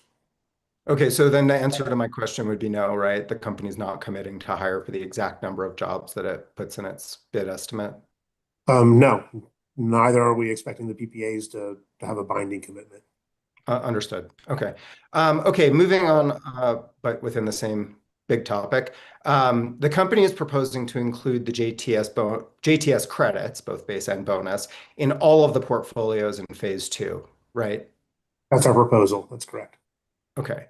And so when the company presents a portfolio, each portfolio will include these bonus credits that will be applied to each bid, which serves to reduce the appearance of the cost for each bids, correct? That's correct. Okay, so will each portfolio also show the actual cost of the portfolio based on the unmodified bid prices as well? I don't think we've actually discussed this in testimony. So I'm kind of making this up on the fly, but I think that's probably a reasonable expectation that the actual customer costs be presented along with the added costs from the credits. We can certainly address that in our SOP, but I think that's a reasonable question to ask, and I think we'll address that. Okay, so I think you just answered my next question, which is that this is not in the company's case at the moment, but you're saying today that the company would present the actual costs of the bid, not just the modeled costs of the actual cost of the portfolio, not just the modeled cost of the portfolio. Yeah, well, what I'm saying is that's a reasonable expectation and request, and that we'll certainly address that and discuss it internally and make sure we address that in our SOP. Okay, so then going back to some of the intervener recommendations, which you addressed in your rebuttal testimony, to model portfolios both with and without the JTS credits, the JTC credits. That's kind of a different issue than what we were just talking about. That's not about showing the actual cost of the portfolio. Rather, it's about showing the difference between a portfolio that includes credits and a portfolio that doesn't include credits, right? Yeah, there's definitely a distinction between what we were just talking about a second ago, which is providing transparency as to what the actual cost would be versus the credit applied, versus doing a portfolio development without the credits. Those are two very, very different issues, in my opinion. Right, because in the first case that we were just talking about, we're talking about the same portfolio, but two different costs. And in the second issue, we're talking about potentially two different portfolios, one that selects a set of resources that gets JTS bonus credits, and one that selects a set of resources that does not. Correct? We're talking about, we're tracking. Okay. And to the extent that, if the company were to do that, to the extent that the portfolio that includes the JTS modeling credits was more expensive than the portfolio that didn't, that difference would basically represent the additional costs. Well, never mind. I think I just said that. If the JTS credit portfolio, to shorthand it, was more expensive, would the company's position be that the extra cost is reasonable because it's a way to compensate those JTS communities for their historic hosting of coal and their agreement to allow the state to retire those early? I'm not sure that we have that nuanced position based on whatever the results of the portfolio would be. I think it's more that we believe that really, frankly, the title of this proceeding is all about just transition, and the credits is an appropriate way to do that, to develop infrastructure in these communities. I think in my testimony, I don't remember honestly if it was direct or supplemental, but we're not looking to put a price tag on just transition. We're looking to do what's right and what's fair to these communities that have been supportive over the years. So that's kind of why we're opposed to doing a with and without credit thing. Is we don't believe that it's appropriate or frankly respectful to the communities and the intention of this whole exercise that we're going through to really do a what if we didn't do just transition look. Sure. So I think what I'm hearing you say is that you recognize that it might be more expensive to add these credits, but that's a policy choice, correct? That's correct. Okay. And do you think that the policy choice to drive investment in these just transition communities should be effectuated irregardless of the cost? Whether it's a couple million or a couple billion, doesn't matter, we should just do it. I'm not going to go to that level of extremism. I mean, certainly there's a realm of reasonableness for all things. So no, it's not a at all costs kind of thing. I will say though that okay, I'm sorry. You answered my question. I only have 10 minutes. I want to move on to my next one. So agree though that if you don't do the modeling with and without, you won't know whether the extra cost is a couple million or a couple billion, right? Nobody will have the chance to look at that. I think there's a realm of reasonable cost exceedances that can be easily calculated by the portfolio itself. Look at the capacity, look at the generation, and there's an upward bound that can easily be calculated on a spreadsheet. We know what the credits are, we know the generators are. But you won't know the difference between the cost of a portfolio without and the cost of a portfolio with the credits, right? That's correct. Okay. Let's see. Another question I asked Mr. Eiley, which he asked me to ask you, is about the cap offsets irrespective of the JTS modeling credits. So let me give you the hypothetical. A project in Routt County provides enough tax credits to offset the entire cap. So in the case of Routt, that's $2.7 million. They would not get the extra benefit of the JTS bonus credit because they didn't hit that $4 million a year, right? Right. But is the $2.7 million cap offset modeled or not? Yes, it is. We did that last time. We're going to continue that this time as well. We discussed that the last time we felt it wasn't as effective as it could have been. We're still going to do both. So we're doing both. We're doing the cap offset and the JT credits. And okay, thank you. Can you just point me to where in the filing it says that? Because I didn't see that earlier. Yeah, it's in volume 2.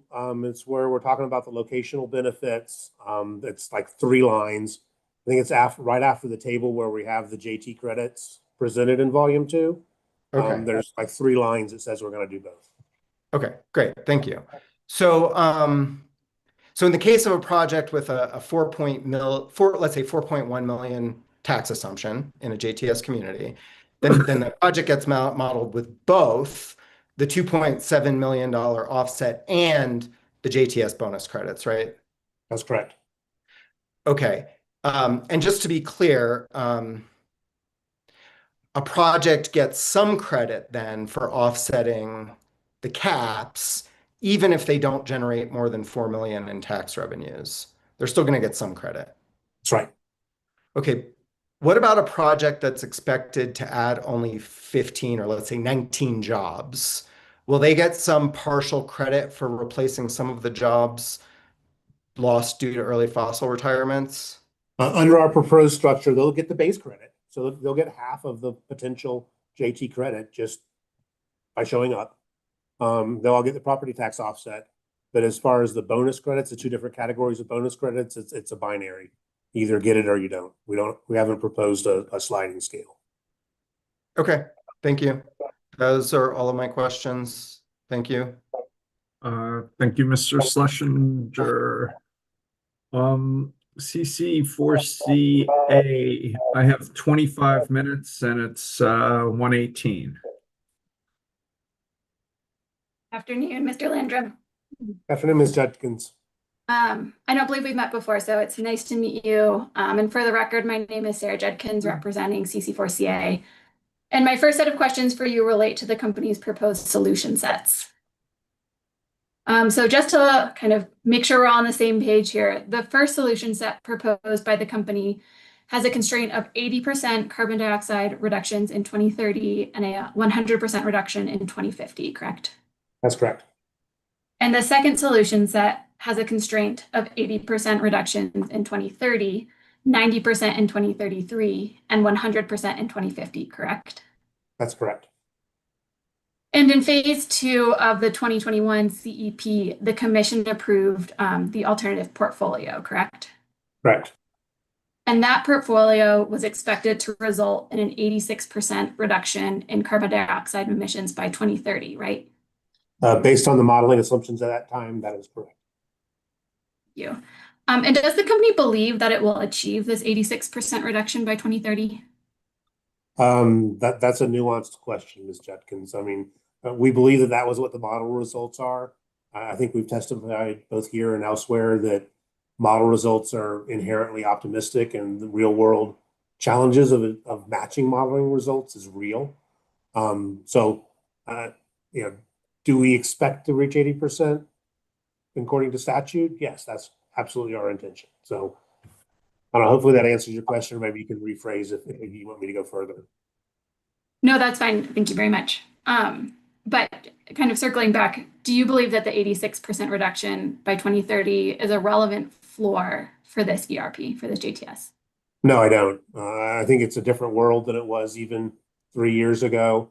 And we should approach this with the lens on the current environment. And so, but in some sense, it could be said that this is kind of a backward step in emissions reductions compared to the modeled results from the 2021 CEP, right? Depends on how you define backwards. As I said before, there was a set of assumptions in 2021, which most notably did not include a lot of the beneficial electrification, the electrification of transportation.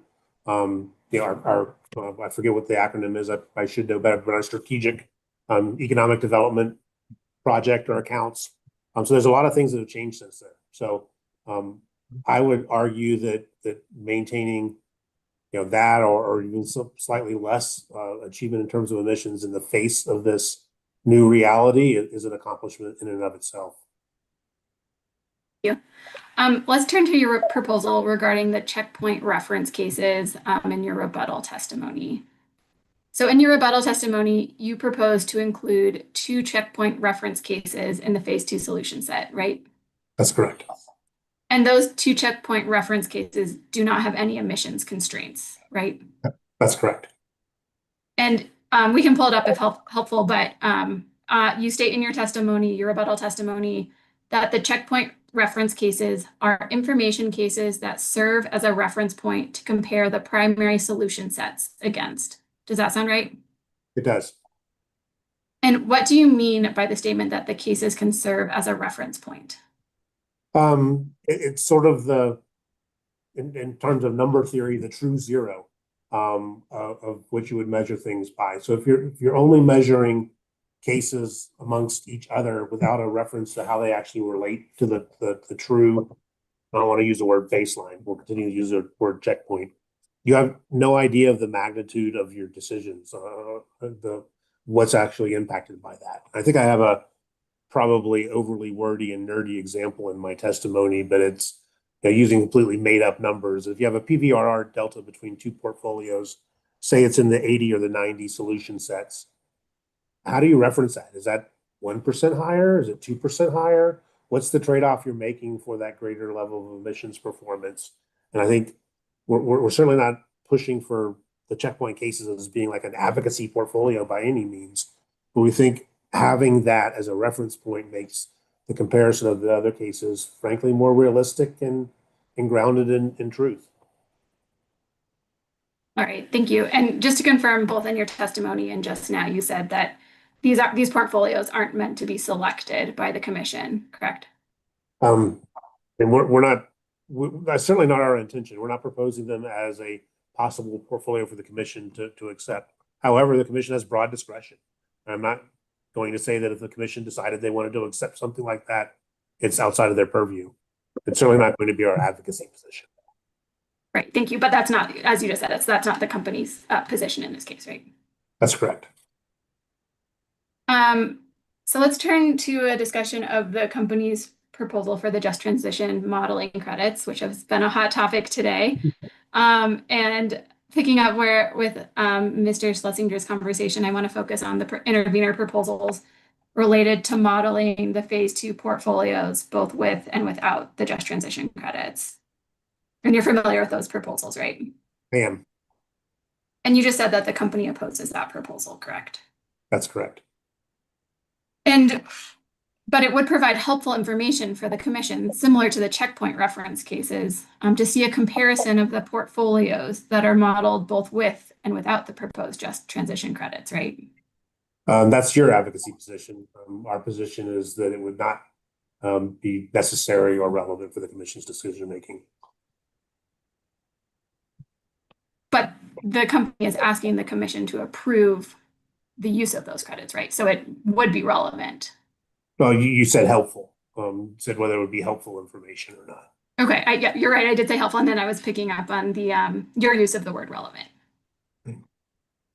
Yeah, So I think the company's position is, as I've said, we believe this is an appropriate way to forward a just transition.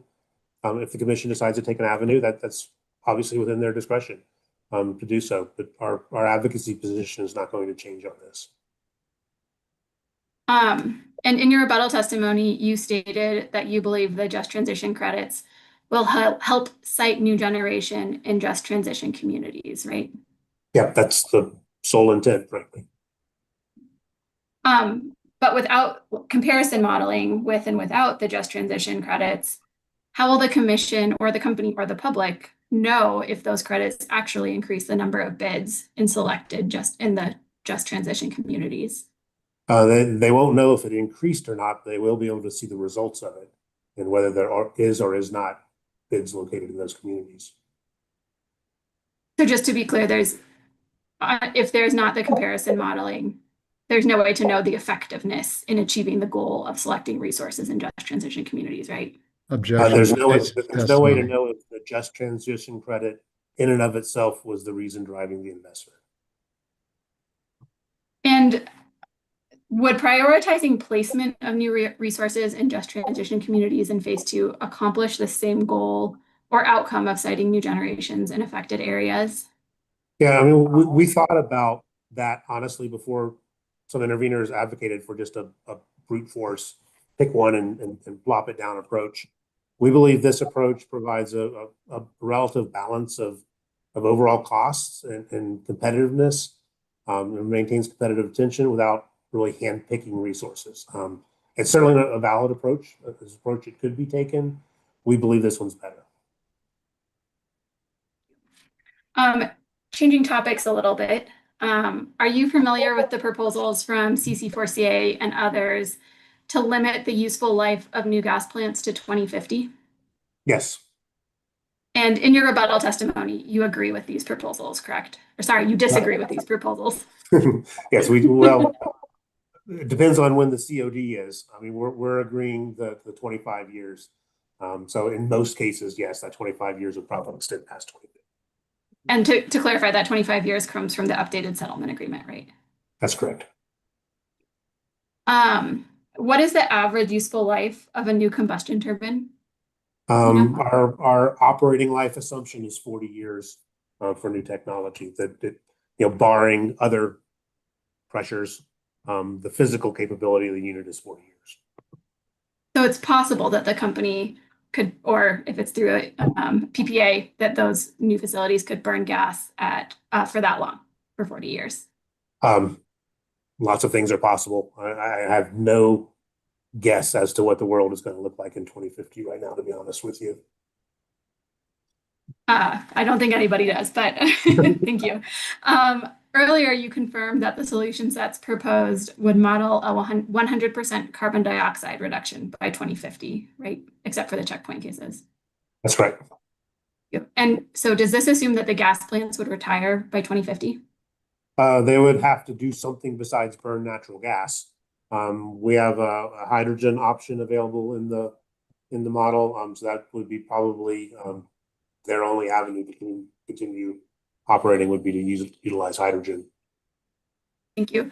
In addition to hydrogen, might it assume that the gas plants could be retrofitted with carbon capture by 2050? In reality, carbon capture, clean fuels, there's a variety of different things that could happen. The only thing we have currently captured in our model is hydrogen, but those other things are absolutely real world possibilities. And you stated in your rebuttal testimony that the full costs of such hydrogen conversions won't be reflected in bid prices or portfolio costs presented in phase 2, right? It depends. If it's just a natural gas bid, then what would happen is that we would have to either not run that unit in the model, and the model unit would either stop running, or it would build an electrolyzer to support continued operation of that unit. It was a bid that was actually a hydrogen bid. Like from the start, we would require full cost clarity and due diligence and actually model the full hydrogen delivery and sourcing process that goes along with that bid. That helps. Thank you. Yep. And for those that are a natural gas bid that, to operate beyond 2050 would have to convert to hydrogen, though, those specific conversion costs aren't reflected in bid price or portfolio costs in phase 2, right?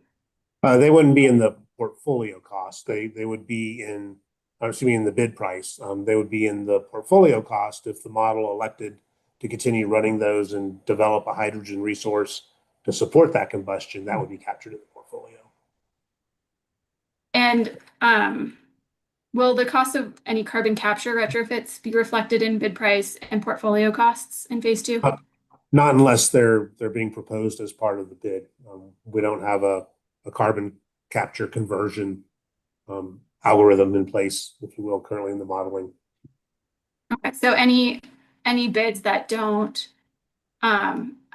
include in the bid carbon capture or hydrogen conversion, those will be in the model won't operate beyond 2050. That's correct. Or they won't be able to operate in accordance with the constraints that we have there. So, obviously in 2050, the constraint is zero carbon. So they would not be able to operate in 2050. And public service currently has approximately 612 megawatts of gas generation that has an expected retirement date after 2050. And to clarify, that's at Cherokee 5 through 7. Is that right? That's right. And if you look at the company's base plan with the social cost of carbon, the company has generically modeled 1,575 megawatts of new gas generation, right? Right. And in your rebuttal testimony, you state that these new gas units could still be useful past 2050, correct? That's correct. And do you believe it's likely that new gas bids presented in the 120-day report would have a useful life past 2050? I think it's equally likely as all other gas technologies that there are options in development that could very well come to fruition by 2050 to allow more traditionally based thermal units to use alternate fuel sources or 100% carbon capture, et cetera, to continue to provide useful function to the system. So if I were to assume that the 1,575 megawatts of new gas in the base plan is approved in this proceeding, plus the 612 megawatts at Cherokee that is already planned to operate past 2050, that would be a total of 2,187 megawatts of gas generation that the company could operate past 2050, subject to check with my adding. Yeah, I'll trust your adding. As I said before, I don't have a calculator with me. Those units would be theoretically able of continued operations past 2050, depending on what policies and technologies were in place at that point in time. And so you would agree that approving new gas plants in phase 2 without a useful life limit would essentially be signing ratepayers up to pay for 40 years, the lifespan that you discussed earlier, of gas plant operation, right? No, I'm not saying that at all. I'm saying that we're starting off with these units burning natural gas, in 2030 or whatever. What's going to happen over the course of the next 20 years is uncertain. And we are proposing a 25-year depreciation life. So, worst case scenario, the depreciation life would extend a couple years beyond 2050 in our modeling. So no, we're not proposing a depreciation life of 40 years. We're proposing 25. But those costs are in addition to the unknown costs of converting to hydrogen or retrofitting to carbon capture before 2050, right? Given the state law and companies' goals. Correct.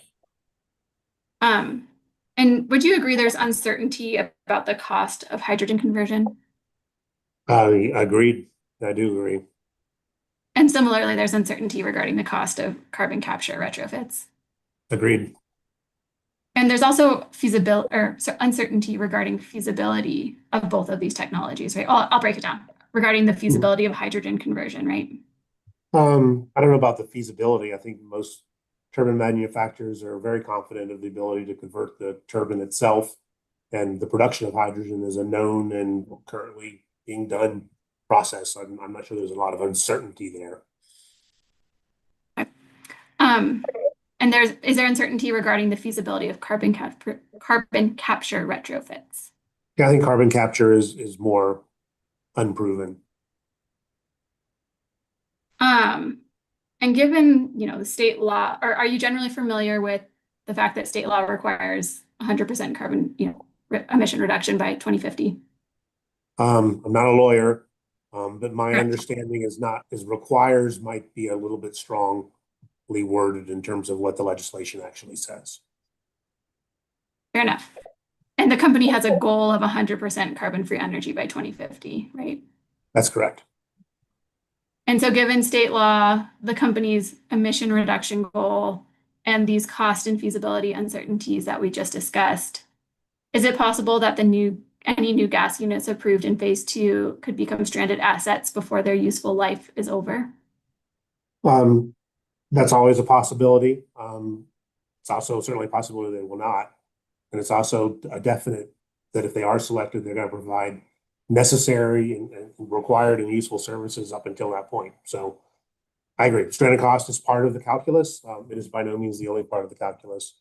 And, safely and reliably, cost effectively in integrating incremental renewables in the near term in my opinion, is the primary consideration. And we can't ignore the long term, but we've also got to live in the near term as well. And shifting, this is my last topic for you. So Public Service owns 7 natural gas units with retirements during the RAP, right? Natural gas units with retirements during the RAP? I'm not as intimately familiar with that. Maybe we could pull up the volume 2 table retirements. And, right. oh, you know what? Take it back. I'm sorry. I'm forgetting about the small turbines. Yes, I agree with you. You're probably correct. I was forgetting about the small combustion turbines. Yep. And the company regularly evaluates the extension of existing units, right? Yeah, I don't know if regularly. Yes, we always look at opportunities to continue to utilize existing assets, and frankly, given the current reliability situation in the near term, we're absolutely looking at things like that. And so that evaluation, it sounds like, would include these natural gas units that have retirement dates during the RAP, right? That's correct. Would the company commit to including the evaluation of the feasibility of extending those units in the 120-day report? We had a similar question and request in the previous 120-day report. I think I'd give the same answer, is that at the end of the day, we evaluate the bids that are submitted. So if the company submitted bids for extending those units, then absolutely we would. Are we committing to do an independent study outside of that process? I really can't do that at this point. I will say, you can look at the L&R rebuttal testimony. It's not pretty. We've got a significant reliability challenge in the near term, and we are uncovering rocks and life extensions of units that are able to be permitted for life extensions. So obviously the coal is not one of those, and Cherokee 4 is not one of those beyond 2028. But any of the opportunity we can to find, if you will, incremental megawatts, especially with the resources that we already have, we are evaluating it. We are looking at it. We are finding a way to make it possible. But there are some cases where the units just might not be able to do that. They just might be on their last legs for real. So I can't commit to a blanket obligation like that. I will tell you that the company is going to do everything that makes sense and bring it forward.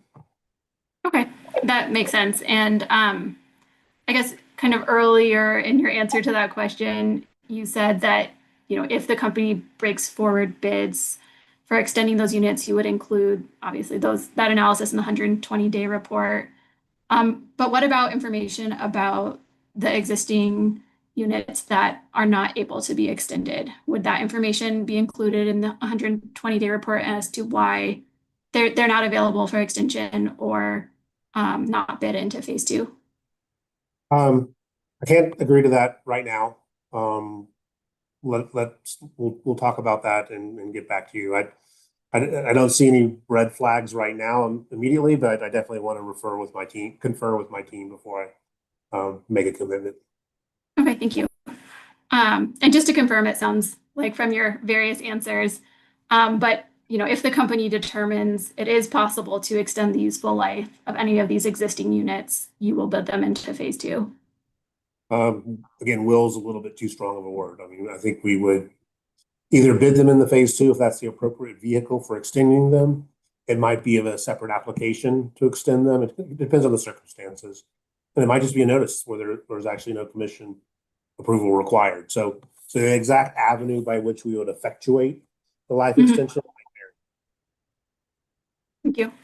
And turning to discussion of the company's existing gas PPAs, Mr. Eiley's technical appendix shows that the company has 12 PPAs for natural gas units that expire during the RAP, right? Does that sound right to you? 12? I'd have to look at that table to confirm. That sounds a little higher than I was expecting. I can pull it up, or I can represent to you that would include Fountain Valley 1 through 6. Oh, okay. You're counting those 6 down. Okay. Yeah. You're right. Bravo 5 through 7, Brush 2, Brush 4D, and Spindle Hill. Does that sound like the right list? Okay, Yeah, thanks. we think of them in aggregate. I don't usually think of them as individuals, but yeah, that makes sense. Thank you. And has the company evaluated the possibility of extending these PPAs?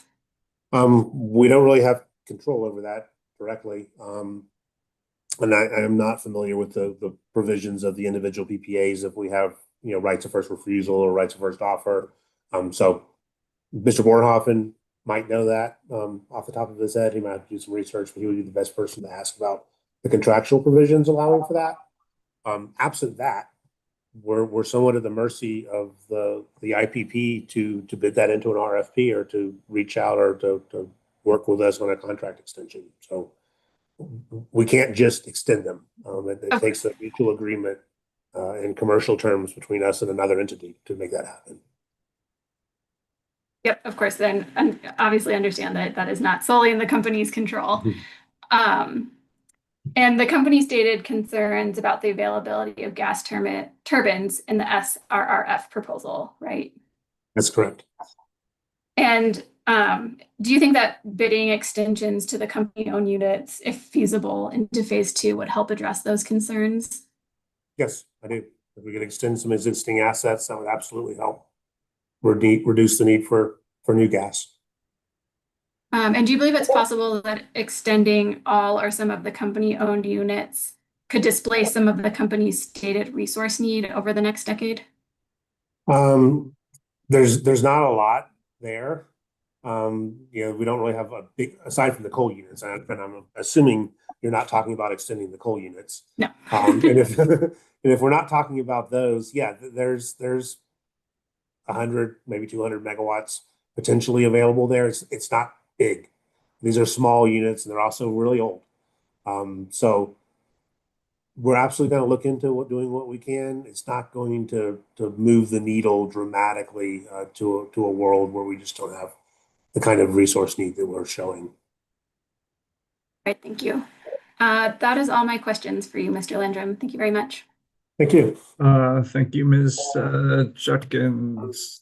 Let's see, what do I got next? CCSA, I got 30 minutes.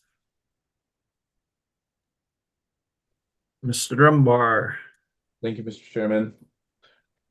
Good afternoon, Mr. Landrum. My name is Scott Dunbar. I don't believe we've met before. We haven't, but good to meet you. I represent the Coalition for Community Solar Access, or CCSA. Before I dive into my prepared questions, I have a couple questions teeing off of your conversation with Mr. Cox on behalf of staff from this morning. And he asked you about a stakeholder process following phase 1 in which the in which the company might change the values of the adders and credits that are at issue in this case. Do you recall that conversation? I do recall that conversation. Would you agree that Public Service is requesting that the commission approve the concept of these adders and credits and approve specific values for each of them? Our advocacy at this point in time is that the values that we put forward should be approved and the process should be approved in this proceeding. Okay, and so, oh, sorry, I thought I heard some background noise. So it's correct that if the commission approved the concept of these adders and credits and approved values, whether they're values the company proposed or the value CCSA or another company proposed, if the company wanted to change those later, it would need to come back to the commission for approval to do that, right? The company couldn't just change those unilaterally through a stakeholder process, right? That was the point of my conversation with Mr. Cox, is that the commission would have to basically cede that authority to whatever organization is going to effectuate that. That really hasn't happened in the past. But if what staff was proposing was to happen, I mean, the commission could approve a general overall arching guidelines and cede the authority for a final determination to that stakeholder group. Not saying they necessarily should. And I'm not really commenting on whether that's, appropriate under regulatory law either, because I'm not a lawyer.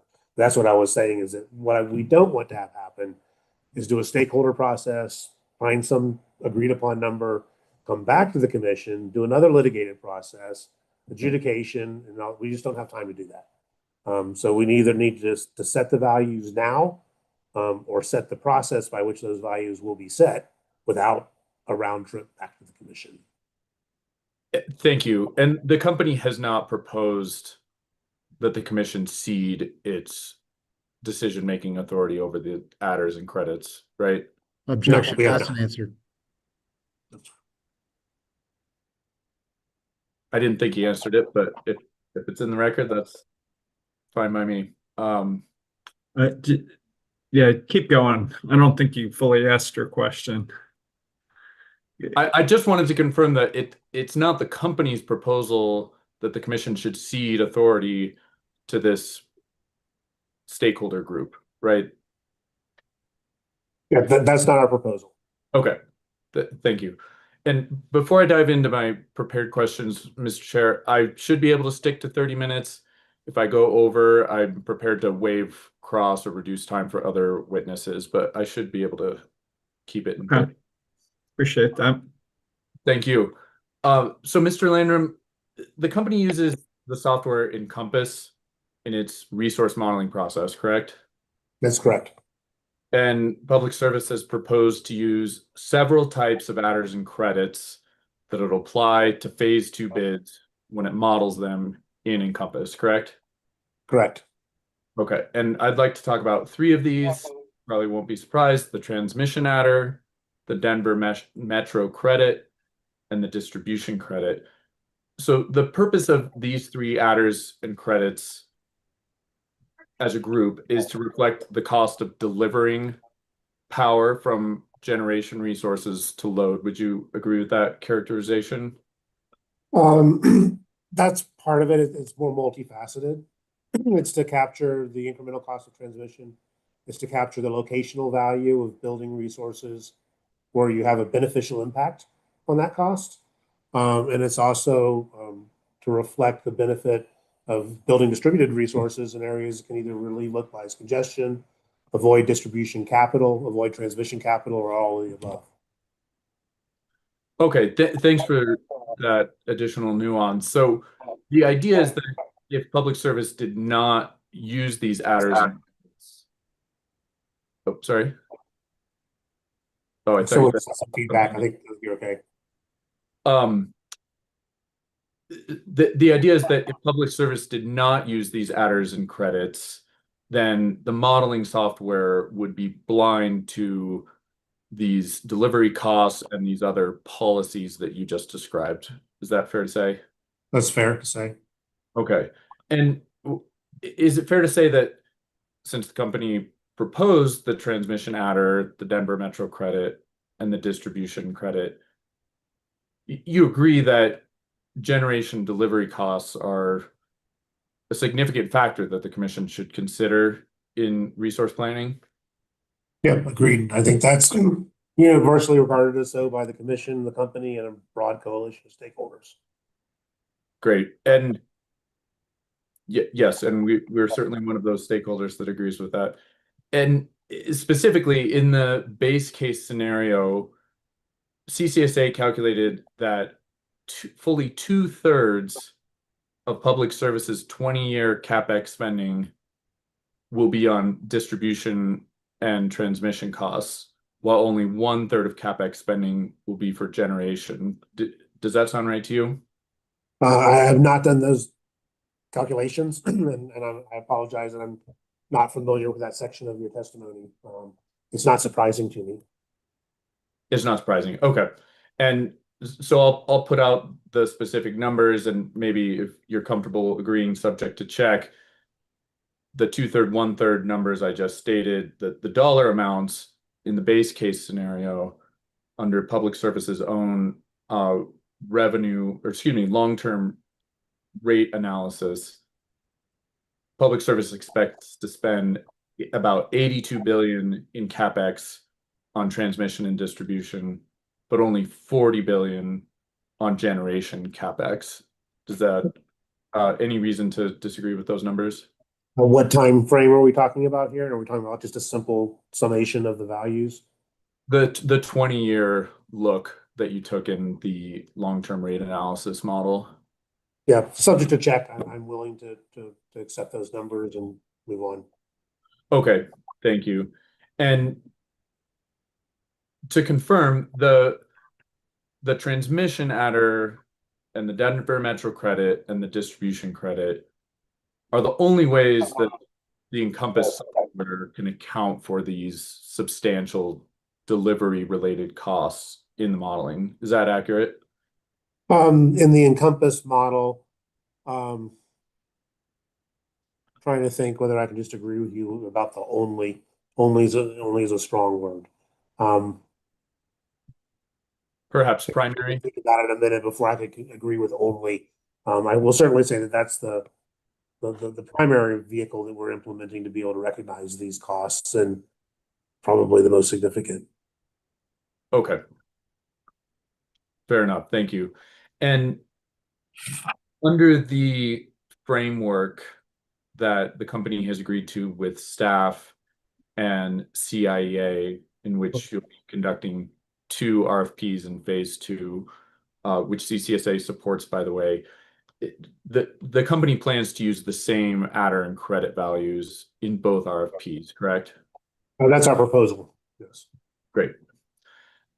So I'd like to specifically discuss the transmission adder now and the company's approach to developing that.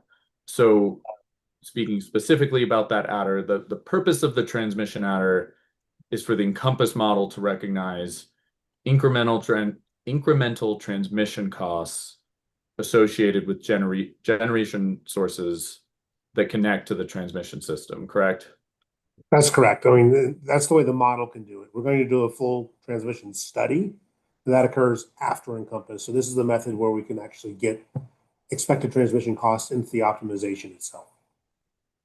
And in the modeling, Public Service will apply the transmission adder to all bids that connect to the transmission system, including bids that connect to the Colorado Power Pathway and that connect to the May Valley Longhorn extension, if that is approved. Is that correct?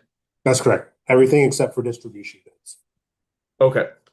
And so the transmission adder will not apply to any distribution connected resources, correct? That's correct. Okay. And is it fair to say, just because this is a nuanced point, the transmission adder is not intended to reflect the cost of any specific transmission line, correct? That's correct. But rather it reflects, I'm sorry. That's correct. Okay. Yeah, sorry, Scott, Mr. Dunbar. I think Mr. Lander might have some feedback on his end, and we'll try to fix that at a break. My apologies. Oh, no, sorry, I'm not hearing it on my end. Apologies if it's coming from me. No worries. Yeah, if you ever want to elaborate, I'm happy to have you elaborate. So the transmission adder is not intended to reflect the cost of any specific transmission line. You just agreed to that. Rather, the purpose of the adder is to reflect the fact that all resources that connect to the transmission system will result in transmission costs, correct? That's correct. And by the same token, the transmission adder will not apply to any distribution connected resources because those resources do not cause incremental transmission costs, correct? In general, I mean, I'm not sure I necessarily agree that they never cause incremental transmission impact, but generally not, and we believe that's the appropriate way to model them in this instance. Agreed. Thank you, and good clarification. If you would look at your rebuttal testimony, please, that's hearing exhibit 118. I don't think we need to put it up. We can if that would be helpful to Mr. Landrum, but if you've got it there. I've got it in front of me. Okay. So on page 44 at line 16, you're discussing the transmission adder, and you state, quote, the company believes its methodology using the average of the 4 JTS transmission study base scenarios with the Harvest Mile to Cherokee project included is a reasonable approach because the company believes the base cases are more likely representative of future load and generation additions, end quote. Do you see that? I do.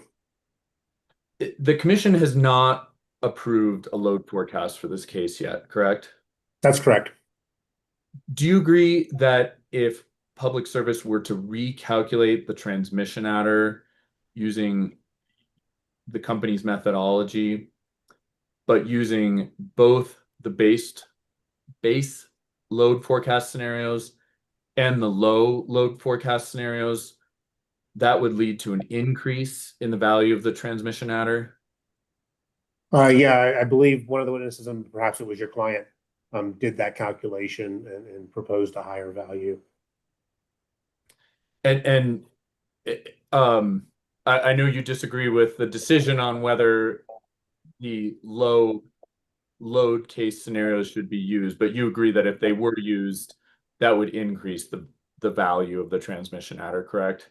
That's correct. Okay, so if the commission found that it's important to consider a wider range of potential load scenarios, the value of the transmission adder would be higher than the $238 per kW that Public Service proposed, correct? Yeah, correct. And I apologize before, it's like right in front of my face that it was your client that proposed the higher number. Oh, not at all. Thank you. So on the next page, I believe, page 45, starting at line 10, you disagree with staff's recommendation to exclude the Harvest Mile project from the transmission adder. And at line 14, you state, quote, without the Harvest Mile to Cherokee project included in the adder, the model's decision-making would be blind to the significant incremental transmission investment required to add incremental generation, end quote. Do you see that? I do. Now we just discussed the company's transmission adder is based solely on the 4 transmission base scenarios, correct? Correct.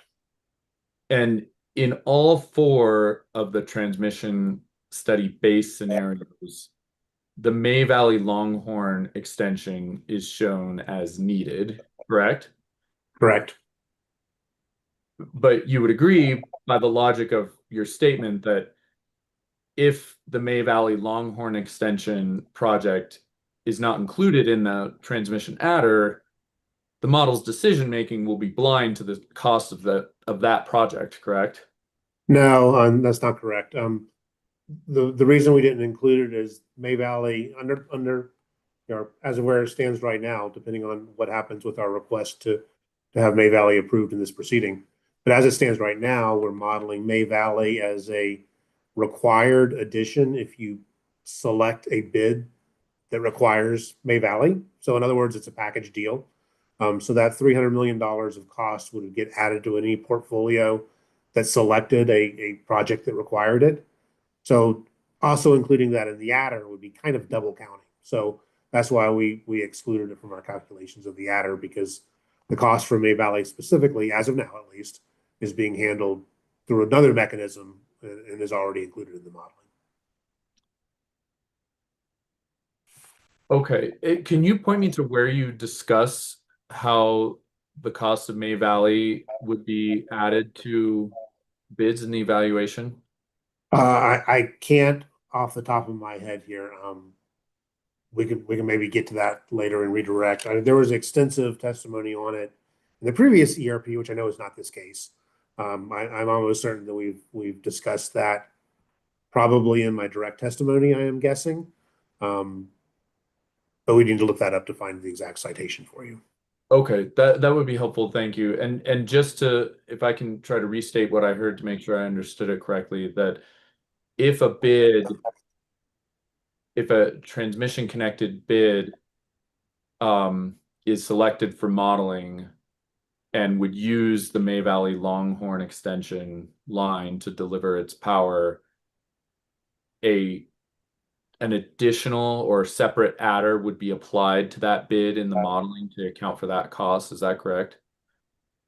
Pretty much. We have May Valley line modeled as a capital project. And we'll update it to the revenue requirements that was in our rebuttal testimony, approximately $300 million. And it's just sitting there in the model as a data structure, not activated. Part of the requirement in the model of the internal like linkaging logic is that if you want to pick a bid that uses May Valley, you've got to pick that capital project and activate it as well. So they go together. Now, whether you do one May Valley project or 3 May Valley projects, you still pick up that one capital project, but it gets picked up. So that's why I mean it's sort of an optional thing that's sitting there in the model that the model knows it has to build that line if it wants to use those bids. Okay. Thank you for that. And just to confirm, for those bids, those hypothetical bids you just described, those bids would also get the transmission adder that we've been discussing, as well as picking up that capital project costs as you described it, correct? That's correct. Okay.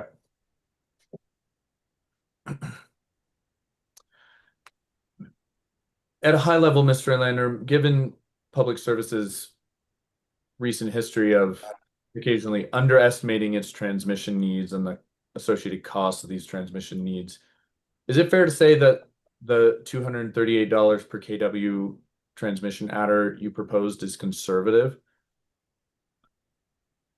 I'm not sure I would characterize it as necessarily conservative. I think it could go both ways. I think I fairly accurately said in my rebuttal testimony, there is no right number. And we talked about previously, there's a wide dispersion of what the actual cost could be for a specific generator. I think what I'm saying is that it's a reasonable proxy, and it could be low, it could be high, and it's very situationally dependent. Okay. Still looking at page 45 of your rebuttal testimony, at line 6, you state, quote, "The company agrees with Ms. O'Neill's assertion that a larger transmission adder will result in smaller portfolios," end quote. So we've discussed Encompass a little bit here. It's a capacity expansion model, correct? Among other things, yes. Okay. Capacity expansion and production costing primarily. So is it accurate that Encompass will always select a sufficient amount of generation resources, provided the bid pool or the pool it can select from is large enough? Encompass will always select a sufficient number of generation resources to meet the demand forecast you've input and meet the company's reliability standards, right? Always, again, is a tough word to agree with. Yeah, that's the goal of the model. The model has a large incentive to do exactly that. There are occasions where perhaps the model doesn't get exactly there, which is why we are doing the reliability rubric to verify the results of the model to make sure that it got there. So I guess I would agree with you that it's absolutely the objective of the model. I can't agree with the always characterization, because that's why we have the reliability rubric. Okay. I'll try to cut always out of my vocabulary here. Fair enough. But what you just described, the objective of the model, it will seek to select a sufficient number of generation resources to meet demand, to meet load, and serve load reliably, even if the transmission adder were much larger, right? If the transmission adder were 3x what the company has proposed, in the modeling, the model will still have the objective of selecting a sufficient number of resources to serve load, correct? I agree. Okay, so would it be more accurate, going back to the statement in your testimony we just read, would it be more accurate to say that a larger transmission adder will result in a smaller portfolio of transmission connected resources, but as long as there were enough other types of resources, namely distribution connected resources, the total portfolio would still serve load, right? Yes, I agree. Okay. And would you agree that if the transmission adder has been set at a value that reflects the cost of transmission with some reasonable degree of accuracy, the portfolio that Encompass selects should be cost effective, right? Agreed. Great. I'd like to switch to talk about the Denver Metro credit now.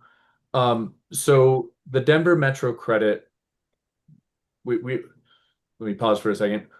We discussed how the transmission adder is not a location-based credit, but the Denver Metro credit does reflect locational value of generation resources because, as I believe you stated in response to earlier cross, that only resources within the constraint receive the credit, correct?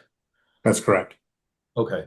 And the reason for that, the logic behind your proposal is that resources outside the constraint, including distribution connected resources outside the constraint, do not contribute to mitigating the constraint, correct? That's correct. Okay, so would you agree that when trying to determine a reasonable value for the Denver Metro credit, the calculation should only look at the modeled amount of distribution resources that were located within the constraint? I'm not necessarily agree, and I don't want to jump ahead of you. If you're talking about the transmission study where not all of the ADERs were located in the Denver metro area, I concede to that. I don't know that we're looking at the level of precision where that's a meaningful difference, to be honest with you. So yeah, I mean, I generally agree with you. I feel like our methodology is as robust as it can given the limitations of the data. Okay, understood. Thank you, Mr. Landerman. Just to make sure I understood you correctly, so it's fine that you jumped ahead. Sorry about that. Lawyers will rebuke me for that in the break. I actually wasn't going to go that far, so I appreciate you going that far. So what you were referring to, I believe you can confirm, is Mr. Beach's recommendation that rather than calculate the distribution credit based on all the ADERs in the model, public service should look at just the ADERs located within the constraint to do the calculation. That's what you were referring to, correct? That's correct. And I believe I heard you say that you concede that Mr. Beach makes a good point. You just don't think it makes a big difference. Is that correct? I can see that he makes a valid point. I am saying that I don't think the data or the modeling has the level of robustness. We're looking at one case that I think it's false precision, I guess is what I'm trying to say, to put that level of nuance to the calculation. Okay. Okay. Fair enough. Thank you for going down that short road with me. So you did review the testimony of Mr. Beach in this proceeding, correct? I did. And do you recall that in addition to the Denver Metro transmission credit, Mr. Beach also calculated a system-wide base transmission credit that's based on public long-run marginal transmission costs? I do remember that. And do you recall that Mr. Beach recommended that this system-wide base transmission credit should be applied in the modeling to all distribution connected resources, regardless of location? I remember that was his position, yes.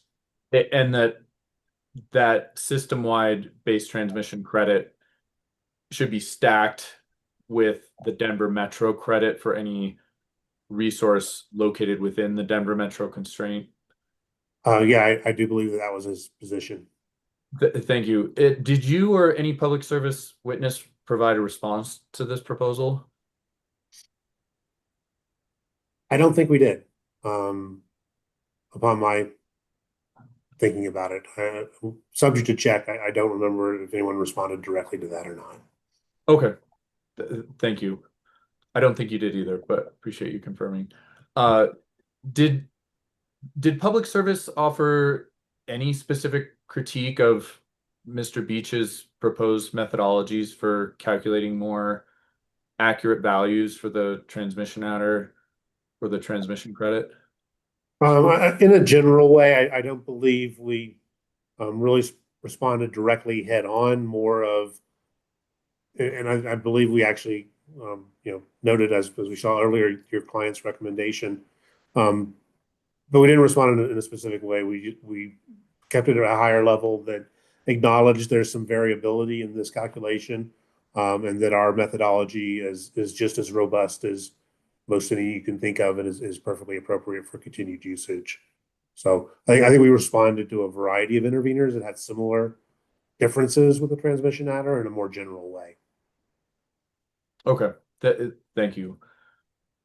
Last look at your testimony on page 45 at line 3, your rebuttal.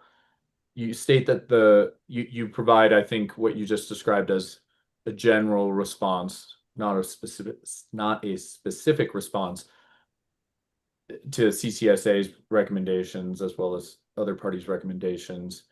And you state that the company's methodology, quote, arrives at a value that intuitively seems about right, end quote. And thank you. We can take that down. I hope Mr. Larson advised you that you would be crossed on this line, Mr. Landrum. Should the commission rely on intuition in setting the adder and credit values it approves in this proceeding? I think there is experience and engineering and judgment and common sense that applies to some of these numbers that are difficult, if not impossible, to quantify with precision. This is one of those. Honestly, as I said before, there's a wide variance of what a generator will cause and related to which transmission costs.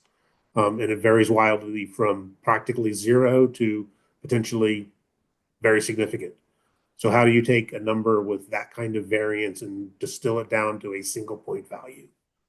It takes, it takes some judgment to do that. So that's what I was saying here. I've been doing this for more years than I probably do admit on the record. And based on previous experiences with major transmission projects and expansions, the number that we arrived at kind of jives with experience in other projects and even other jurisdictions as well. So we did have a mathematical approach to derive the number using data that was developed and presented in this record. And I think the fact that it passes the common sense test is just more of a confirmation than necessarily the foundation for developing the number. Okay, so common sense, fair enough. Do you agree that, I think you more or less said this, but do you agree that the commission should set adder and credit values based on mathematics, a robust quantitative analysis of the record, and set the values in a way that's consistent with public policy goals? In general, if there's those numbers available in the record, and absolutely, I strongly believe in data-driven decision making. It just depends on what the number is we're talking about and what the ability to quantify it is. Great. That's all I have. Hopefully I wasn't speaking too fast for the court reporter. I made my 30 minutes. Thank you, Mr. Chairman. Good to meet you, Mr. Landrum. Thanks for your time. We appreciate your speed, Mr. Dunbar. So thank you. Let's see. I got conservation community 35 minutes, and Mr. Gerhardt, after you're done, maybe we'll take a break. 35 minutes, and it's 2:15. Good. Thank you, Mr. Chair. Good afternoon, Mr. Landrum. Good to see you again. Same to you, Mr. Gerhardt. So I'll start off with a few quick questions about Comanche 2. My understanding is that in the loads and resources tables you prepared, Comanche 2 is assumed to retire December 31 of this year. Do you know, is that accurate? That is accurate. Okay. And so similarly for all of the phase 2 modeling, the assumption would be that that unit retires the last day of this year? That's as of right now. Sure. Yeah. Of course. We'll see what continues to happen between now and December 31st. And it won't be because of us. So we'll just have to see. Trust me, I am well aware and covering. And the resources that are intended to replace capacity and energy from Comanche 2, have those already been procured through prior solicitations? That's a question that I've answered internally for quite some time frame. The answer is frankly no, they haven't. And that's one of the reasons that we're sort of in the reliability situation we're in the near term. Just the way the timing has worked out here, with deferring the 29 and 30 stuff, and then we also kind of missed a window in between the 2018 phase 2 and then the 2021 phase 2, where we really didn't have like 2025 resources, or even barely 2026 resources. So we intended to get the resources for 25 and 26 at a later date, and just the way the cycles have run out, we kind of skipped them, just because of the cycle. We didn't really have a viable opportunity to do that. Okay, but all of the phase 2 modeling is premised on Comanche 2 not providing capacity contributions after 2025. Is that Yeah, accurate? you're talking about the phase 2 from last ERP? Yes. Correct. Okay. And similarly for the phase 2 for this. Correct. Could we please pull out Mr. Landrum's rebuttal testimony? It's hearing exhibit 118, please.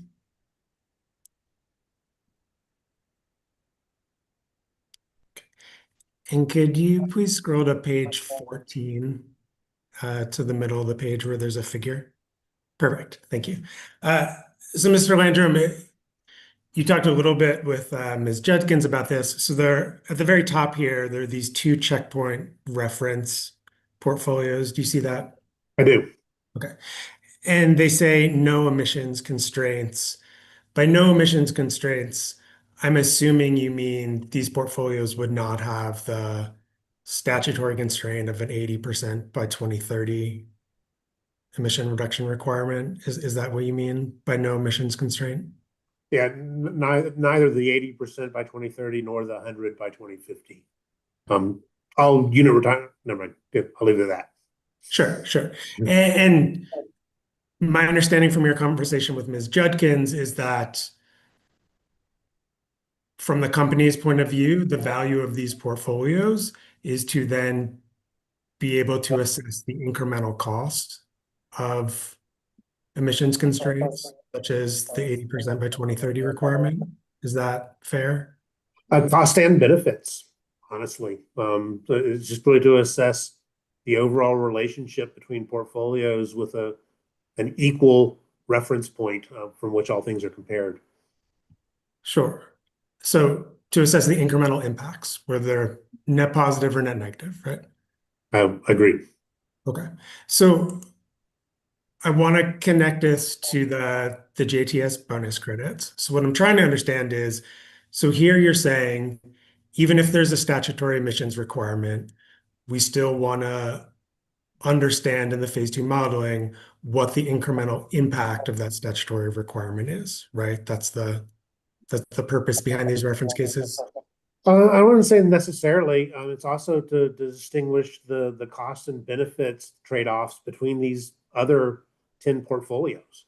Is that, what are you getting versus what you're paying for at a very crude level, between these portfolios in a meaningful way, and to know if a certain delta, is that big? Is it little? Is it pretty much the same as you would have had anyway? There's really just no way to assess the relative costs and benefits of these portfolios even against each other than I know which one's the cheapest, but how much am I getting or giving up for that cheapness? You really can't tell that without a common reference point. Sure. So I understand that makes sense. What I'm trying to understand is that logic as applied to the bonus credits. And I understood you to testify today that you don't think it's appropriate to model even a single portfolio without the JTS bonus credits that you've proposed in this case. Is that fair? No, that's the company's position, yes. Okay. So if it's appropriate to try to understand the trade-offs and the impacts of emissions constraints, why wouldn't it similarly be appropriate to model a portfolio without the just JTS bonus credits so you can understand the incremental impacts of that modeling assumption? I think we've answered that for at least two witnesses and several different times. And it's because it's more philosophical than anything else. We fundamentally believe that one of the primary purposes of this JTS is just transition. And we don't believe it's appropriate to model a just transition scenario without just transition. I mean, it's really just as simple as that. So is it your position that without the bonus credits you've proposed in this case, there would be nothing from the last settlement to promote a just transition? We tried the income tax offset, like we talked about in the settlement agreement. We didn't observe a discernible impact. And in hindsight, looking at like the cost differences of that property tax versus the actual cost of a project, it was percentage points, and not enough to probably make a meaningful difference driving investment to a specific location, which is why we came up with the credits to sort of do let's try again to make a meaningful impact and actually drive investment without literally putting our thumb on the scale and picking projects based on location. So when you say you didn't observe a meaningful difference, can you point me to the analysis that you conducted showing that the property tax offset method would not drive investment in coal communities? No, I can't. That was quite some time ago, and it was more of a scratch work spreadsheet anyway. But I kind of did like the net present value of that, what the property tax could be versus the net present value of the bid, the notional value of a PPA or the revenue requirements of a company-owned bid. And I'll tell you, it was fractional. I mean, like very, very small. And I forget the exact number. Let's for the sake of argument purposes, say 2%. Not enough to probably slide the needle or move the needle over the actual cost of the bid itself in a meaningful way. Okay, so the only quantitative study showing the need for these bonus credits is scratch work that's not in the record. Is that accurate? No, it's not accurate at all. That wasn't the basis of these credits. The basis of these credits were working inside the company and some stakeholdering as well to figure out how can we best provide a meaningful way to drive investment into these communities that the model can see without unduly upsetting the competitive tensions and overall economics and cost effectiveness of the portfolio. So this was a policy conversation at its root. Okay. We can take this hearing exhibit down for now. Thank you. Mr. Landrum, did you hear any of Mr. Iway's conversation yesterday with Commissioner Plant? I did. Okay. So I'd represent to you that at some point during that conversation, a statement was made to the effect of these JTS bonus credits will not impact costs to ratepayers. And so I'd like to talk to you about that issue. Yeah, I'm not sure that level of specificity I'm going to necessarily agree to without some looking at the transcript or something like that. Yep, absolutely. I'm just introducing the topic, not asking you to remember anything specifically that was said. Okay.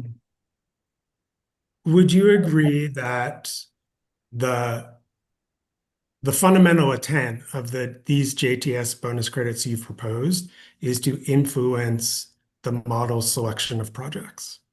Yes. The primary intention is to influence the model to select investments in these communities that it may otherwise not have. Okay. And it's possible that in doing that, it will result in a portfolio that costs more than a portfolio without the use of the bonus credits, right? That is correct. Okay. And so would you agree that even though it may be true that the company is not paying a dollar per megawatt credit like this out to a developer, the company's customers could still incur direct costs from the generation portfolio if these bonus credits results in a more costly portfolio. Yeah, under that hypothetical situation, that is correct. Okay.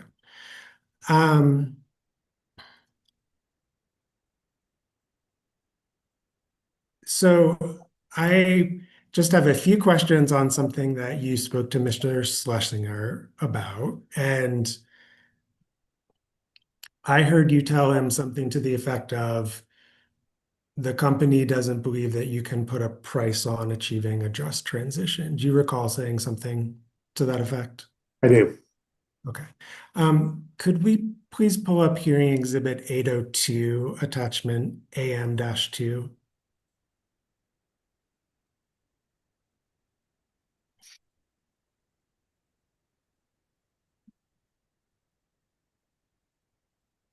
Yep, sorry, I just have to scroll to there. Give me a second. No problem. AM2, you said, right? Yes, please.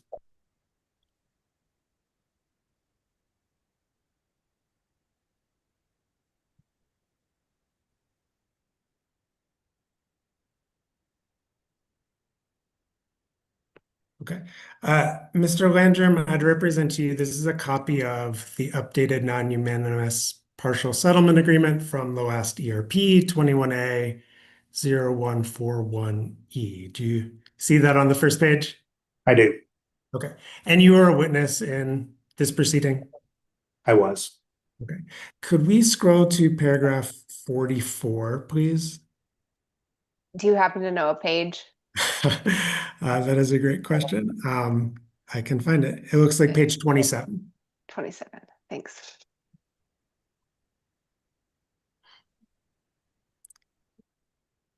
Okay. Mr. Landrum, could you just take a moment and read the second sentence of paragraph 44? Sure.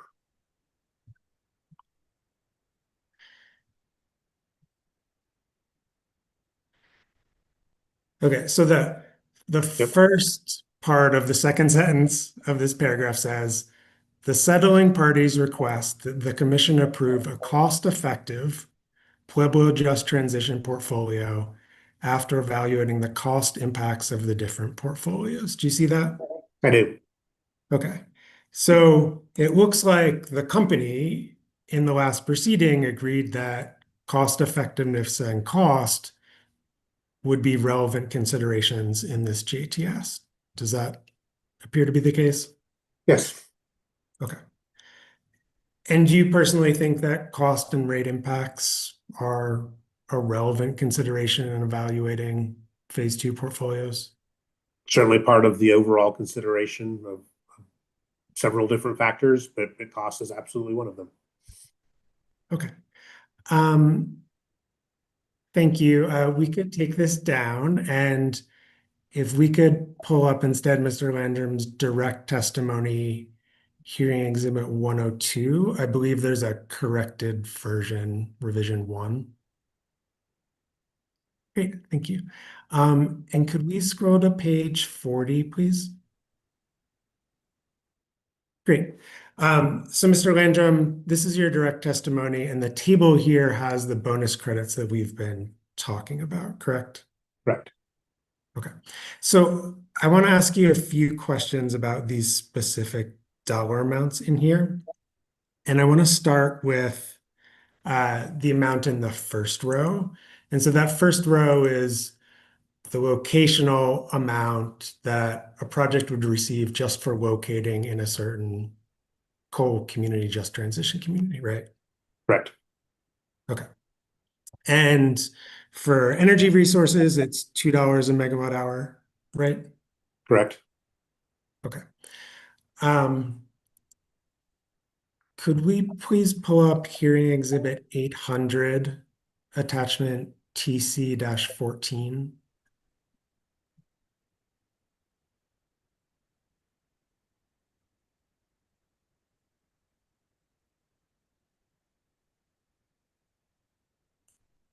Okay. And if you scroll to the bottom, it should say that this is a discovery response that Mr. Landrum sponsored. Do you see that, Mr. Landrum? I do. Okay. And could we scroll back up to the first page? Sorry about that. So subpart B asks, did the company consider alternative dollar amounts for the proposed credits? Do you see that question? I do. Okay. And if you scroll to the bottom, your answer to subpart B was no, right? Right. Okay. So my question for you is, if you didn't consider alternative specific dollar amounts for these credits, how do you know that these are the optimal amounts to achieve the intended goals of the credits? Yeah, we don't. I mean, there's no way to know that without seeing what the bids are or having foreknowledge of what the bids are and what it's going to take to pick one bid over the other. I'd argue back that very well there could be situations where these credits have zero impact. If there's a cost-effective bid already in one of these communities, the model's going to pick it, and the credit has absolutely zero impact on the decision making. So, pretty tough to predict how that would actually play out. Just based on typical notional values of these technologies, this number seems to be a nice balance point between providing a meaningful discount that might actually drive different decisions versus being overly ridiculous to the point where it just erases any sort of competitive tension. Okay, could we take this hearing exhibit down and go back one more time to Mr. Landrum's direct testimony, hearing exhibit 102? And if we could go back to that same page, page 40, perfect.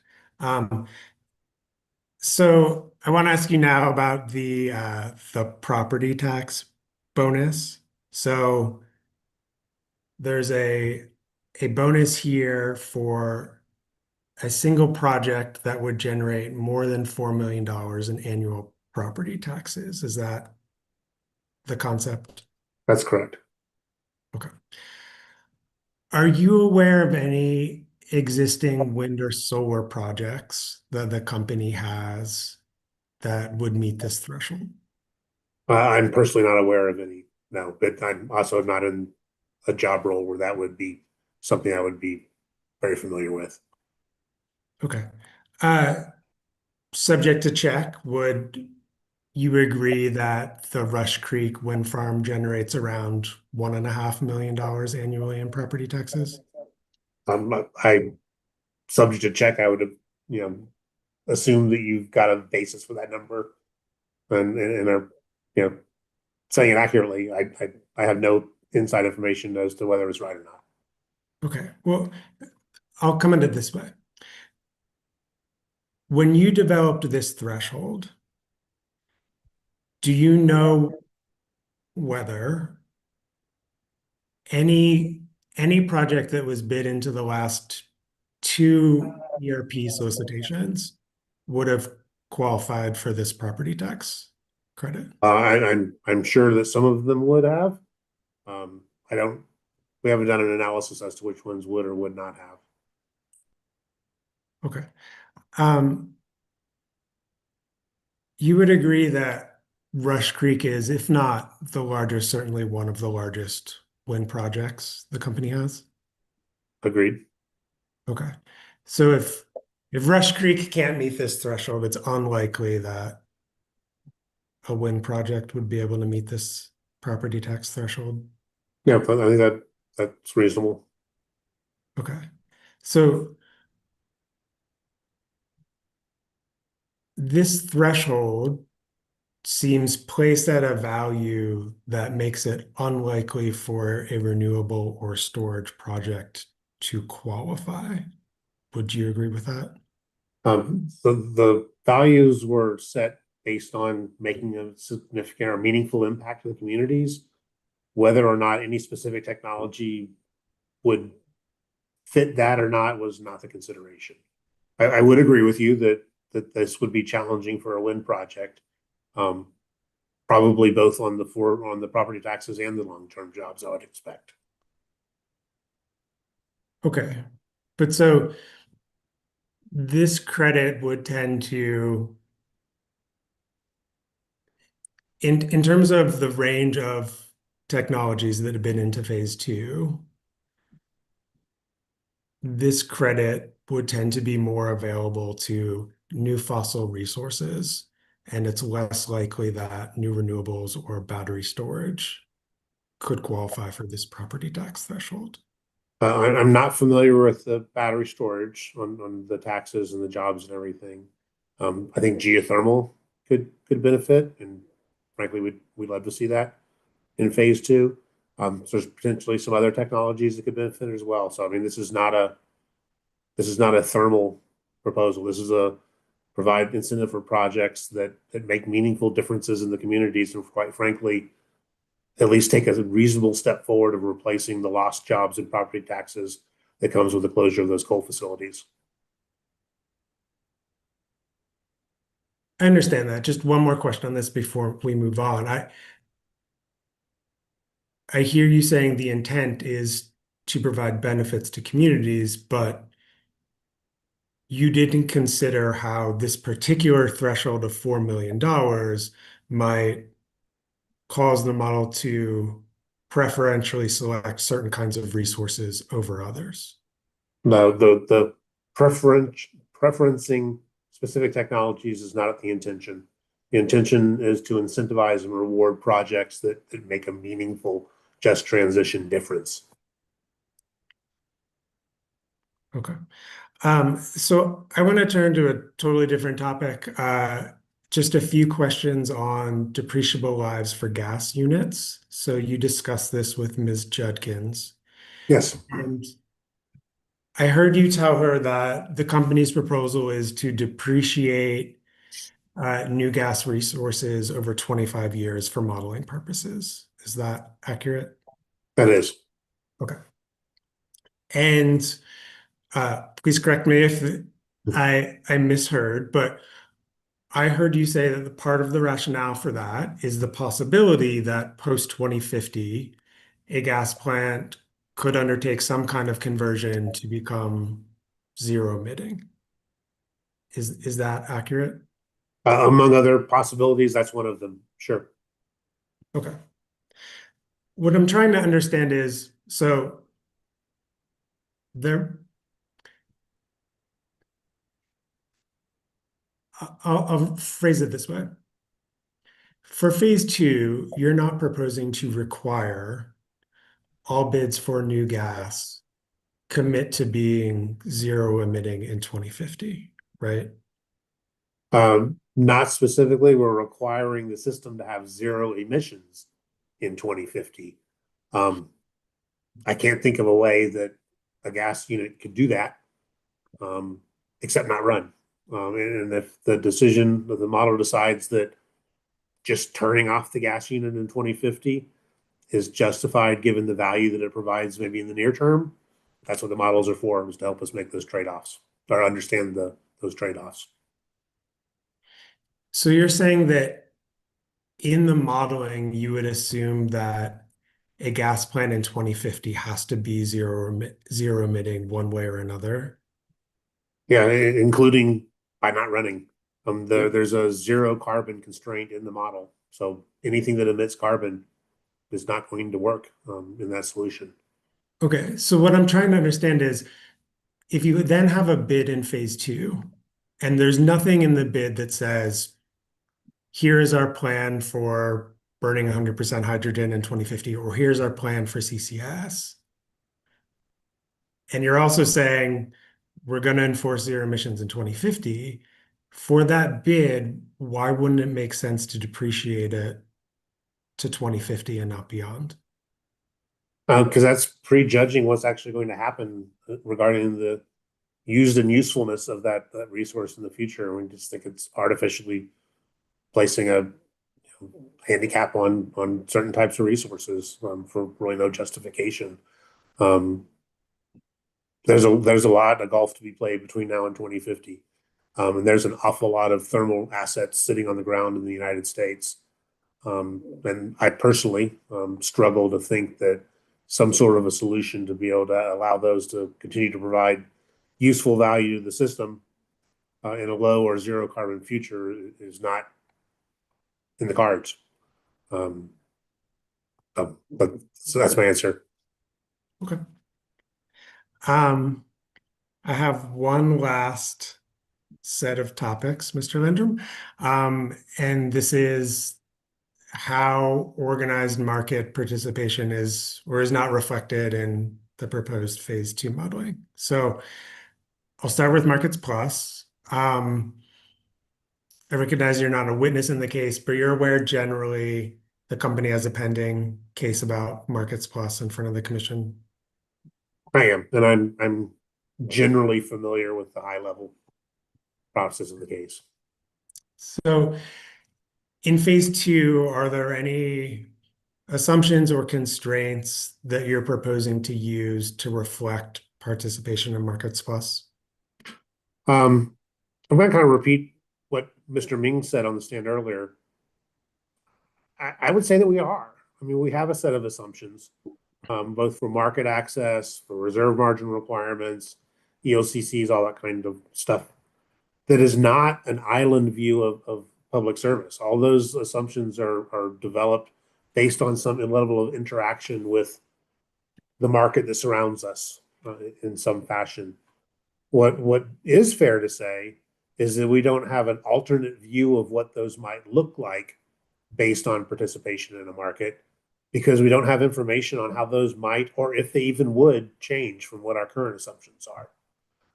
So that's the distinction I would make, is not that we're not modeling a market, we're not modeling a measurable difference in our base assumptions because of a market. There's always I don't want to make it sound like it's a long shot. There's a chance, or a reasonable chance, that a lot of our assumptions might not change very much, if at all, upon joining a market, and that's a potentially valid outcome. So that helps. Have you and your team coordinated with any of the people working on the Markets Plus docket to ensure that any of the analyses in that docket around potential impacts on the company are carried through to phase 2 modeling here? Yeah, that's a good question. I'm generally in contact with them. It's a completely, I'm not directly involved in either the negotiations with Markets Plus or RAP, nor the docket itself. So I'm definitely an outsider in that process. We do communicate if and when there's information that comes out of that, or if I'm asked for my expert support on helping craft what that's going to look like, I certainly would do so.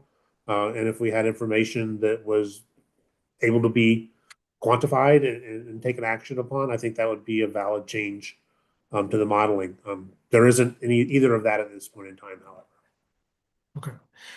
For this, if the commission approved the solicitation framework that has a supplemental RFP and potential incremental need solicitations, does the company have a process in place for obtaining any of that data on the impact of Markets Plus and having it flow through to the modeling assumptions for these future solicitations? Yeah, that's another good question. We have a process where we'll update the assumptions, certainly before this upcoming RFP, but again, for the supplemental RFP, I don't believe we've identified a review process for that or a comment process for that. Certainly something we can think about if there is something that needs to be dramatically changed from where it sits today. And a good example of that be if we did have an organized market criteria established that fundamentally changes the reserve margin study, for example, I think that would be a valid change.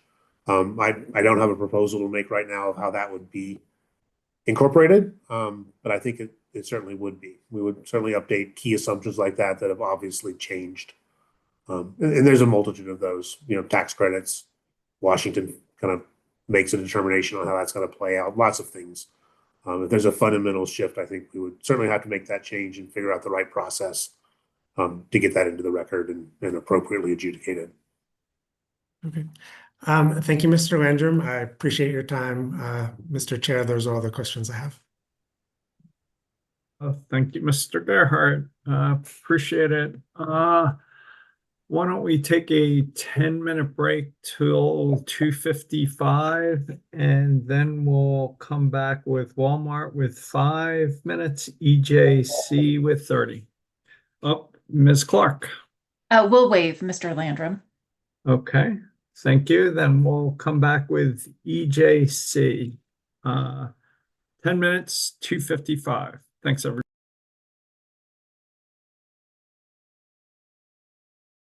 And Mr. Larson, if you wouldn't mind working on the Mr. Landrum's audio, thank you. Yes, I am working on that now. Thank you.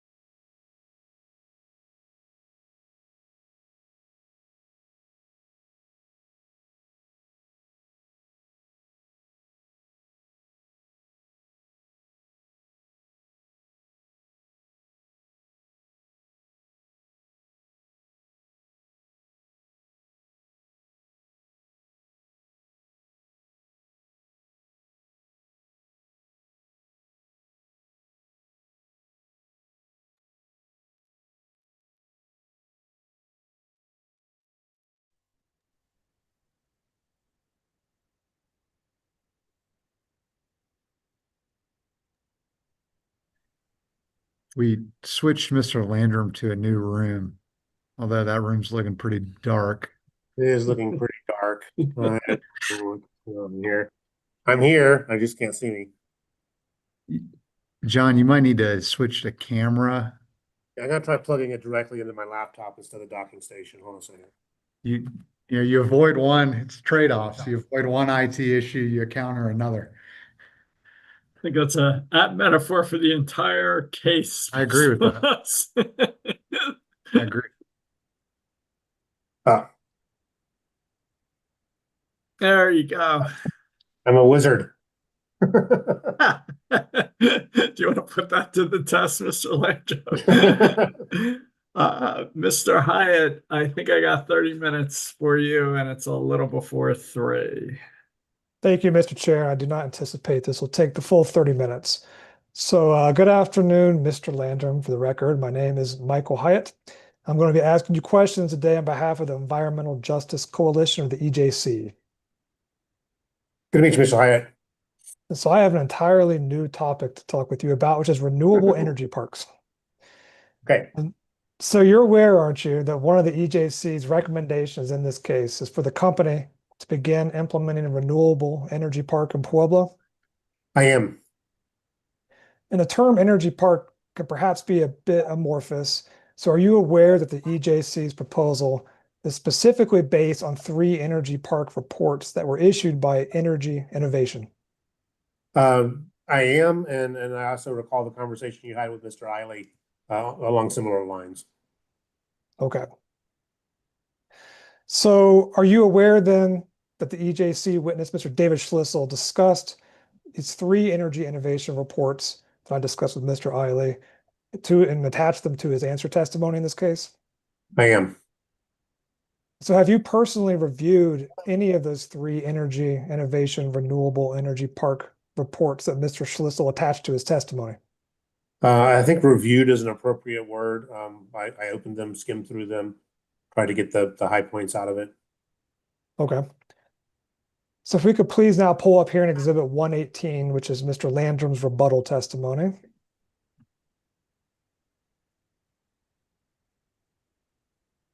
Thank you. Let's go to page 91. So can you see here, Mr. Landrum, first of all, the company opposes the EJC's renewable energy park proposal, doesn't it? Yes and no. We're absolutely open to evaluating bids that are akin to this.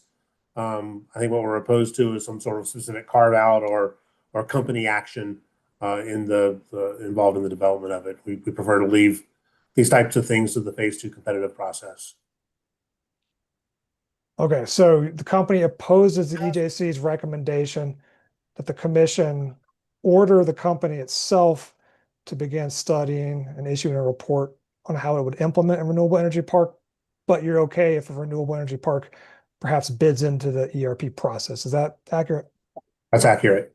Okay. So this paragraph here we're looking at, this is the only passage in the company's rebuttal testimony that discusses the EJC's renewable energy park proposal. Are you aware of that? I'm not specifically aware, but I'm not horribly surprised either. I mean, I think this probably was the company's response to those recommendations. Okay. So let's look then at the 2 rationales you provide here in this answer for why the company opposes a renewable energy park. So in the sentence that begins on line 8, one of your rationales is that you believe the EJC's energy park proposal is redundant with the PISAC study, correct? Yeah, agreed. And you believe the EJC's recommendation is redundant because the PISAC process has already convened Pueblo stakeholders to evaluate generating technologies. Is that right? That's correct. Specifically generation technologies and their potential impact on Pueblo. And there were 2 PISAC reports. So in this statement, are you referring to the December 2023 PISAC study that Mr. Eiley attached to his testimony? Yes. Okay.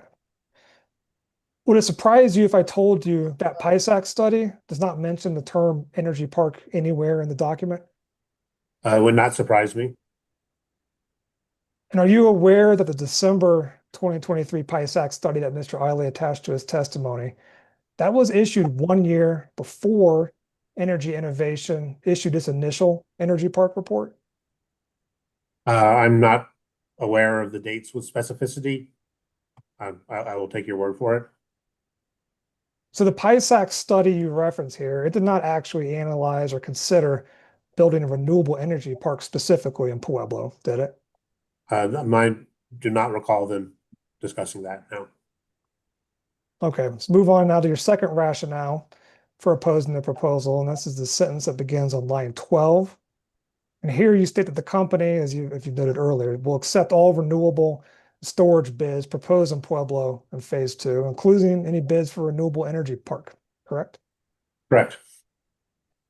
So if we could now please pull up hearing exhibit 1701, attachment DS4.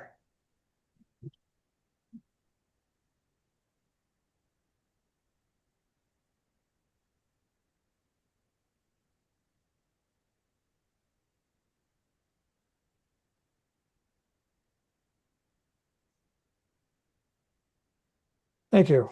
So Mr. Landrum, can you see here on page 1 of this document that this is the April 2025 Energy Innovation Report that analyzed building a renewable energy park in Pueblo? Yes. And I think we've established earlier that you've briefly reviewed this report? I think briefly is the operative word, yes. I've not read it page per page. I've opened the documents, kind of scanned through them to get the gist of what they're talking about. Okay. If you could please scroll down now to page 5 of this document. And can you see this section on the screen here at the bottom of the page is titled, "What is an energy park?" Yes. All right, can you please review just the first paragraph here that starts with the sentence or the phrase, "an energy park as we envision," and let me know when you're finished. I've read the first paragraph. Okay. So doesn't this paragraph in this report state here that there are 4 interrelated components to an energy park that work in concert together? You see that? I do. And if we scroll down to the next page, can you see here that figure 1, visually represents those 4 components, right? Right. So were you aware before now that the renewable energy park proposed by the EJC would consist of these 4 interconnected components? I was. One of the 4 components this report discusses is industrial customers with flexible loads, correct? Correct. Do you recall that as an example of this type of industrial customer, this report analyzed a hydrogen electrolyzer facility? I don't recall that part of it, but I'm not saying it's not in here. Okay.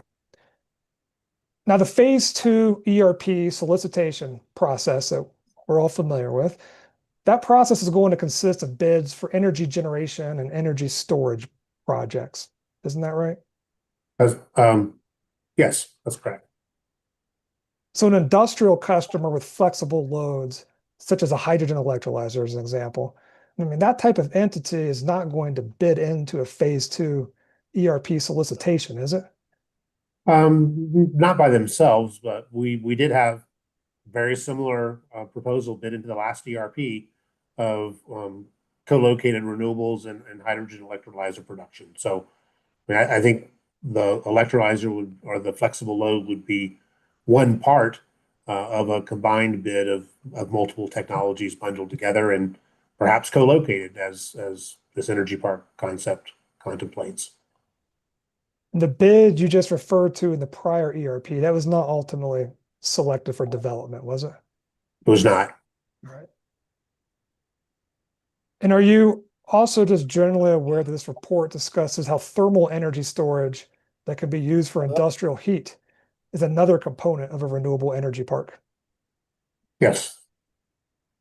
And thermal energy storage facilities, they have not successfully bid into previous ERPs, have they? I can't say that with certainty. Certainly not in the last 2, I can say.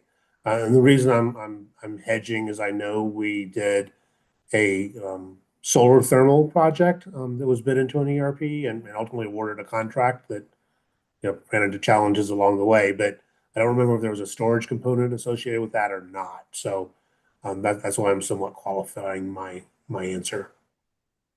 Okay. So the company's position here is that if the commission were to agree with the EJC, and if it wants the company to begin implementing a renewable energy park in Pueblo, the commission should just take a passive approach and let the ERP phase 2 process work itself out. Correct? I think in this proceeding, that's the approach that is appropriate for this proceeding.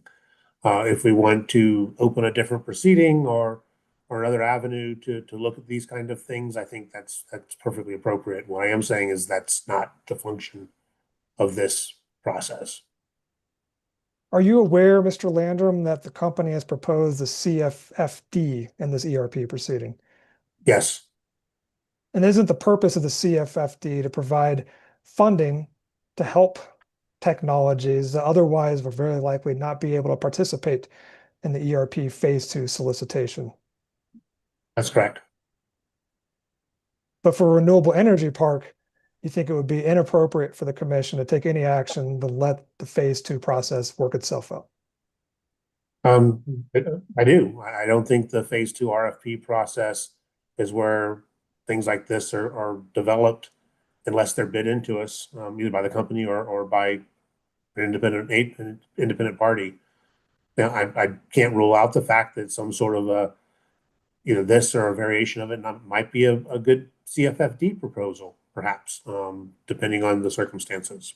And so I'm just saying that I don't think ordering the company to start development of this kind of a project here in this proceeding is the appropriate venue to do that. Okay, and are you aware that the EJC's recommendation here is that the commission order the company to use some of that CFFD funding to begin the process of just studying a renewable energy park and then issuing a report? Yeah, I am aware of that. That is your position. I think the more preferable approach would be for something like this to, for the lack of a better word, bid into the CFFD process and let the advisory panel review it along with other competing proposals and ultimately make the recommendation to the commission as the right project or projects to pursue. Okay, so am I hearing you correctly?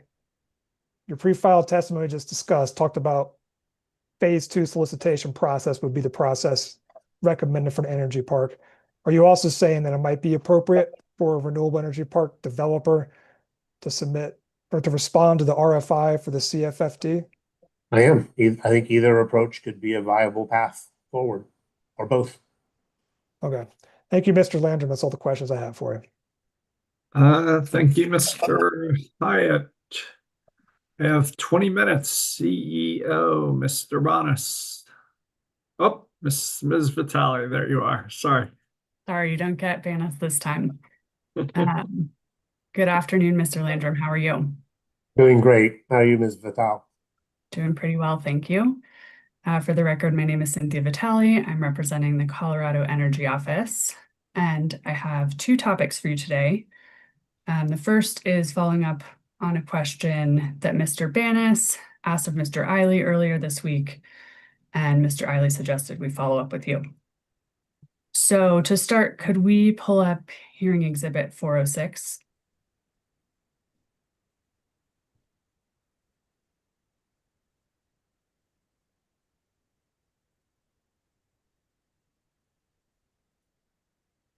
While that's getting pulled up, I'll just say that that is the company's response to Conservation Coalition Discovery Request 9-15. And just for the record, it says at the bottom that Jack Eiley is the sponsor. Do I have that right, Mr. Landrum? You do. Okay, but he told us to ask you about this, so I just wanted to explain that so it was very clear in the record. Okay, so the first sentence here in the company's response says that, quote, use of the incremental need pool is primarily for providing more certainty in the availability of projects to replace approved project failures or meet emerging resource adequacy needs. Did I get that right? You did.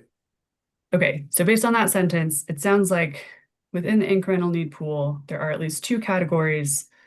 The first being replacing approved project failures, and the second meeting emerging resource adequacy needs. Is that right? It is. Okay, and then looking at the second sentence, it says the incremental need pool also serves to meet the needs of new large loads as they mature to higher certainty. Correct?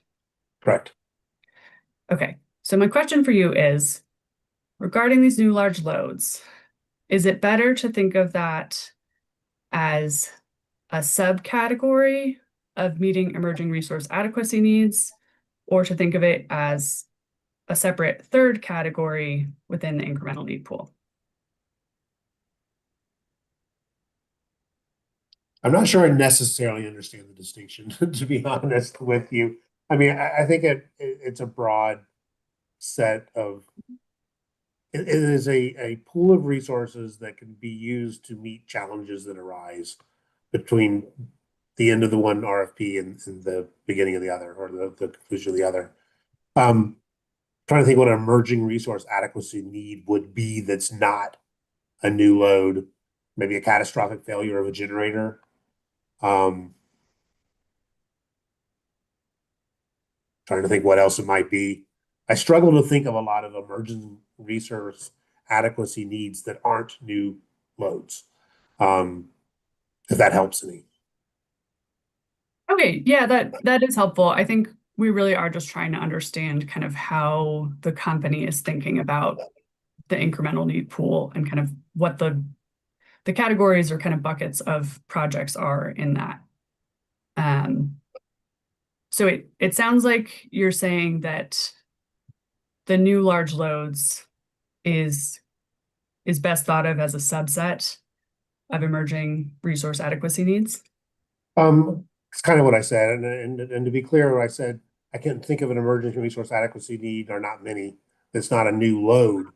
Now, data centers is one type of new load. It might be other types of new load as well. So I think your incremental need pool activations are going to be from one of two things. It's going to be on the resource side or the load side.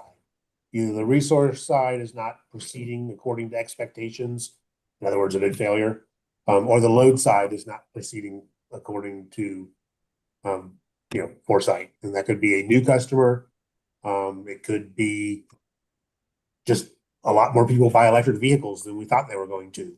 There's a variety of things that can change in our load forecast that might result in us being short on capacity and not being able to fill that through the next RFP and needing to take action prior to the next RFP to meet that need. So I think that probably emerging resource adequacy needs was put in as a catch-all, but in general, I think the needs for the incremental need pool are one of those two categories: resource side, load side. Okay, great. Well, thank you. That was a helpful clarification. So with that, we can move on to our second topic, which is related to hydrogen, and we can take this exhibit down. Thank you. So my first question is, did Public Services Phase 1 modeling include any capital costs associated with clean fuels conversions for new or existing thermal units? Yes, and we did the capital costs via adding a optional generic electrolyzer resource, if you will, technology, maybe is a better word, such that the model could select to build that capital project associated with that electrolyzer in whichever size it decides to. Also recognizing the need for incremental generation to run the electrolyzer, and thereby producing hydrogen, which is as a proxy for clean fuel, to enable existing gas units or future generic gas units to combust that hydrogen and still meet a zero carbon future. So yeah, there wasn't a lot of electrolyzers selected in the generic plans, but it was not zero either. So there was a modest amount of electrolyzers selected in most of the plans. Okay, could we bring up hearing exhibit 401, attachment MEO2.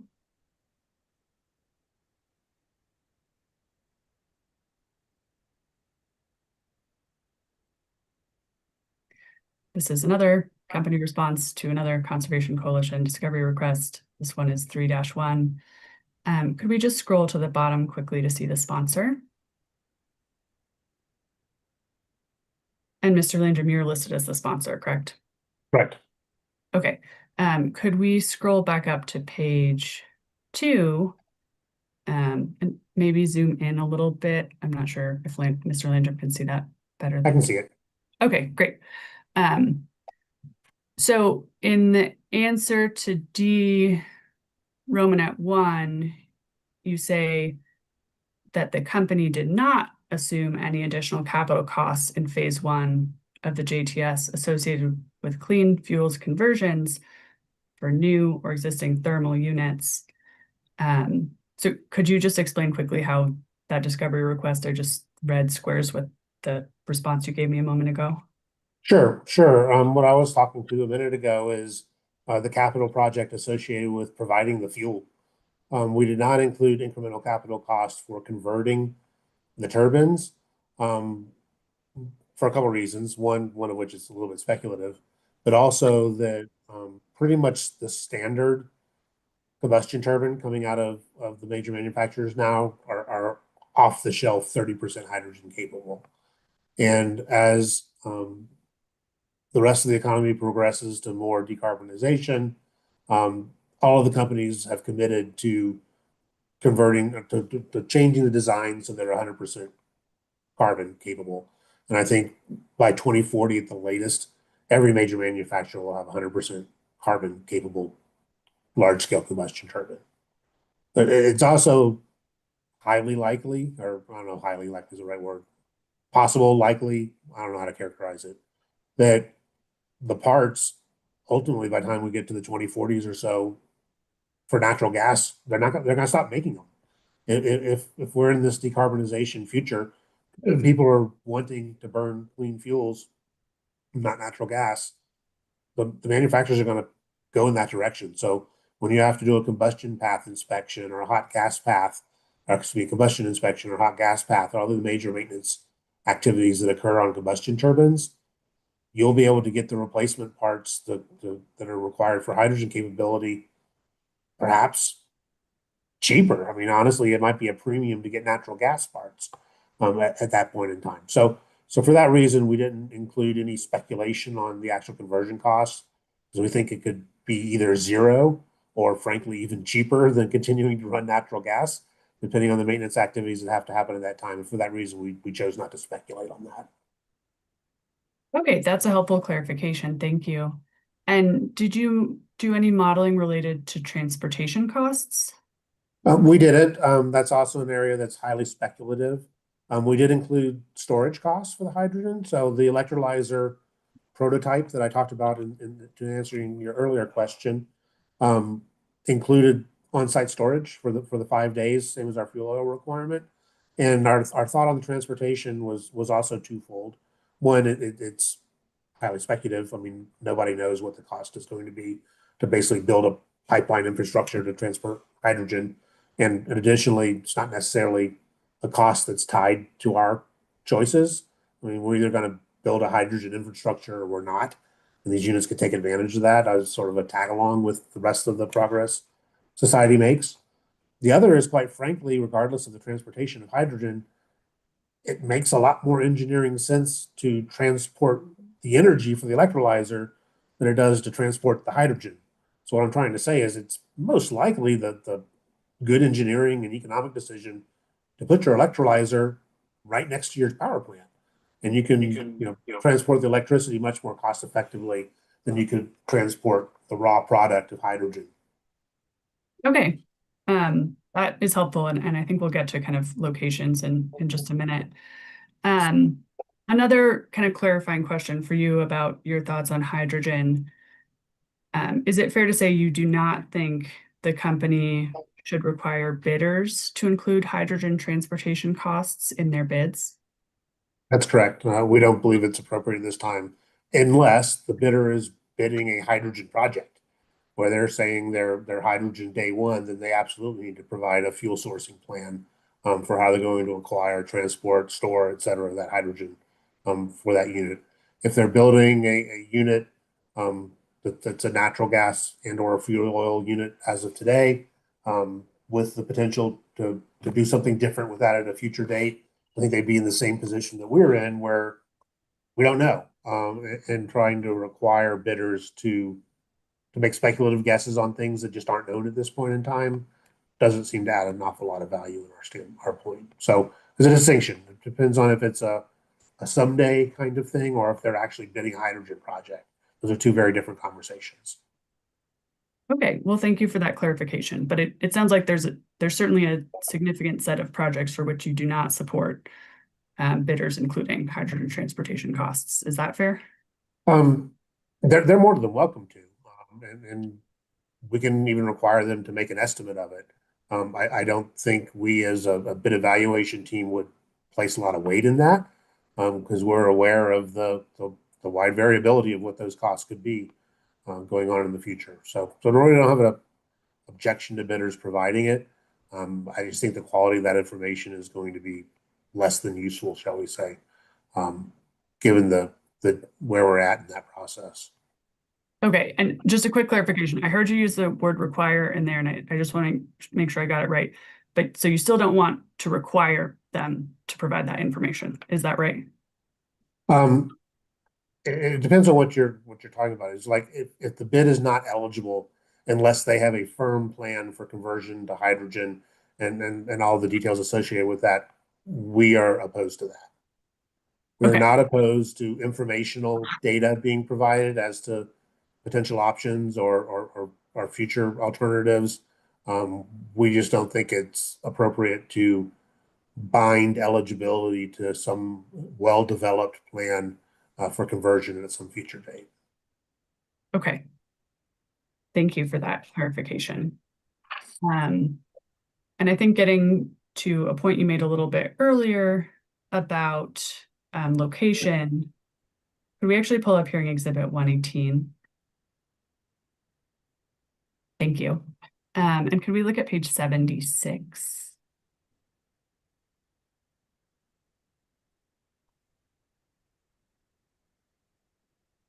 Okay. Can we scroll down a little bit to line 14 to 15? Okay, great. So here you say it would make sense that future electrolyzers would be located to minimize transportation costs, right? Correct. So when you're saying that, are you saying that they would be located near hydrogen capable units? That would make the most sense, in my opinion, at least given our current understanding of technology. Great. That is what I thought you were saying. I just wanted to be really clear because it wasn't perfectly clear in the sentence. So based on what you just said, that it would make sense that they would be located near hydrogen capable units. Has the company proposed any mechanism in this proceeding, or is there anything in the record that would require electrolyzers to be located near hydrogen capable units? No. Okay. And one other question related to this. So again, this assumption about the location of electrolyzers near hydrogen capable units, is that the reason that you do not support modeling a generic hydrogen transportation cost? That is. Okay. Great. Just give me 1 second to look over my notes and make sure we got to everything. Okay, that's all I have for you today, Mr. Landrum. Thank you very much. Thank you. Ms. Vitale. I have CEC 10 minutes, and it's 3:27. 10 minutes, 3:27. Oh, you're muted.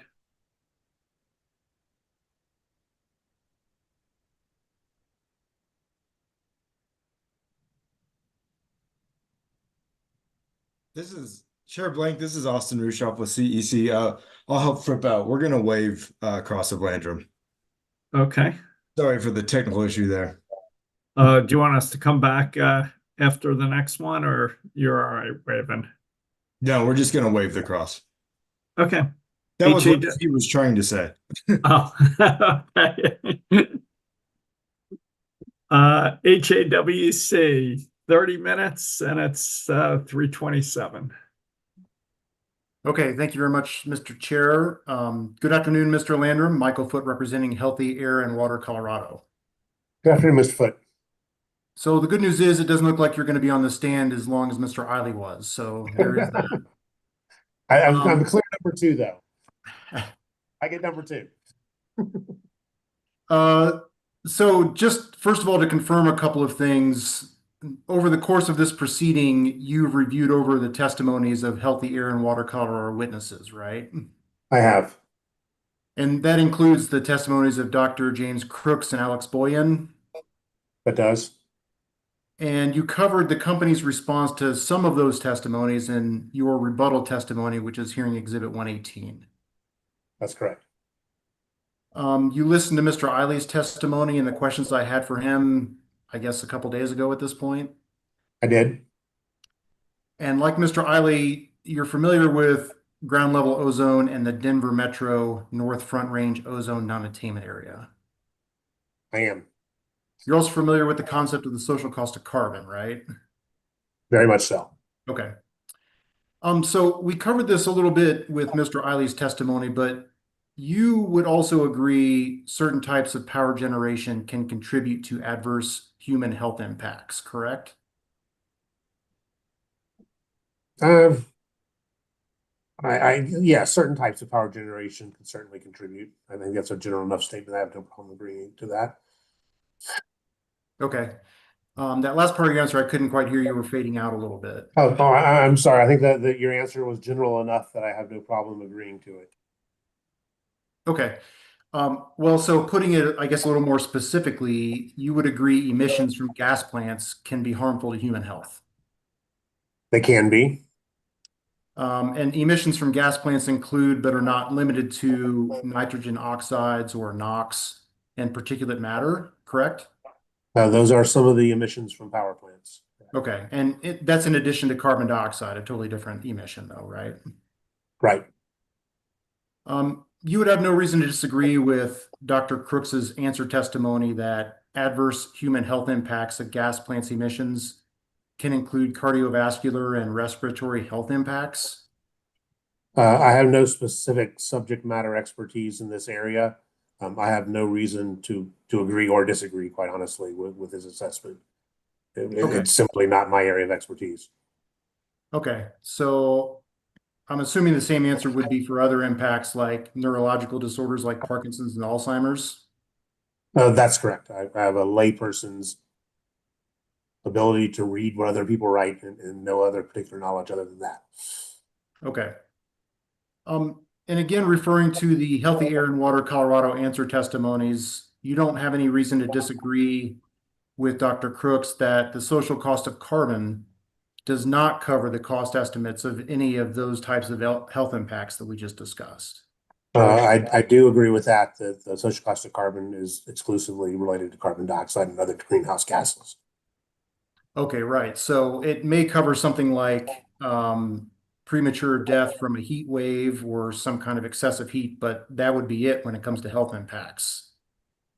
I think there's other health impacts that are modeled under the social cost of carbon framework, but to your earlier point, things such as NOx, benzene, et cetera, are not contemplated under the social cost of carbon. Okay. And that would include health impacts from particulate matter as well, correct? That's correct.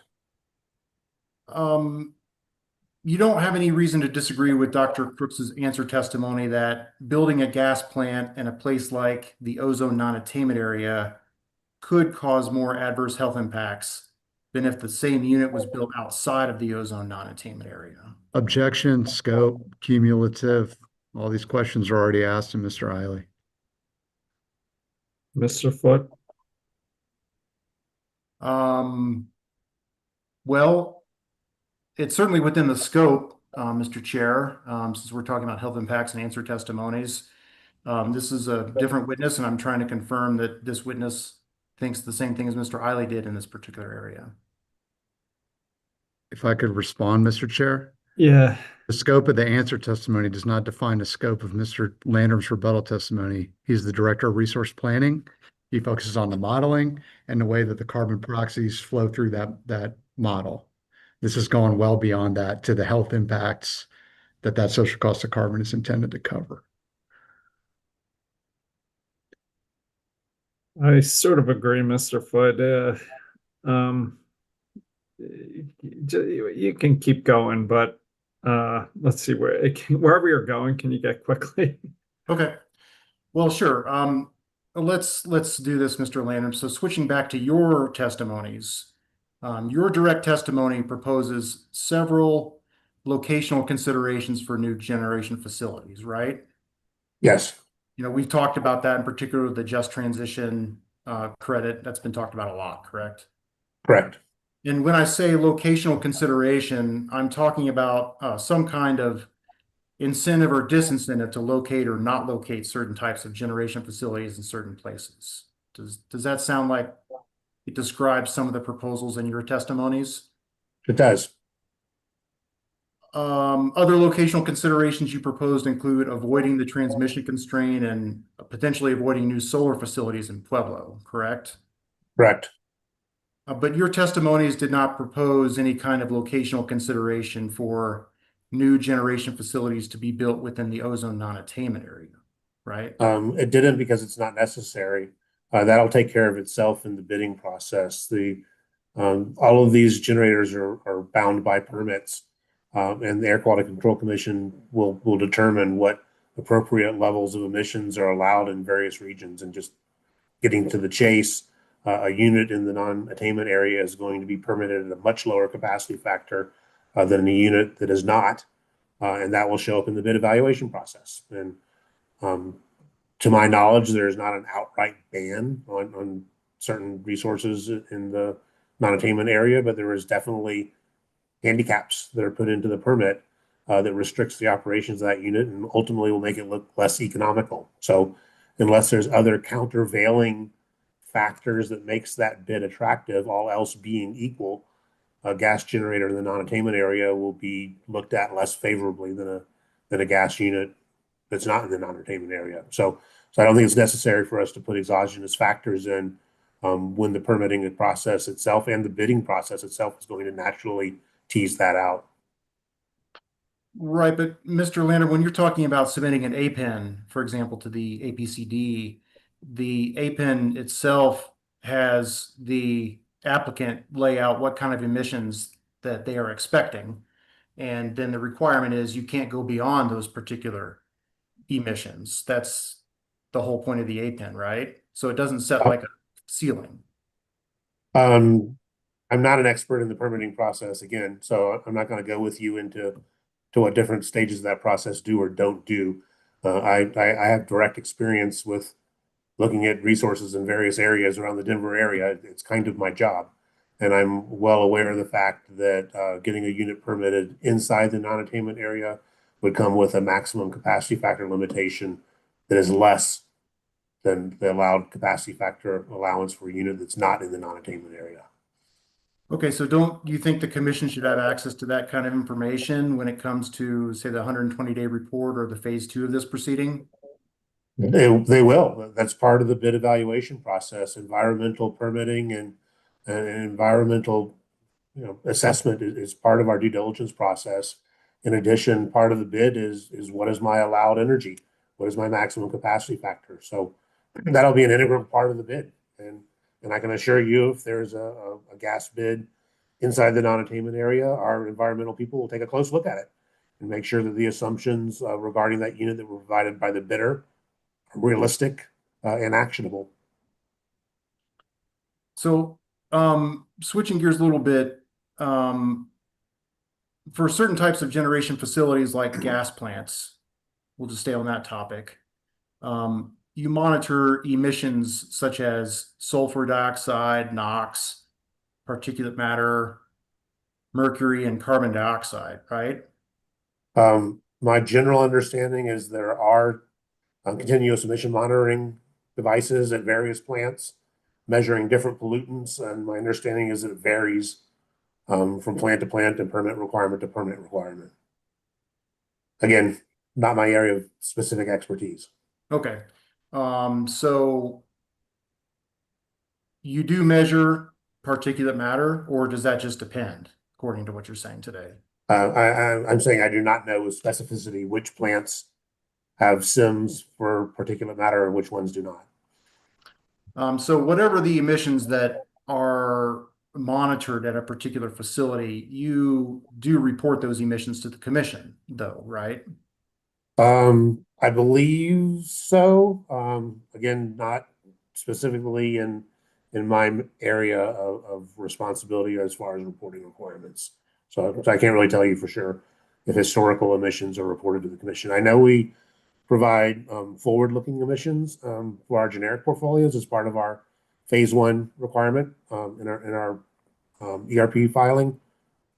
I'm not the person to ask for what we file on a historical basis.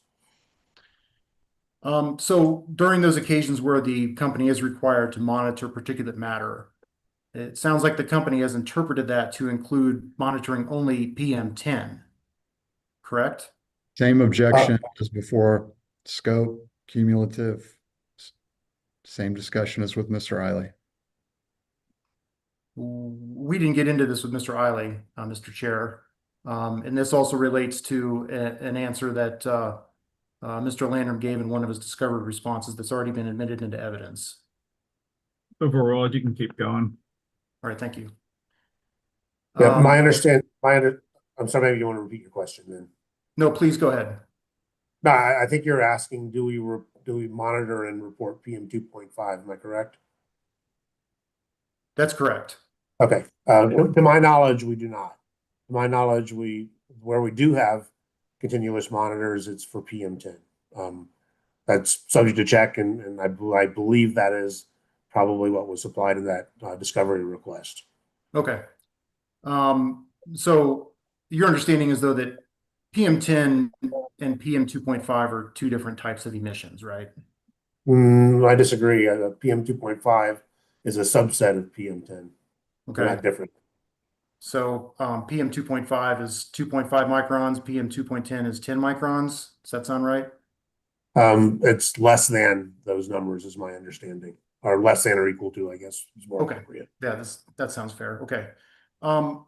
So you don't have any reason to dispute testimony filed by Dr. Crooks that the adverse health impacts of PM 2.5 are much greater than the adverse health impacts of PM 10, do you? I have no reason to support or rebut that. That's not health impacts of various pollutants is outside of my area of knowledge.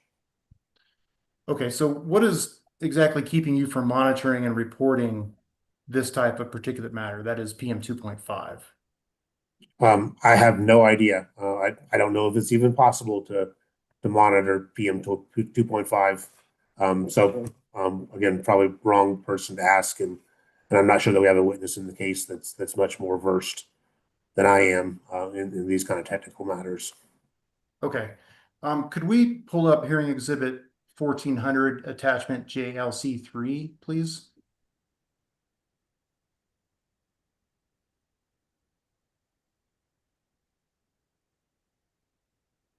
And I believe it's a 2-page exhibit. If we could go down to the next page, that would be helpful. Well, I guess the bottom of page 1. So I guess, Mr. Landrum, I'll just, if you want to take a look at this, that's fine, but I can direct you to the part of the answer that says, quote, the company has not been required to report the smaller particulates.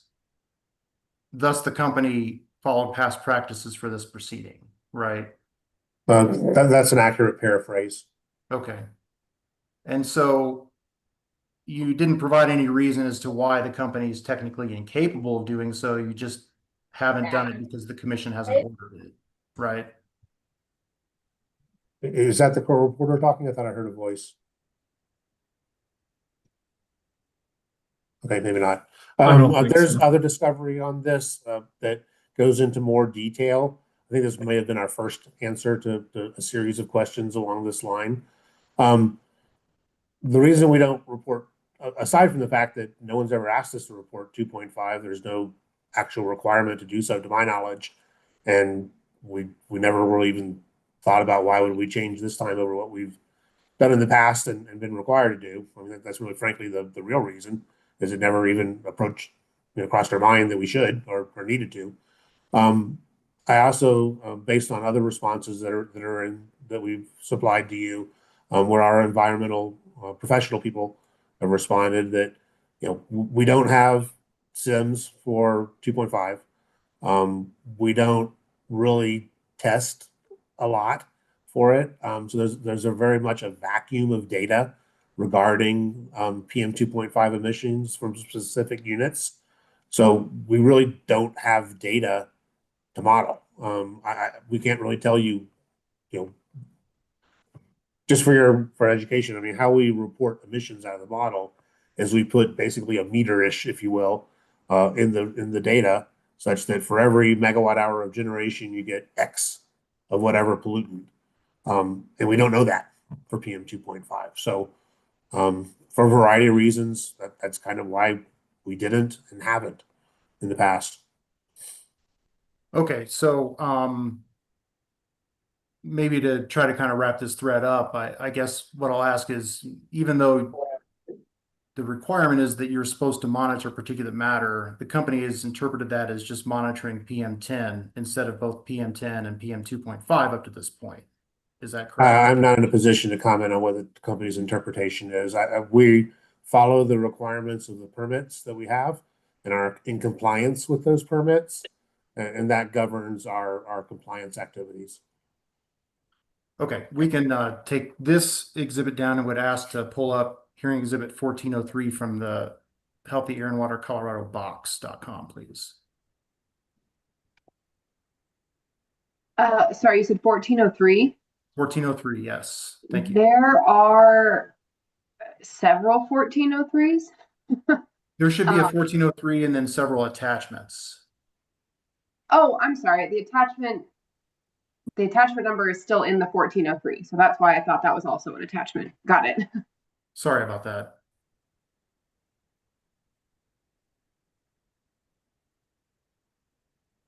Mr. Landrum, do you recognize this that's been put in front of you as hearing exhibit 1403? I do.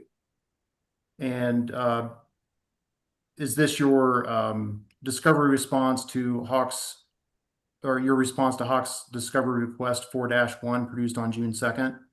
It appears to be.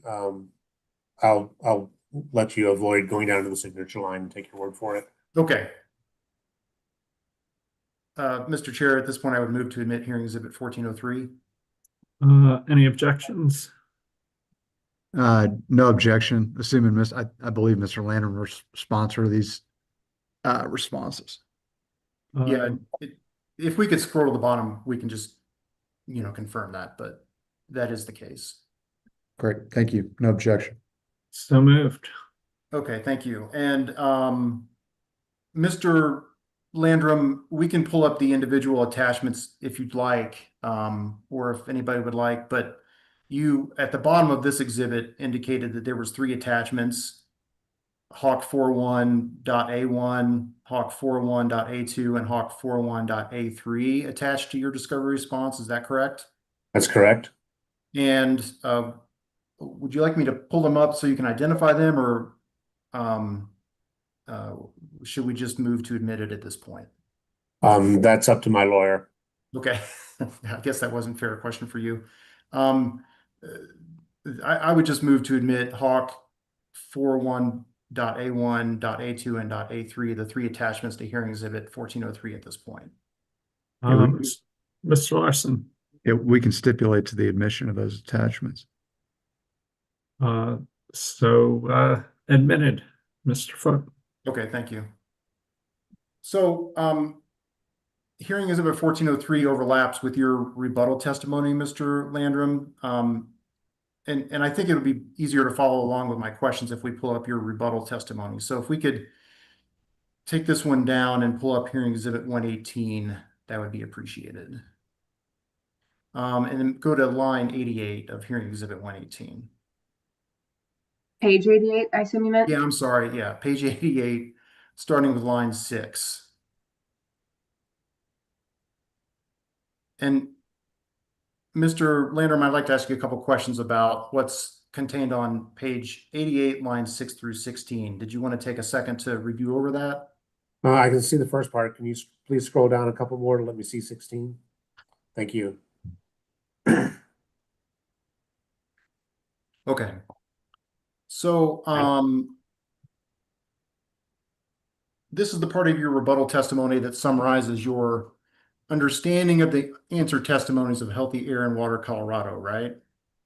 The one part, maybe, I'm sorry, can you please scroll back up? It looks like from 8 and below is not relevant to this discussion. Thank you. Yes, this part of my testimony is responsive to the issues that your client raised. Great. Okay. So I'd like to split this up into 4 areas for my questions. And the way that you summarize Hawk's answer testimony is, number 1, to measure and report primary PM 2.5 at its existing facilities, right? Yes, I believe that's correct. Okay. And then number 2, project primary and secondary PM 2.5 for all new gas assets, right? Right. And then number 3, complete a health impacts analysis related to new gas generation, right? Correct. And then 4, incorporate the results of a health impacts analysis into Encompass, correct? Correct. Okay, so moving down to lines 17 through 22, you gave the company's response to those recommendations, correct? I'm not sure we're looking at the same thing on what I'm looking at 17 through at least 20. It's talking about IE communications. Okay. Let me look at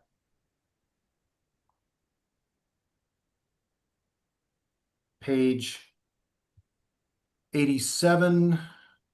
Maybe we're off by 1 page. Page 87, line 17. Okay, I'm there. Does that look like your response to the recommendations? Yeah, line 17 is the beginning of the question that introduces the company's response. Great. Sorry about that. Okay, so in the second line there, you indicated overall the company believes these recommendations should be directed to state and federal air quality regulators, right? That's correct.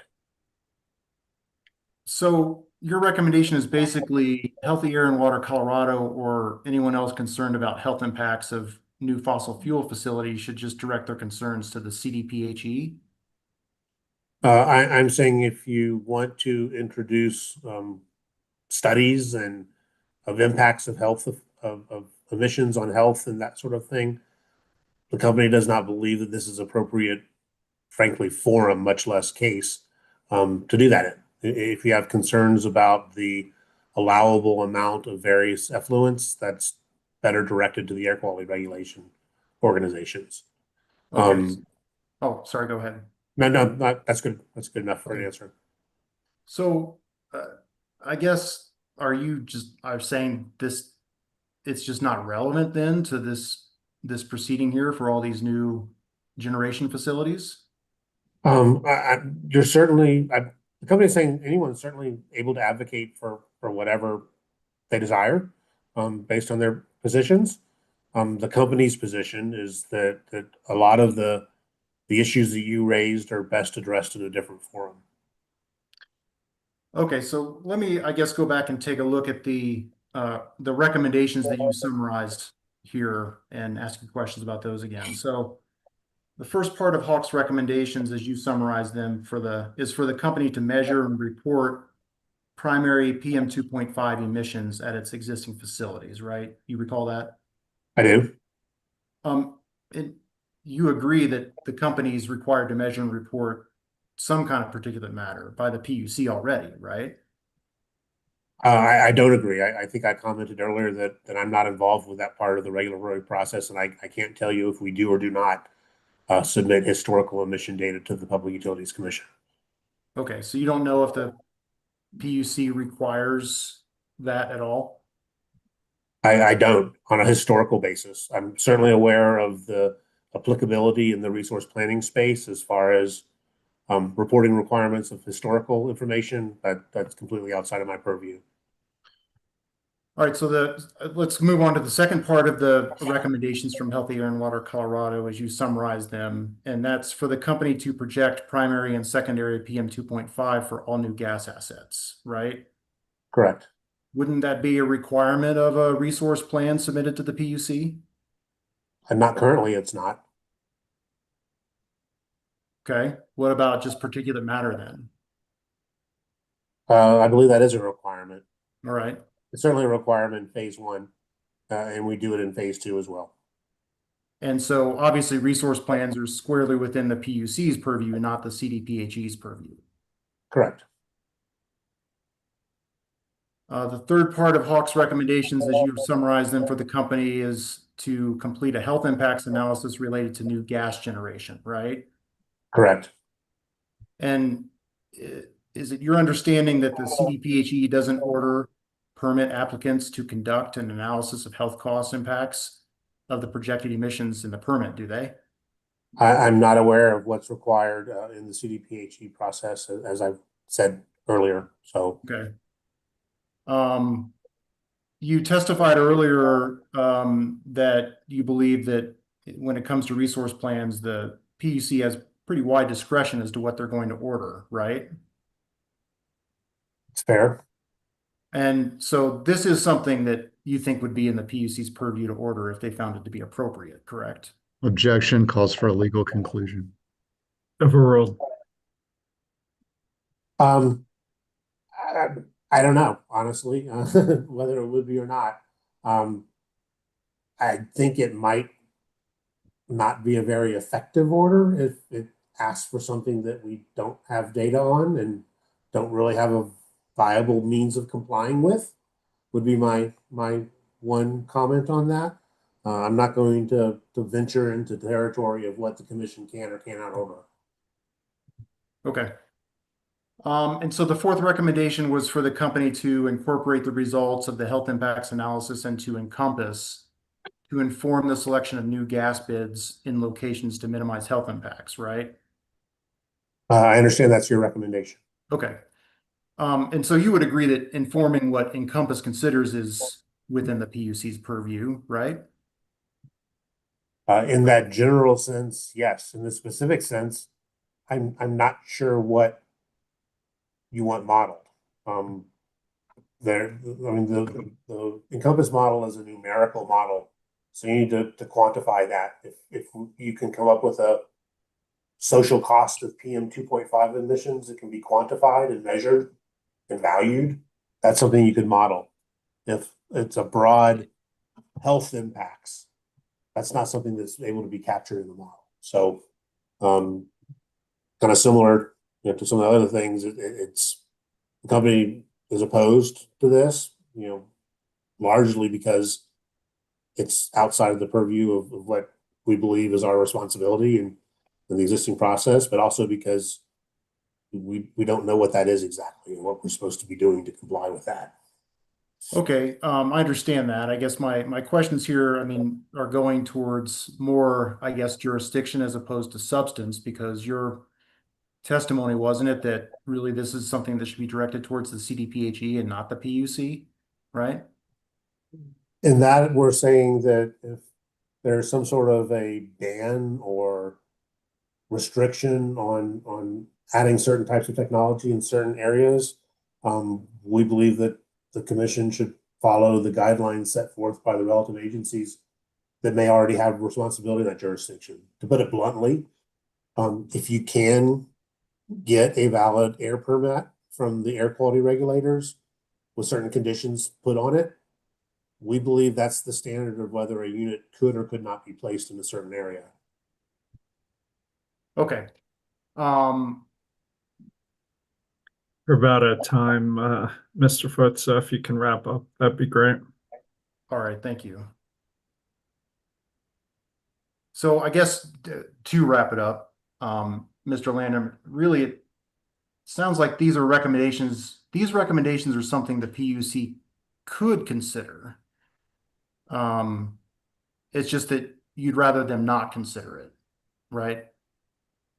I'm not sure I would characterize it that way, and it's also getting into a sort of a legal opinion. I would say that the commission can make their own conclusions as what they can and cannot order.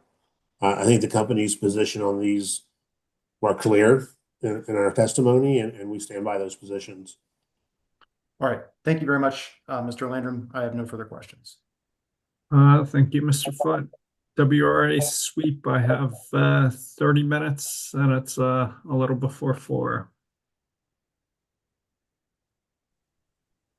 Thank you, Chair. Can you see and hear me? You I can, can. Mr. Moroso. Great. We both don't have audio and visual problems now. Good to hear. Good afternoon, Mr. Landrum. Good afternoon. So for the record, my name is Parks Broso, and I'm representing WRA and SWEEP in this proceeding. Mr. Landrum, I'd like to start with just a few lines of questions for you related to modeling assumptions for new thermal units. Can you repeat that last, please?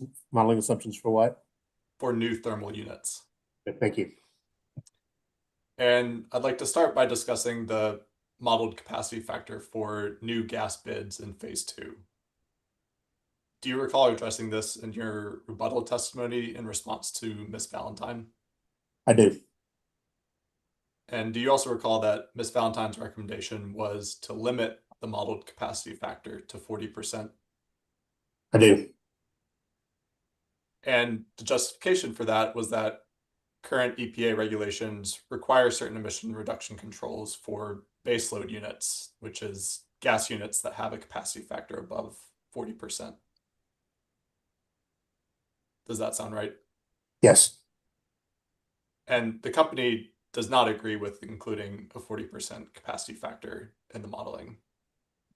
I don't necessarily agree with that. The company believes in enforcing appropriate capacity factor limits based on, just being honest, whatever regulations in place at the time that we do this. But as of currently, those current regulations are in place.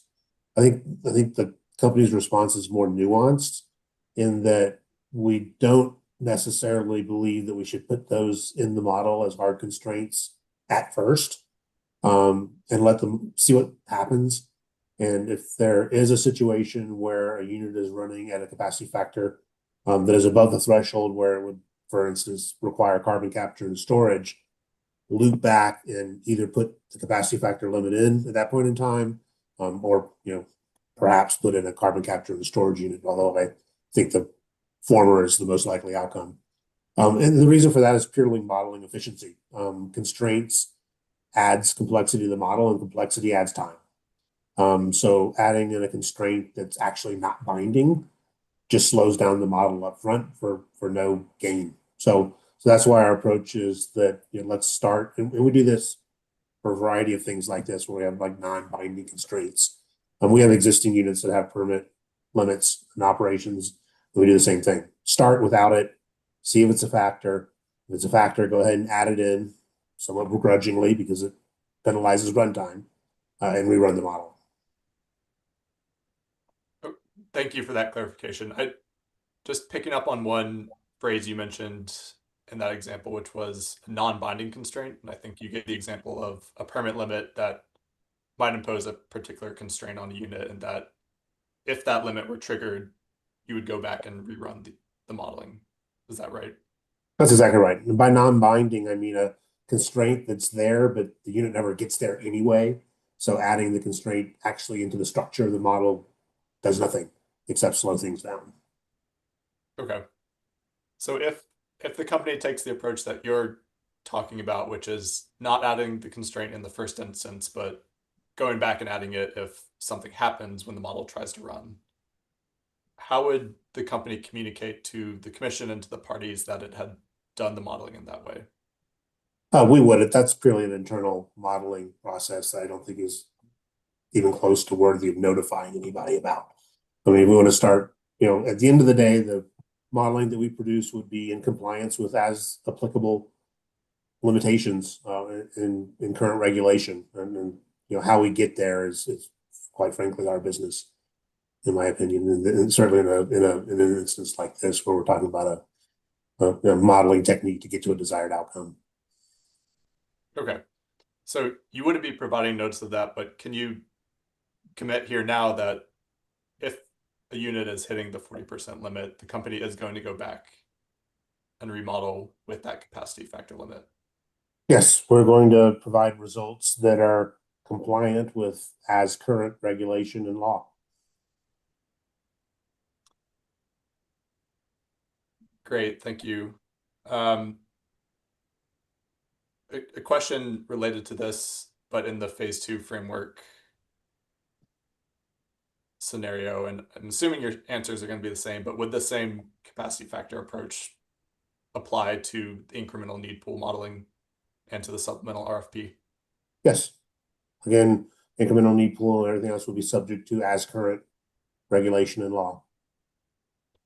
And so through the incremental need pool, if the company is activating a bid or multiple bids to meet a large customer's needs, the company would also impose a 40% capacity factor limit on any new gas resources that are activated. I'm not going to agree with you probably ever on this 40% hard numbers. I'm going to continue to emphasize with as current law, because as we both know, things are constantly changing. So we will absolutely present any analysis in accordance with appropriate regulation and law, and we're not going to present results that are inconsistent with something that actually achieves. So if the 40% or carbon capture provision is still in place, we're doing incremental need pool. Absolutely, we're going to either limit it to 40% or we're going to put carbon capture. So if that's what the law is, that's at that point in time.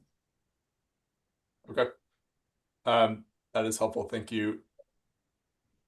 Changing topics slightly now, Mr. Landrum, you discussed the company's assumptions related to hydrogen with Ms. Vitale. So I just have, I think, 2 questions for you here. Question 1, is it your or is it the company's position that hydrogen transportation costs in reality will be 0? It's the company's position that we have no idea if hydrogen will even be transported, much less what the cost of it will be. From an engineering perspective, I can envision, in fact, I would think the preferred design might likely be an on-site electrolyzer. As I said before, transporting electricity to run the electrolyzer uses known technology, and that, I know we're talking about transmission cost a lot, but compared to hydrogen pipelines, relatively reasonable cost.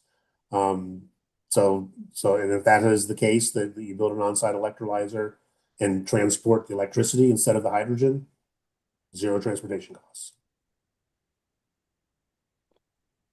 Maybe let's put it a different way. On balance, do you think it's more reasonable to assume that the cost will be 0 or that there will be some level of cost for hydrogen transportation? For the reasons I laid out here and before, I think 0 is an appropriate assumption for this exercise of what we're doing here. Okay. And speaking of this exercise, are you aware that other Colorado utilities, Tri-State, for example, does include the transportation cost for hydrogen in their generic modeling? I'm aware because of reading your testimony, not because I read it myself. I'm glad to hear that you read it. Thank you. If we could please pull up hearing exhibit 1307 from WRA and Sweeps box.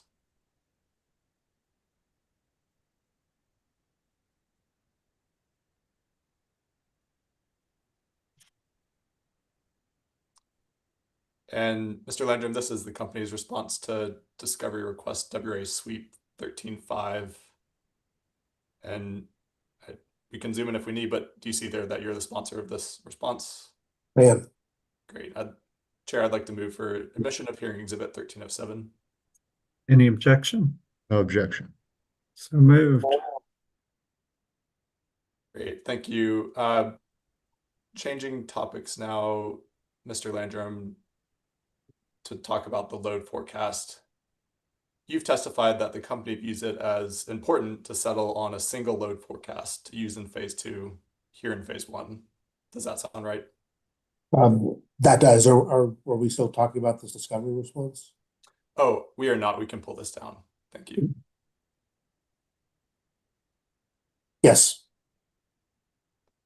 Great. And so specific to the large load component of that load forecast, the company's preference is that the commission approve now a particular level of load in phase one based on the number of expected large load customers and the company's assigned probability to each of those customers. Is that right? That's basically correct. I mean, our position has continued to evolve. The most recent and relevant position is in the tri-party framework, I think we're calling it. But my rebuttal testimony, where you're drawing from, where I'm advocating for deciding the load forecast now, absolutely stands. Great, thank you. So on that point of deciding now, what do you envision happening if a customer or customers drop out? Customers that were included in the load forecast in this phase one decision, they drop out between the phase one decision and some point in phase two. Yeah, good question. First of all, we'll refresh the load forecast using the methodologies agreed upon in this phase one, as close as possible to the release of the RFP. So, I mean, it's in our interest to be as accurate as we can, and accuracy is timeliness in this case. So, so there will be a refresh of the load forecast. So if there's something changes between now and I don't know, whatever, whenever we release the RFP, call it January, February, that'll be captured. I think Mr. Hiley has already talked about the fact that if we're going in with a lower probability assessment for the forecast than what we originally had in our direct case, so we're proposing to use the 80% or higher. Based on that, based on the kind of updating right before the RFP, we feel we're reducing the chances of having a bid drop out. And I agree with Mr. Hiley that if a bid does, it's not a bid, if a load does drop out and we end up somehow or another getting all the way through the phase two process of the base RFP, and we end up a little bit long, remember that long is going to be 2, 3, 4 years from now, because we have to build the thing, go through CPCNs, PPA negotiations, and all that. So to me, the risk if a load or two drops out, that by the time that resource finally comes online, you're going to be regretting that decision, I think is low. I think the worst case scenario is that we would grow into that over a period of 1 to 2 to maybe 3 years. More likely, another large load would come along and snap it up as soon as it's available. So we're not talking about stranded costs here. We're talking about, worst case scenario, getting a little bit ahead of the reliability curve, which from my experience would be exceedingly refreshing. And for a limited period of time until you would grow into it in a very short order. With our forecasts of electric vehicle growth, beneficial electrification, and else, I mean, there isn't going to be a stranded cost for very long from being a little bit long. In addition, joining on a wholesale market gives a great opportunity to monetize that length via sales to other entities, thereby even further reducing the risk of being a little bit long for a while. So hopefully that helps. Yeah, so a lot to unpack there. I think going back to the forecasting mechanics, you said something to the effect of if there's a change before the RFP is issued, that will be captured in the forecast. By that, that's correct. If a load drops below the 80%, if that's the approved threshold, if a load drops below that point, it would not be included in the forecast. That's correct. I mean, with a reasonable time frame. I mean, if literally they drop out the day before we issue the RFP, there just may not be time. But the intention is to absolutely update that forecast to the best of our current information, as close as possible to issuing the RFP as possible. And so following up on that, is the issuance of the RFP is when you envision that would be the last point at which you would update the forecast? For that particular RFP, yes. It would not happen, for example, when you go to do computer-based modeling of bids that come back. That's not the intention. There is an opportunity to do that through consultation with the IE. If there was something that was so meaningful that had changed that we had information on where we would just be wasting our time going through the evaluation process, we could work with the IE to come up with a resolution to that and do a kind of contemporaneous load forecast adjustment, I guess. But that is by no means expected or contemplated. That would be more of a break glass in case of emergency approach, in case something happened that was very unforeseen. Okay. And sometimes it's good to have that glass there to break. Let's say in terms of a meaningful change, a 300 megawatt customer drops below 80% after the time the RFP has been issued. Would that be a meaningful change? I hate to speculate on exact numbers here. It kind of depends. So I'm not prepared to issue a bright line as to where we would or where we wouldn't at this point. Could the commission provide guidance on at what point the load forecast should be updated after issuance of the RFP? Yeah, they could, but understand that if you change the load forecast, you basically start over on the 120-day clock because, well, depends on where you are in the modeling process. I mean, we have the initial work of due diligence and all, which doesn't have to start over. But if you're modeling and you change the load forecast, you go right back to day zero of the modeling process. So that's going to be something that we're not going to undertake, haphazardly. It's got to be something that fundamentally changes it for us to do that. And at the end of the day, it might end up being better to just go through the evaluation process and talk about it in the 120-day report. And okay, that fair enough. When you say talk about it in the 120-day report, that doesn't mean remodeling portfolios based on a different forecast, right? That means comments back and forth between the company and parties. Yeah, it may vary. I mean, it depends on the situation. We're talking about complete hypotheticals here, right? So it's Sure. How big is the change? When does it happen?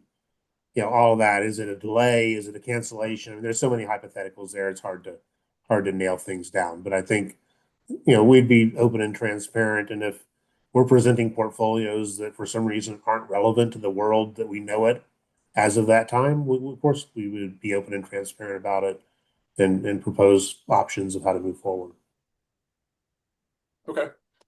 And I think you and I will probably have a difference of opinion on the conclusion to draw from this, but would you agree that because of the modeling time and some of the impacts downstream that we're talking about, it's important to get the forecast right, whatever that approved forecast is, before the RFP is issued? I think it's important to get it as right as you can. I would put back to you that we're never going to get the forecast right. Never have, never will. We do the best effort we can based on the information we have at the time, and we move forward to actionable steps to implement the priorities of the state and the commission and the company and the stakeholders. So we're never going to get it right. Thank you, Mr. Landrum. Don't undersell yourself, but so same questions here for the supplemental RFP as part of the phase 2 framework. We're appreciating the humility, Mr. Barrasso. Believe me, if I could get it right, I could find a lot of better ways to make money than here. Or Sorry to on a interrupt. Friday, just trying to keep it light here. Thank you, Yeah. Mr. Landrum. So same kind of line of questioning we've been in for the supplemental RFP. Would you expect the same timing to hold for updating the load forecast for that? Yeah, absolutely. We'll update the assumptions, update the load forecast as close as practicable to the start of the issuance of the RFP and consistent with past practices. And the base RFP would file our updated assumptions at or very near the time of issuing the RFP. So very same timeline, very similar timeline, just for the next RFP as well. Okay. Thank you. Last line of questioning here, moving to the incremental need pool portion of the phase 2 framework. Were you listening to Mr. Eiley's testimony earlier in the hearing? Yes. And you might not have a perfect recollection of all of it, but as a refresher, I had a discussion with Mr. Eiley on the portfolio or the bid modeling that will happen through the INP. Yes. And in that discussion, Mr. Eiley confirmed that the company's intent is to not model or to not present multiple portfolios when it's activating the INP. Does that match your understanding? Generally. And thank you. And I asked in that same discussion what action the commission would take in response to the INP, and Mr. Eiley's answer was that presumably the commission could either approve, deny, or modify that portfolio. Does that also match your understanding? It does.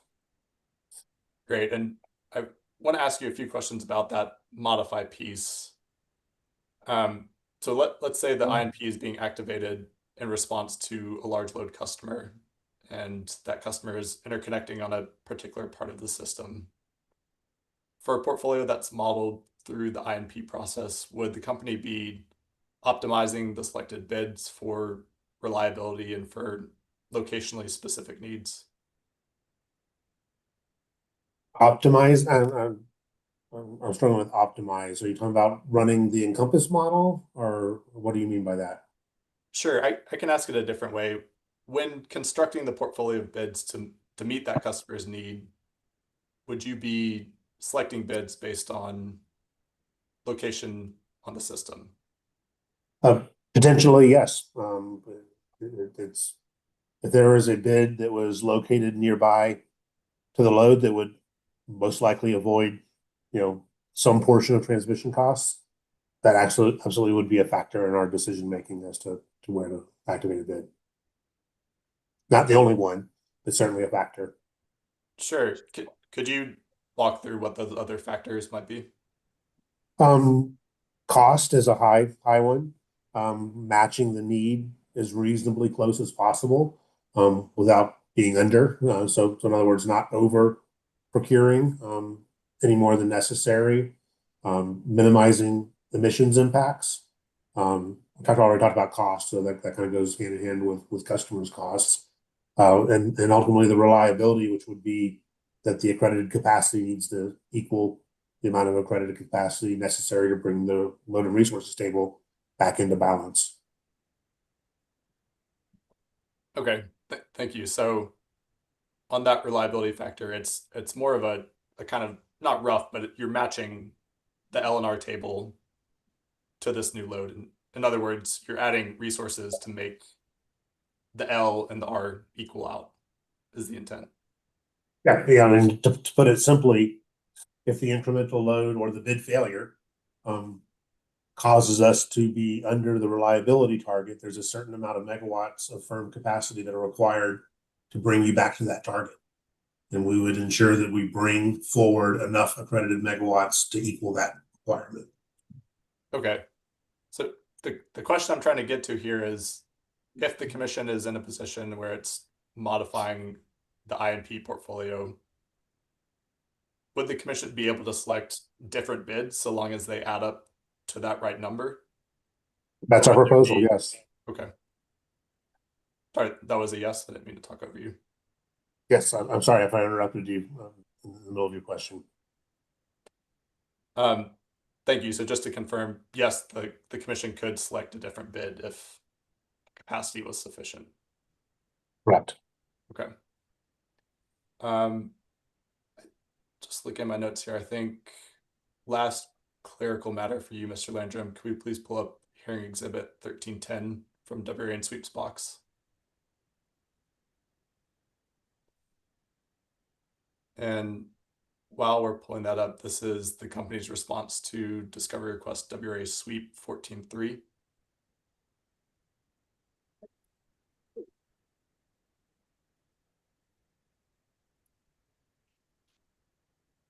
Great, thank you. And scrolling quickly to the bottom here, Mr. Landrum, do you see that you're sponsor? Yes.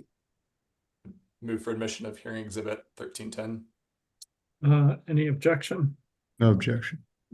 So moved. Thank you. We can pull that down, and Mr. Landrum, I have no further questions for you. Thank you for your time.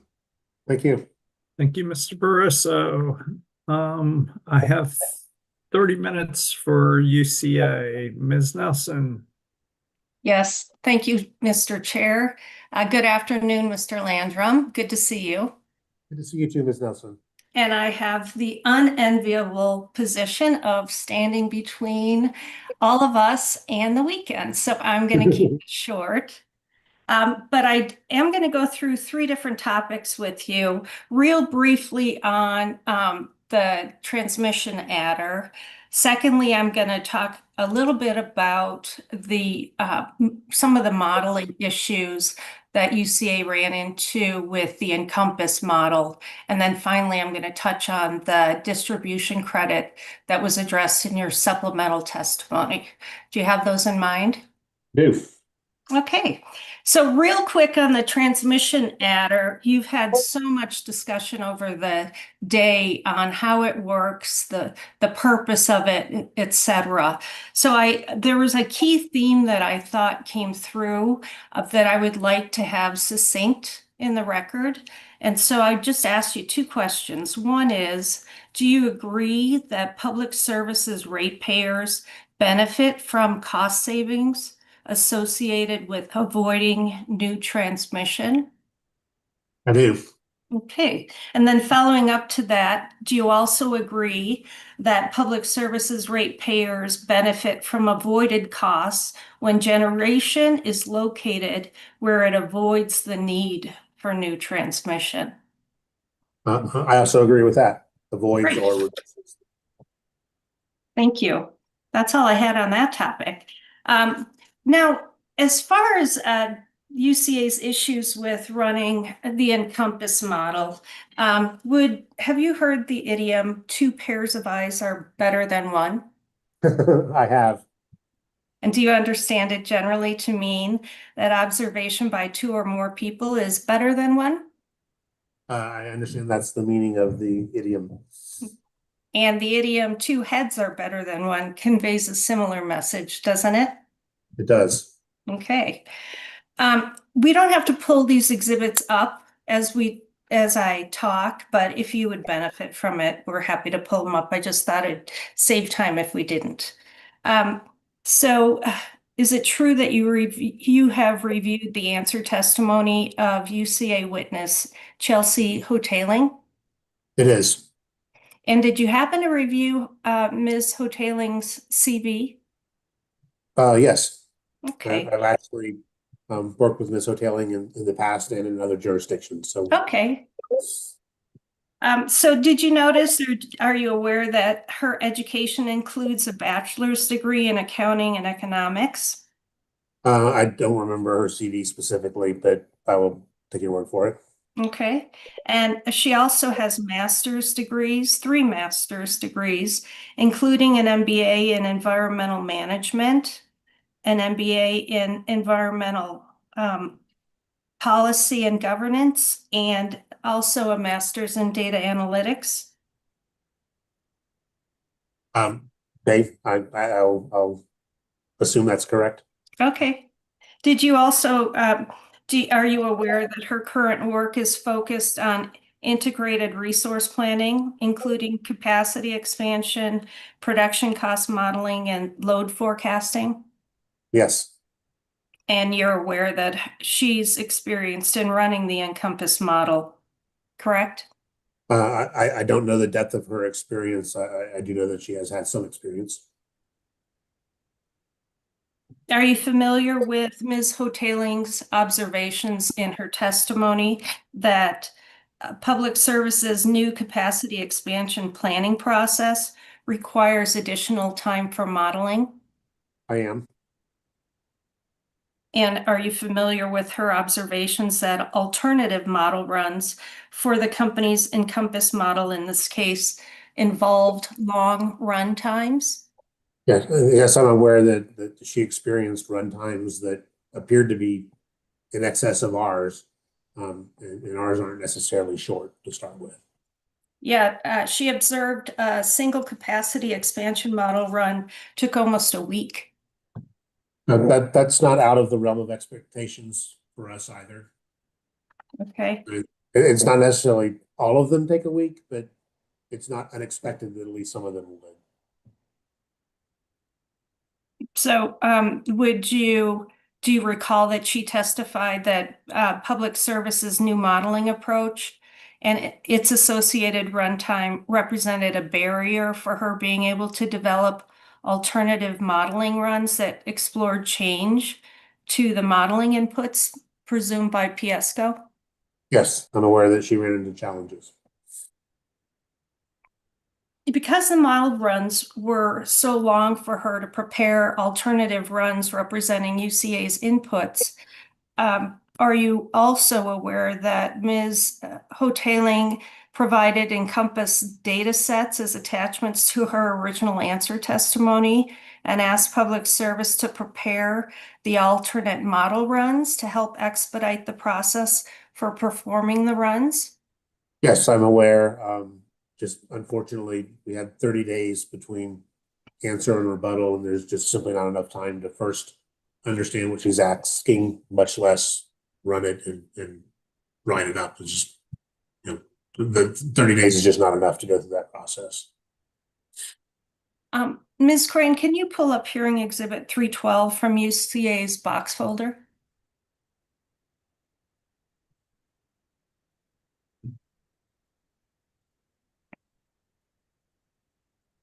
Could you make it a little bigger? Thank you. Mr. Landrum, would you identify this document? This is the company's response to COSA SIA AU 15-1. And are you the sponsor of this exhibit? I am. Mr. Chair, I move for admission of UCA Hearing Exhibit 312. Any objection? No objection. So moved. And I'm going to focus on, well, let's start with subpart A. The question asks PSCO to confirm that to produce additional data beyond what the company has provided with the provided Encompass database requires an intervener to purchase an Encompass license. If denied, please explain. And your answer there is confirm. That's correct. And in B, you state that the company did not provide Encompass licenses to any party in this proceeding, correct? Correct. And then finally, in response to how much the company pays for its Encompass license, you state that the company paid $65,000 for its most recent annual subscription to Encompass, and it's not a per user fee, correct? Correct. Just as an aside, is that cost recovered from Public Services ratepayers? I believe, I don't know, of the accounting treatment of it. So yeah, I'm gonna leave it at that. I honestly don't know. How many total users does PSCO have to run the Encompass model? It varies with, employee churn. Typically, we have between 6 and 8 analysts that are on the team whose primary job function is to run Encompass. And that covers all Xcel Energy operating companies. I want to clarify. Yeah, that was going to be my next question. I'm sorry, you're breaking up a little bit for me, Mr. Landrum. Can you just repeat what you said? Yeah, sure. I think we might have been talking over each other a little bit. Okay. The 6 to 8 people is for all of Xcel Energy operating companies. It's not strictly focused on Colorado or PSCO. All right. And for this proceeding, did you have those 6 to 8 people available to run model runs? We had 2 plus a leader who was partly engaged, but actual analysts preparing data and running models. There was 2 of them who were primarily assigned to this function. And you said that the company did not run Ms. Hoteling's alternate model runs with the inputs that she provided in her answer testimony? That's correct.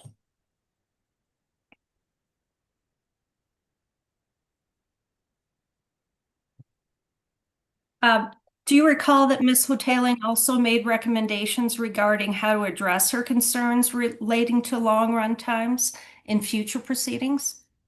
I do.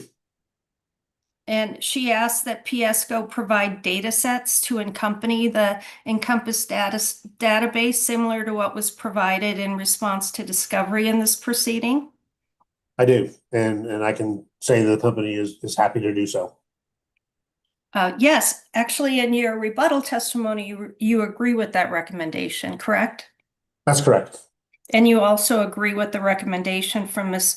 Hoteling that if public service developed any data sets to address infeasibilities that occurred in its modeling runs, PSCO would note that information in the work papers so that interveners can easily identify those data sets in the database, correct? That's correct. Since you agreed to these recommendations in your rebuttal testimony, would you state whether the company would have an objection to the commission including these two requirements in its order in this case for future proceedings? No, we have no objection to that. I think it's a relatively narrowly focused issue that may or may not have repeatability associated with it. But I'll leave that to the commission to determine. We have no objection either way. Thank you, Mr. Landrum. All right, my last line of questioning, hopefully it'll go quick. Distribution credits. I would like to pull up your testimony for this line of questions. Hearing Exhibit 111, it's your supplemental direct testimony. And please go to page 23. Thank you. Again, can you just blow it up a little bit and roll up? I'm going to focus on lines 9 and lower.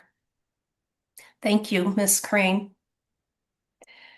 All right, here, Mr. Landrum, you talk about new proposed locational factors that you provided for the first time in your supplemental direct, correct? That's correct. And you state starting on line 12 that subsequent to the direct filing of the direct case, the company has filed its proposed VPP tariff in proceeding number 25A-0442E, correct? Correct. What does VPP stand for? Virtual power plant goes by various names. Aggregated distributed energy resources are synonymous. Okay, for purposes of my questions, I'm just going to refer to it as the virtual power proceeding. Is that okay? That's fine with me. And you say, consistent with the methodology in that filing, the company is now proposing that the distribution credit of $69.09 kW per year used in the cost development of the VPP tariff also be used for eligible distribution connected bids in phase 2 in this proceeding.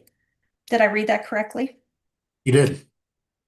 Okay, so as in the next you go on to say, as in the VPP tariff, this credit would be applied for the first 5 years of operation and would only be used for bids on the affected feeder list and subject to the criteria discussed in the VPP tariff filing, correct?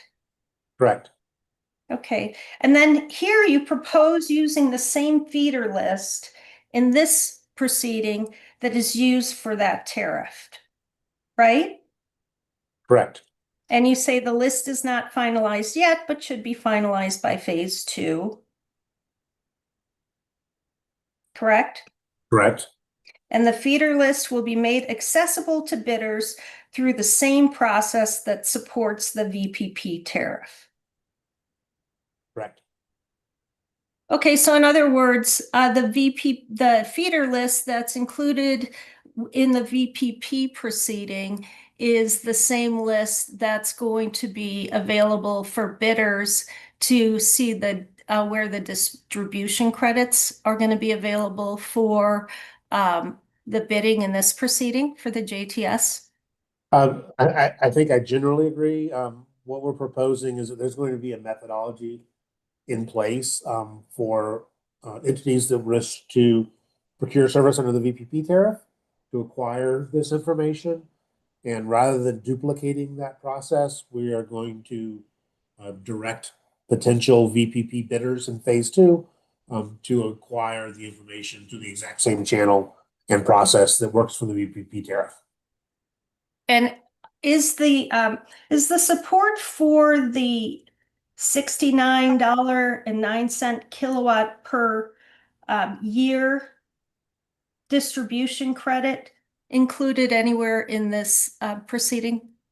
No, we're referring to the proceeding that's listed here, 25A-0061E, for the foundation for that. But in addition, Mr.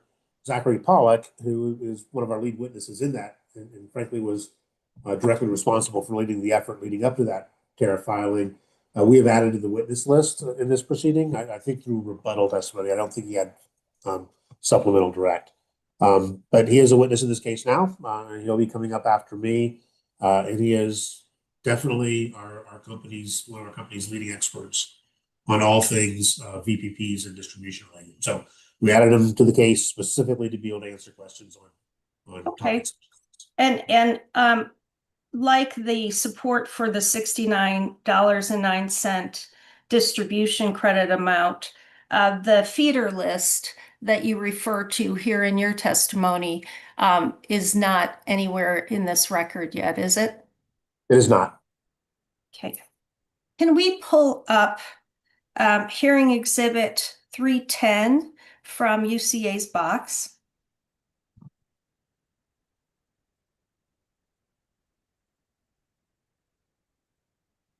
And we can go right to, Mr. Landrum, would you identify this for the record, please? This is hearing exhibit 310, direct testimony of Mr. Zachary Pollock in proceeding 25A-0061E. Okay, and that's the VPP proceeding that you talk about in your testimony in the section we've been discussing? Correct. Can we turn to page 26, please, line 16?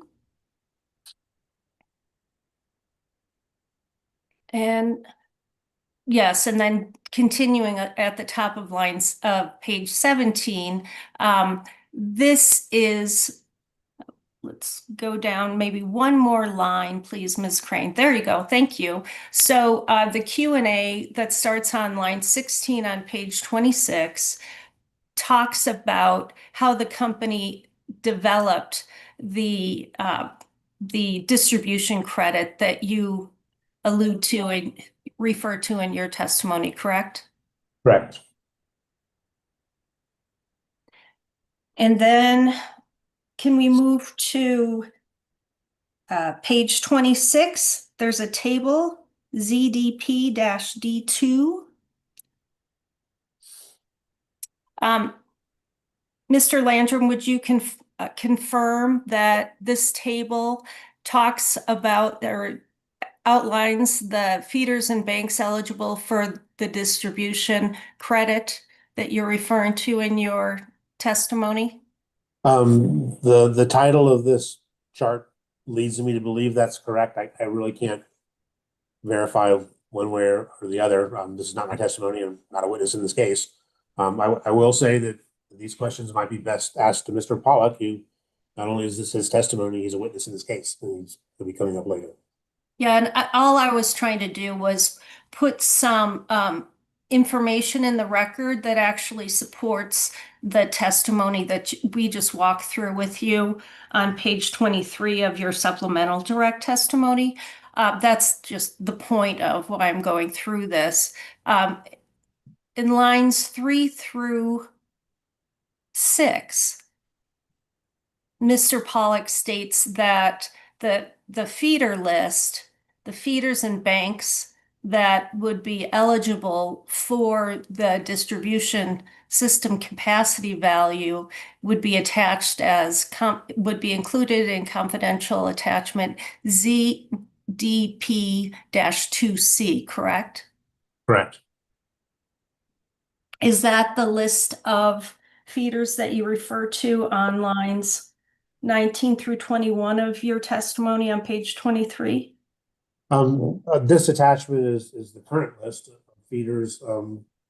Whether that's exactly the list that would be used in phase 2 or not depends on how this list may or may not evolve, and frankly the outcomes of the VPP tariff proceeding. But in general, yes, when I'm talking about an affected feeder list, this is the information that I'm talking about. That would be the reference data for that. Thank you, Mr. Landrum. Mr. Chair, during the lunch hour, I conferred with public services attorneys, and they've stipulated to the admission in this record of confidential attachment ZDP-2C from Mr. Pollock's testimony in proceeding number 25A-0061E. So I move for admission of that exhibit. It's in our box marked as, let me get to it. I'll help you out. I think it's 311. Oh, thanks. Yeah, it is 311. Thank you, Ms. Crane. Any objection? No objection, just one thing. We're only doing the attachment, correct? We're not doing the testimony we just looked at? That's correct. Right. And then just subject to everything that Mr. Landrum said around that list, in terms of potential for future change as we go through the process Mr. Landrum discussed, but subject to that, we'll stipulate to the admission.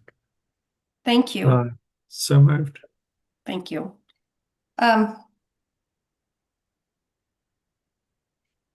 Is it true, Mr. Landrum, that the bids and the locations of each of the eligible feeders would receive the same amount of distribution credit, that $69? Yes, that's correct. We would have the same value as long as you're on an affected feeder. It doesn't matter which feeder. Would you agree with me that the feeders identified in the list and eligible for the distribution credit may have different costs of construction? I've never even seen that attachment, much less being able to comment on implications of it. I would again direct you to Mr. Pollock, who's downstream of me on the witness list. That's fair. Thank you. And finally, just generally, would you agree that it would be important for bidders to be given a list of eligible feeders with information of where they're located, where the feeders are located? Yes, I completely agree.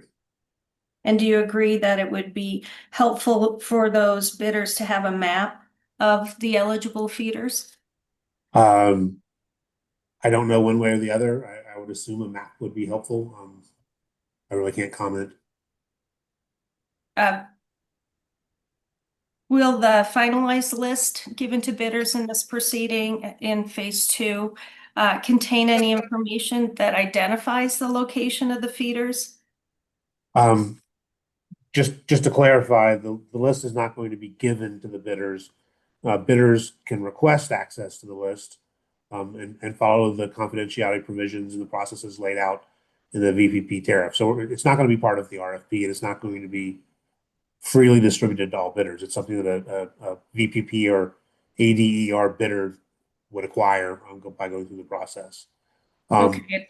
Yeah, Okay. and as to the contents of that list, our proposal is that they would get the same information that bidders in the VPP tariff are actually, I guess, prospective customers under the VPP tariff would get. So, and again, I've never seen that attachment, so I don't know what is contained in it or not. But do you think, again, the location would be helpful, wouldn't it be? Yeah, certainly. I mean, they need to know where the feeder is to be able to know whether their project is eligible or not. So I'm sure that's part of the list.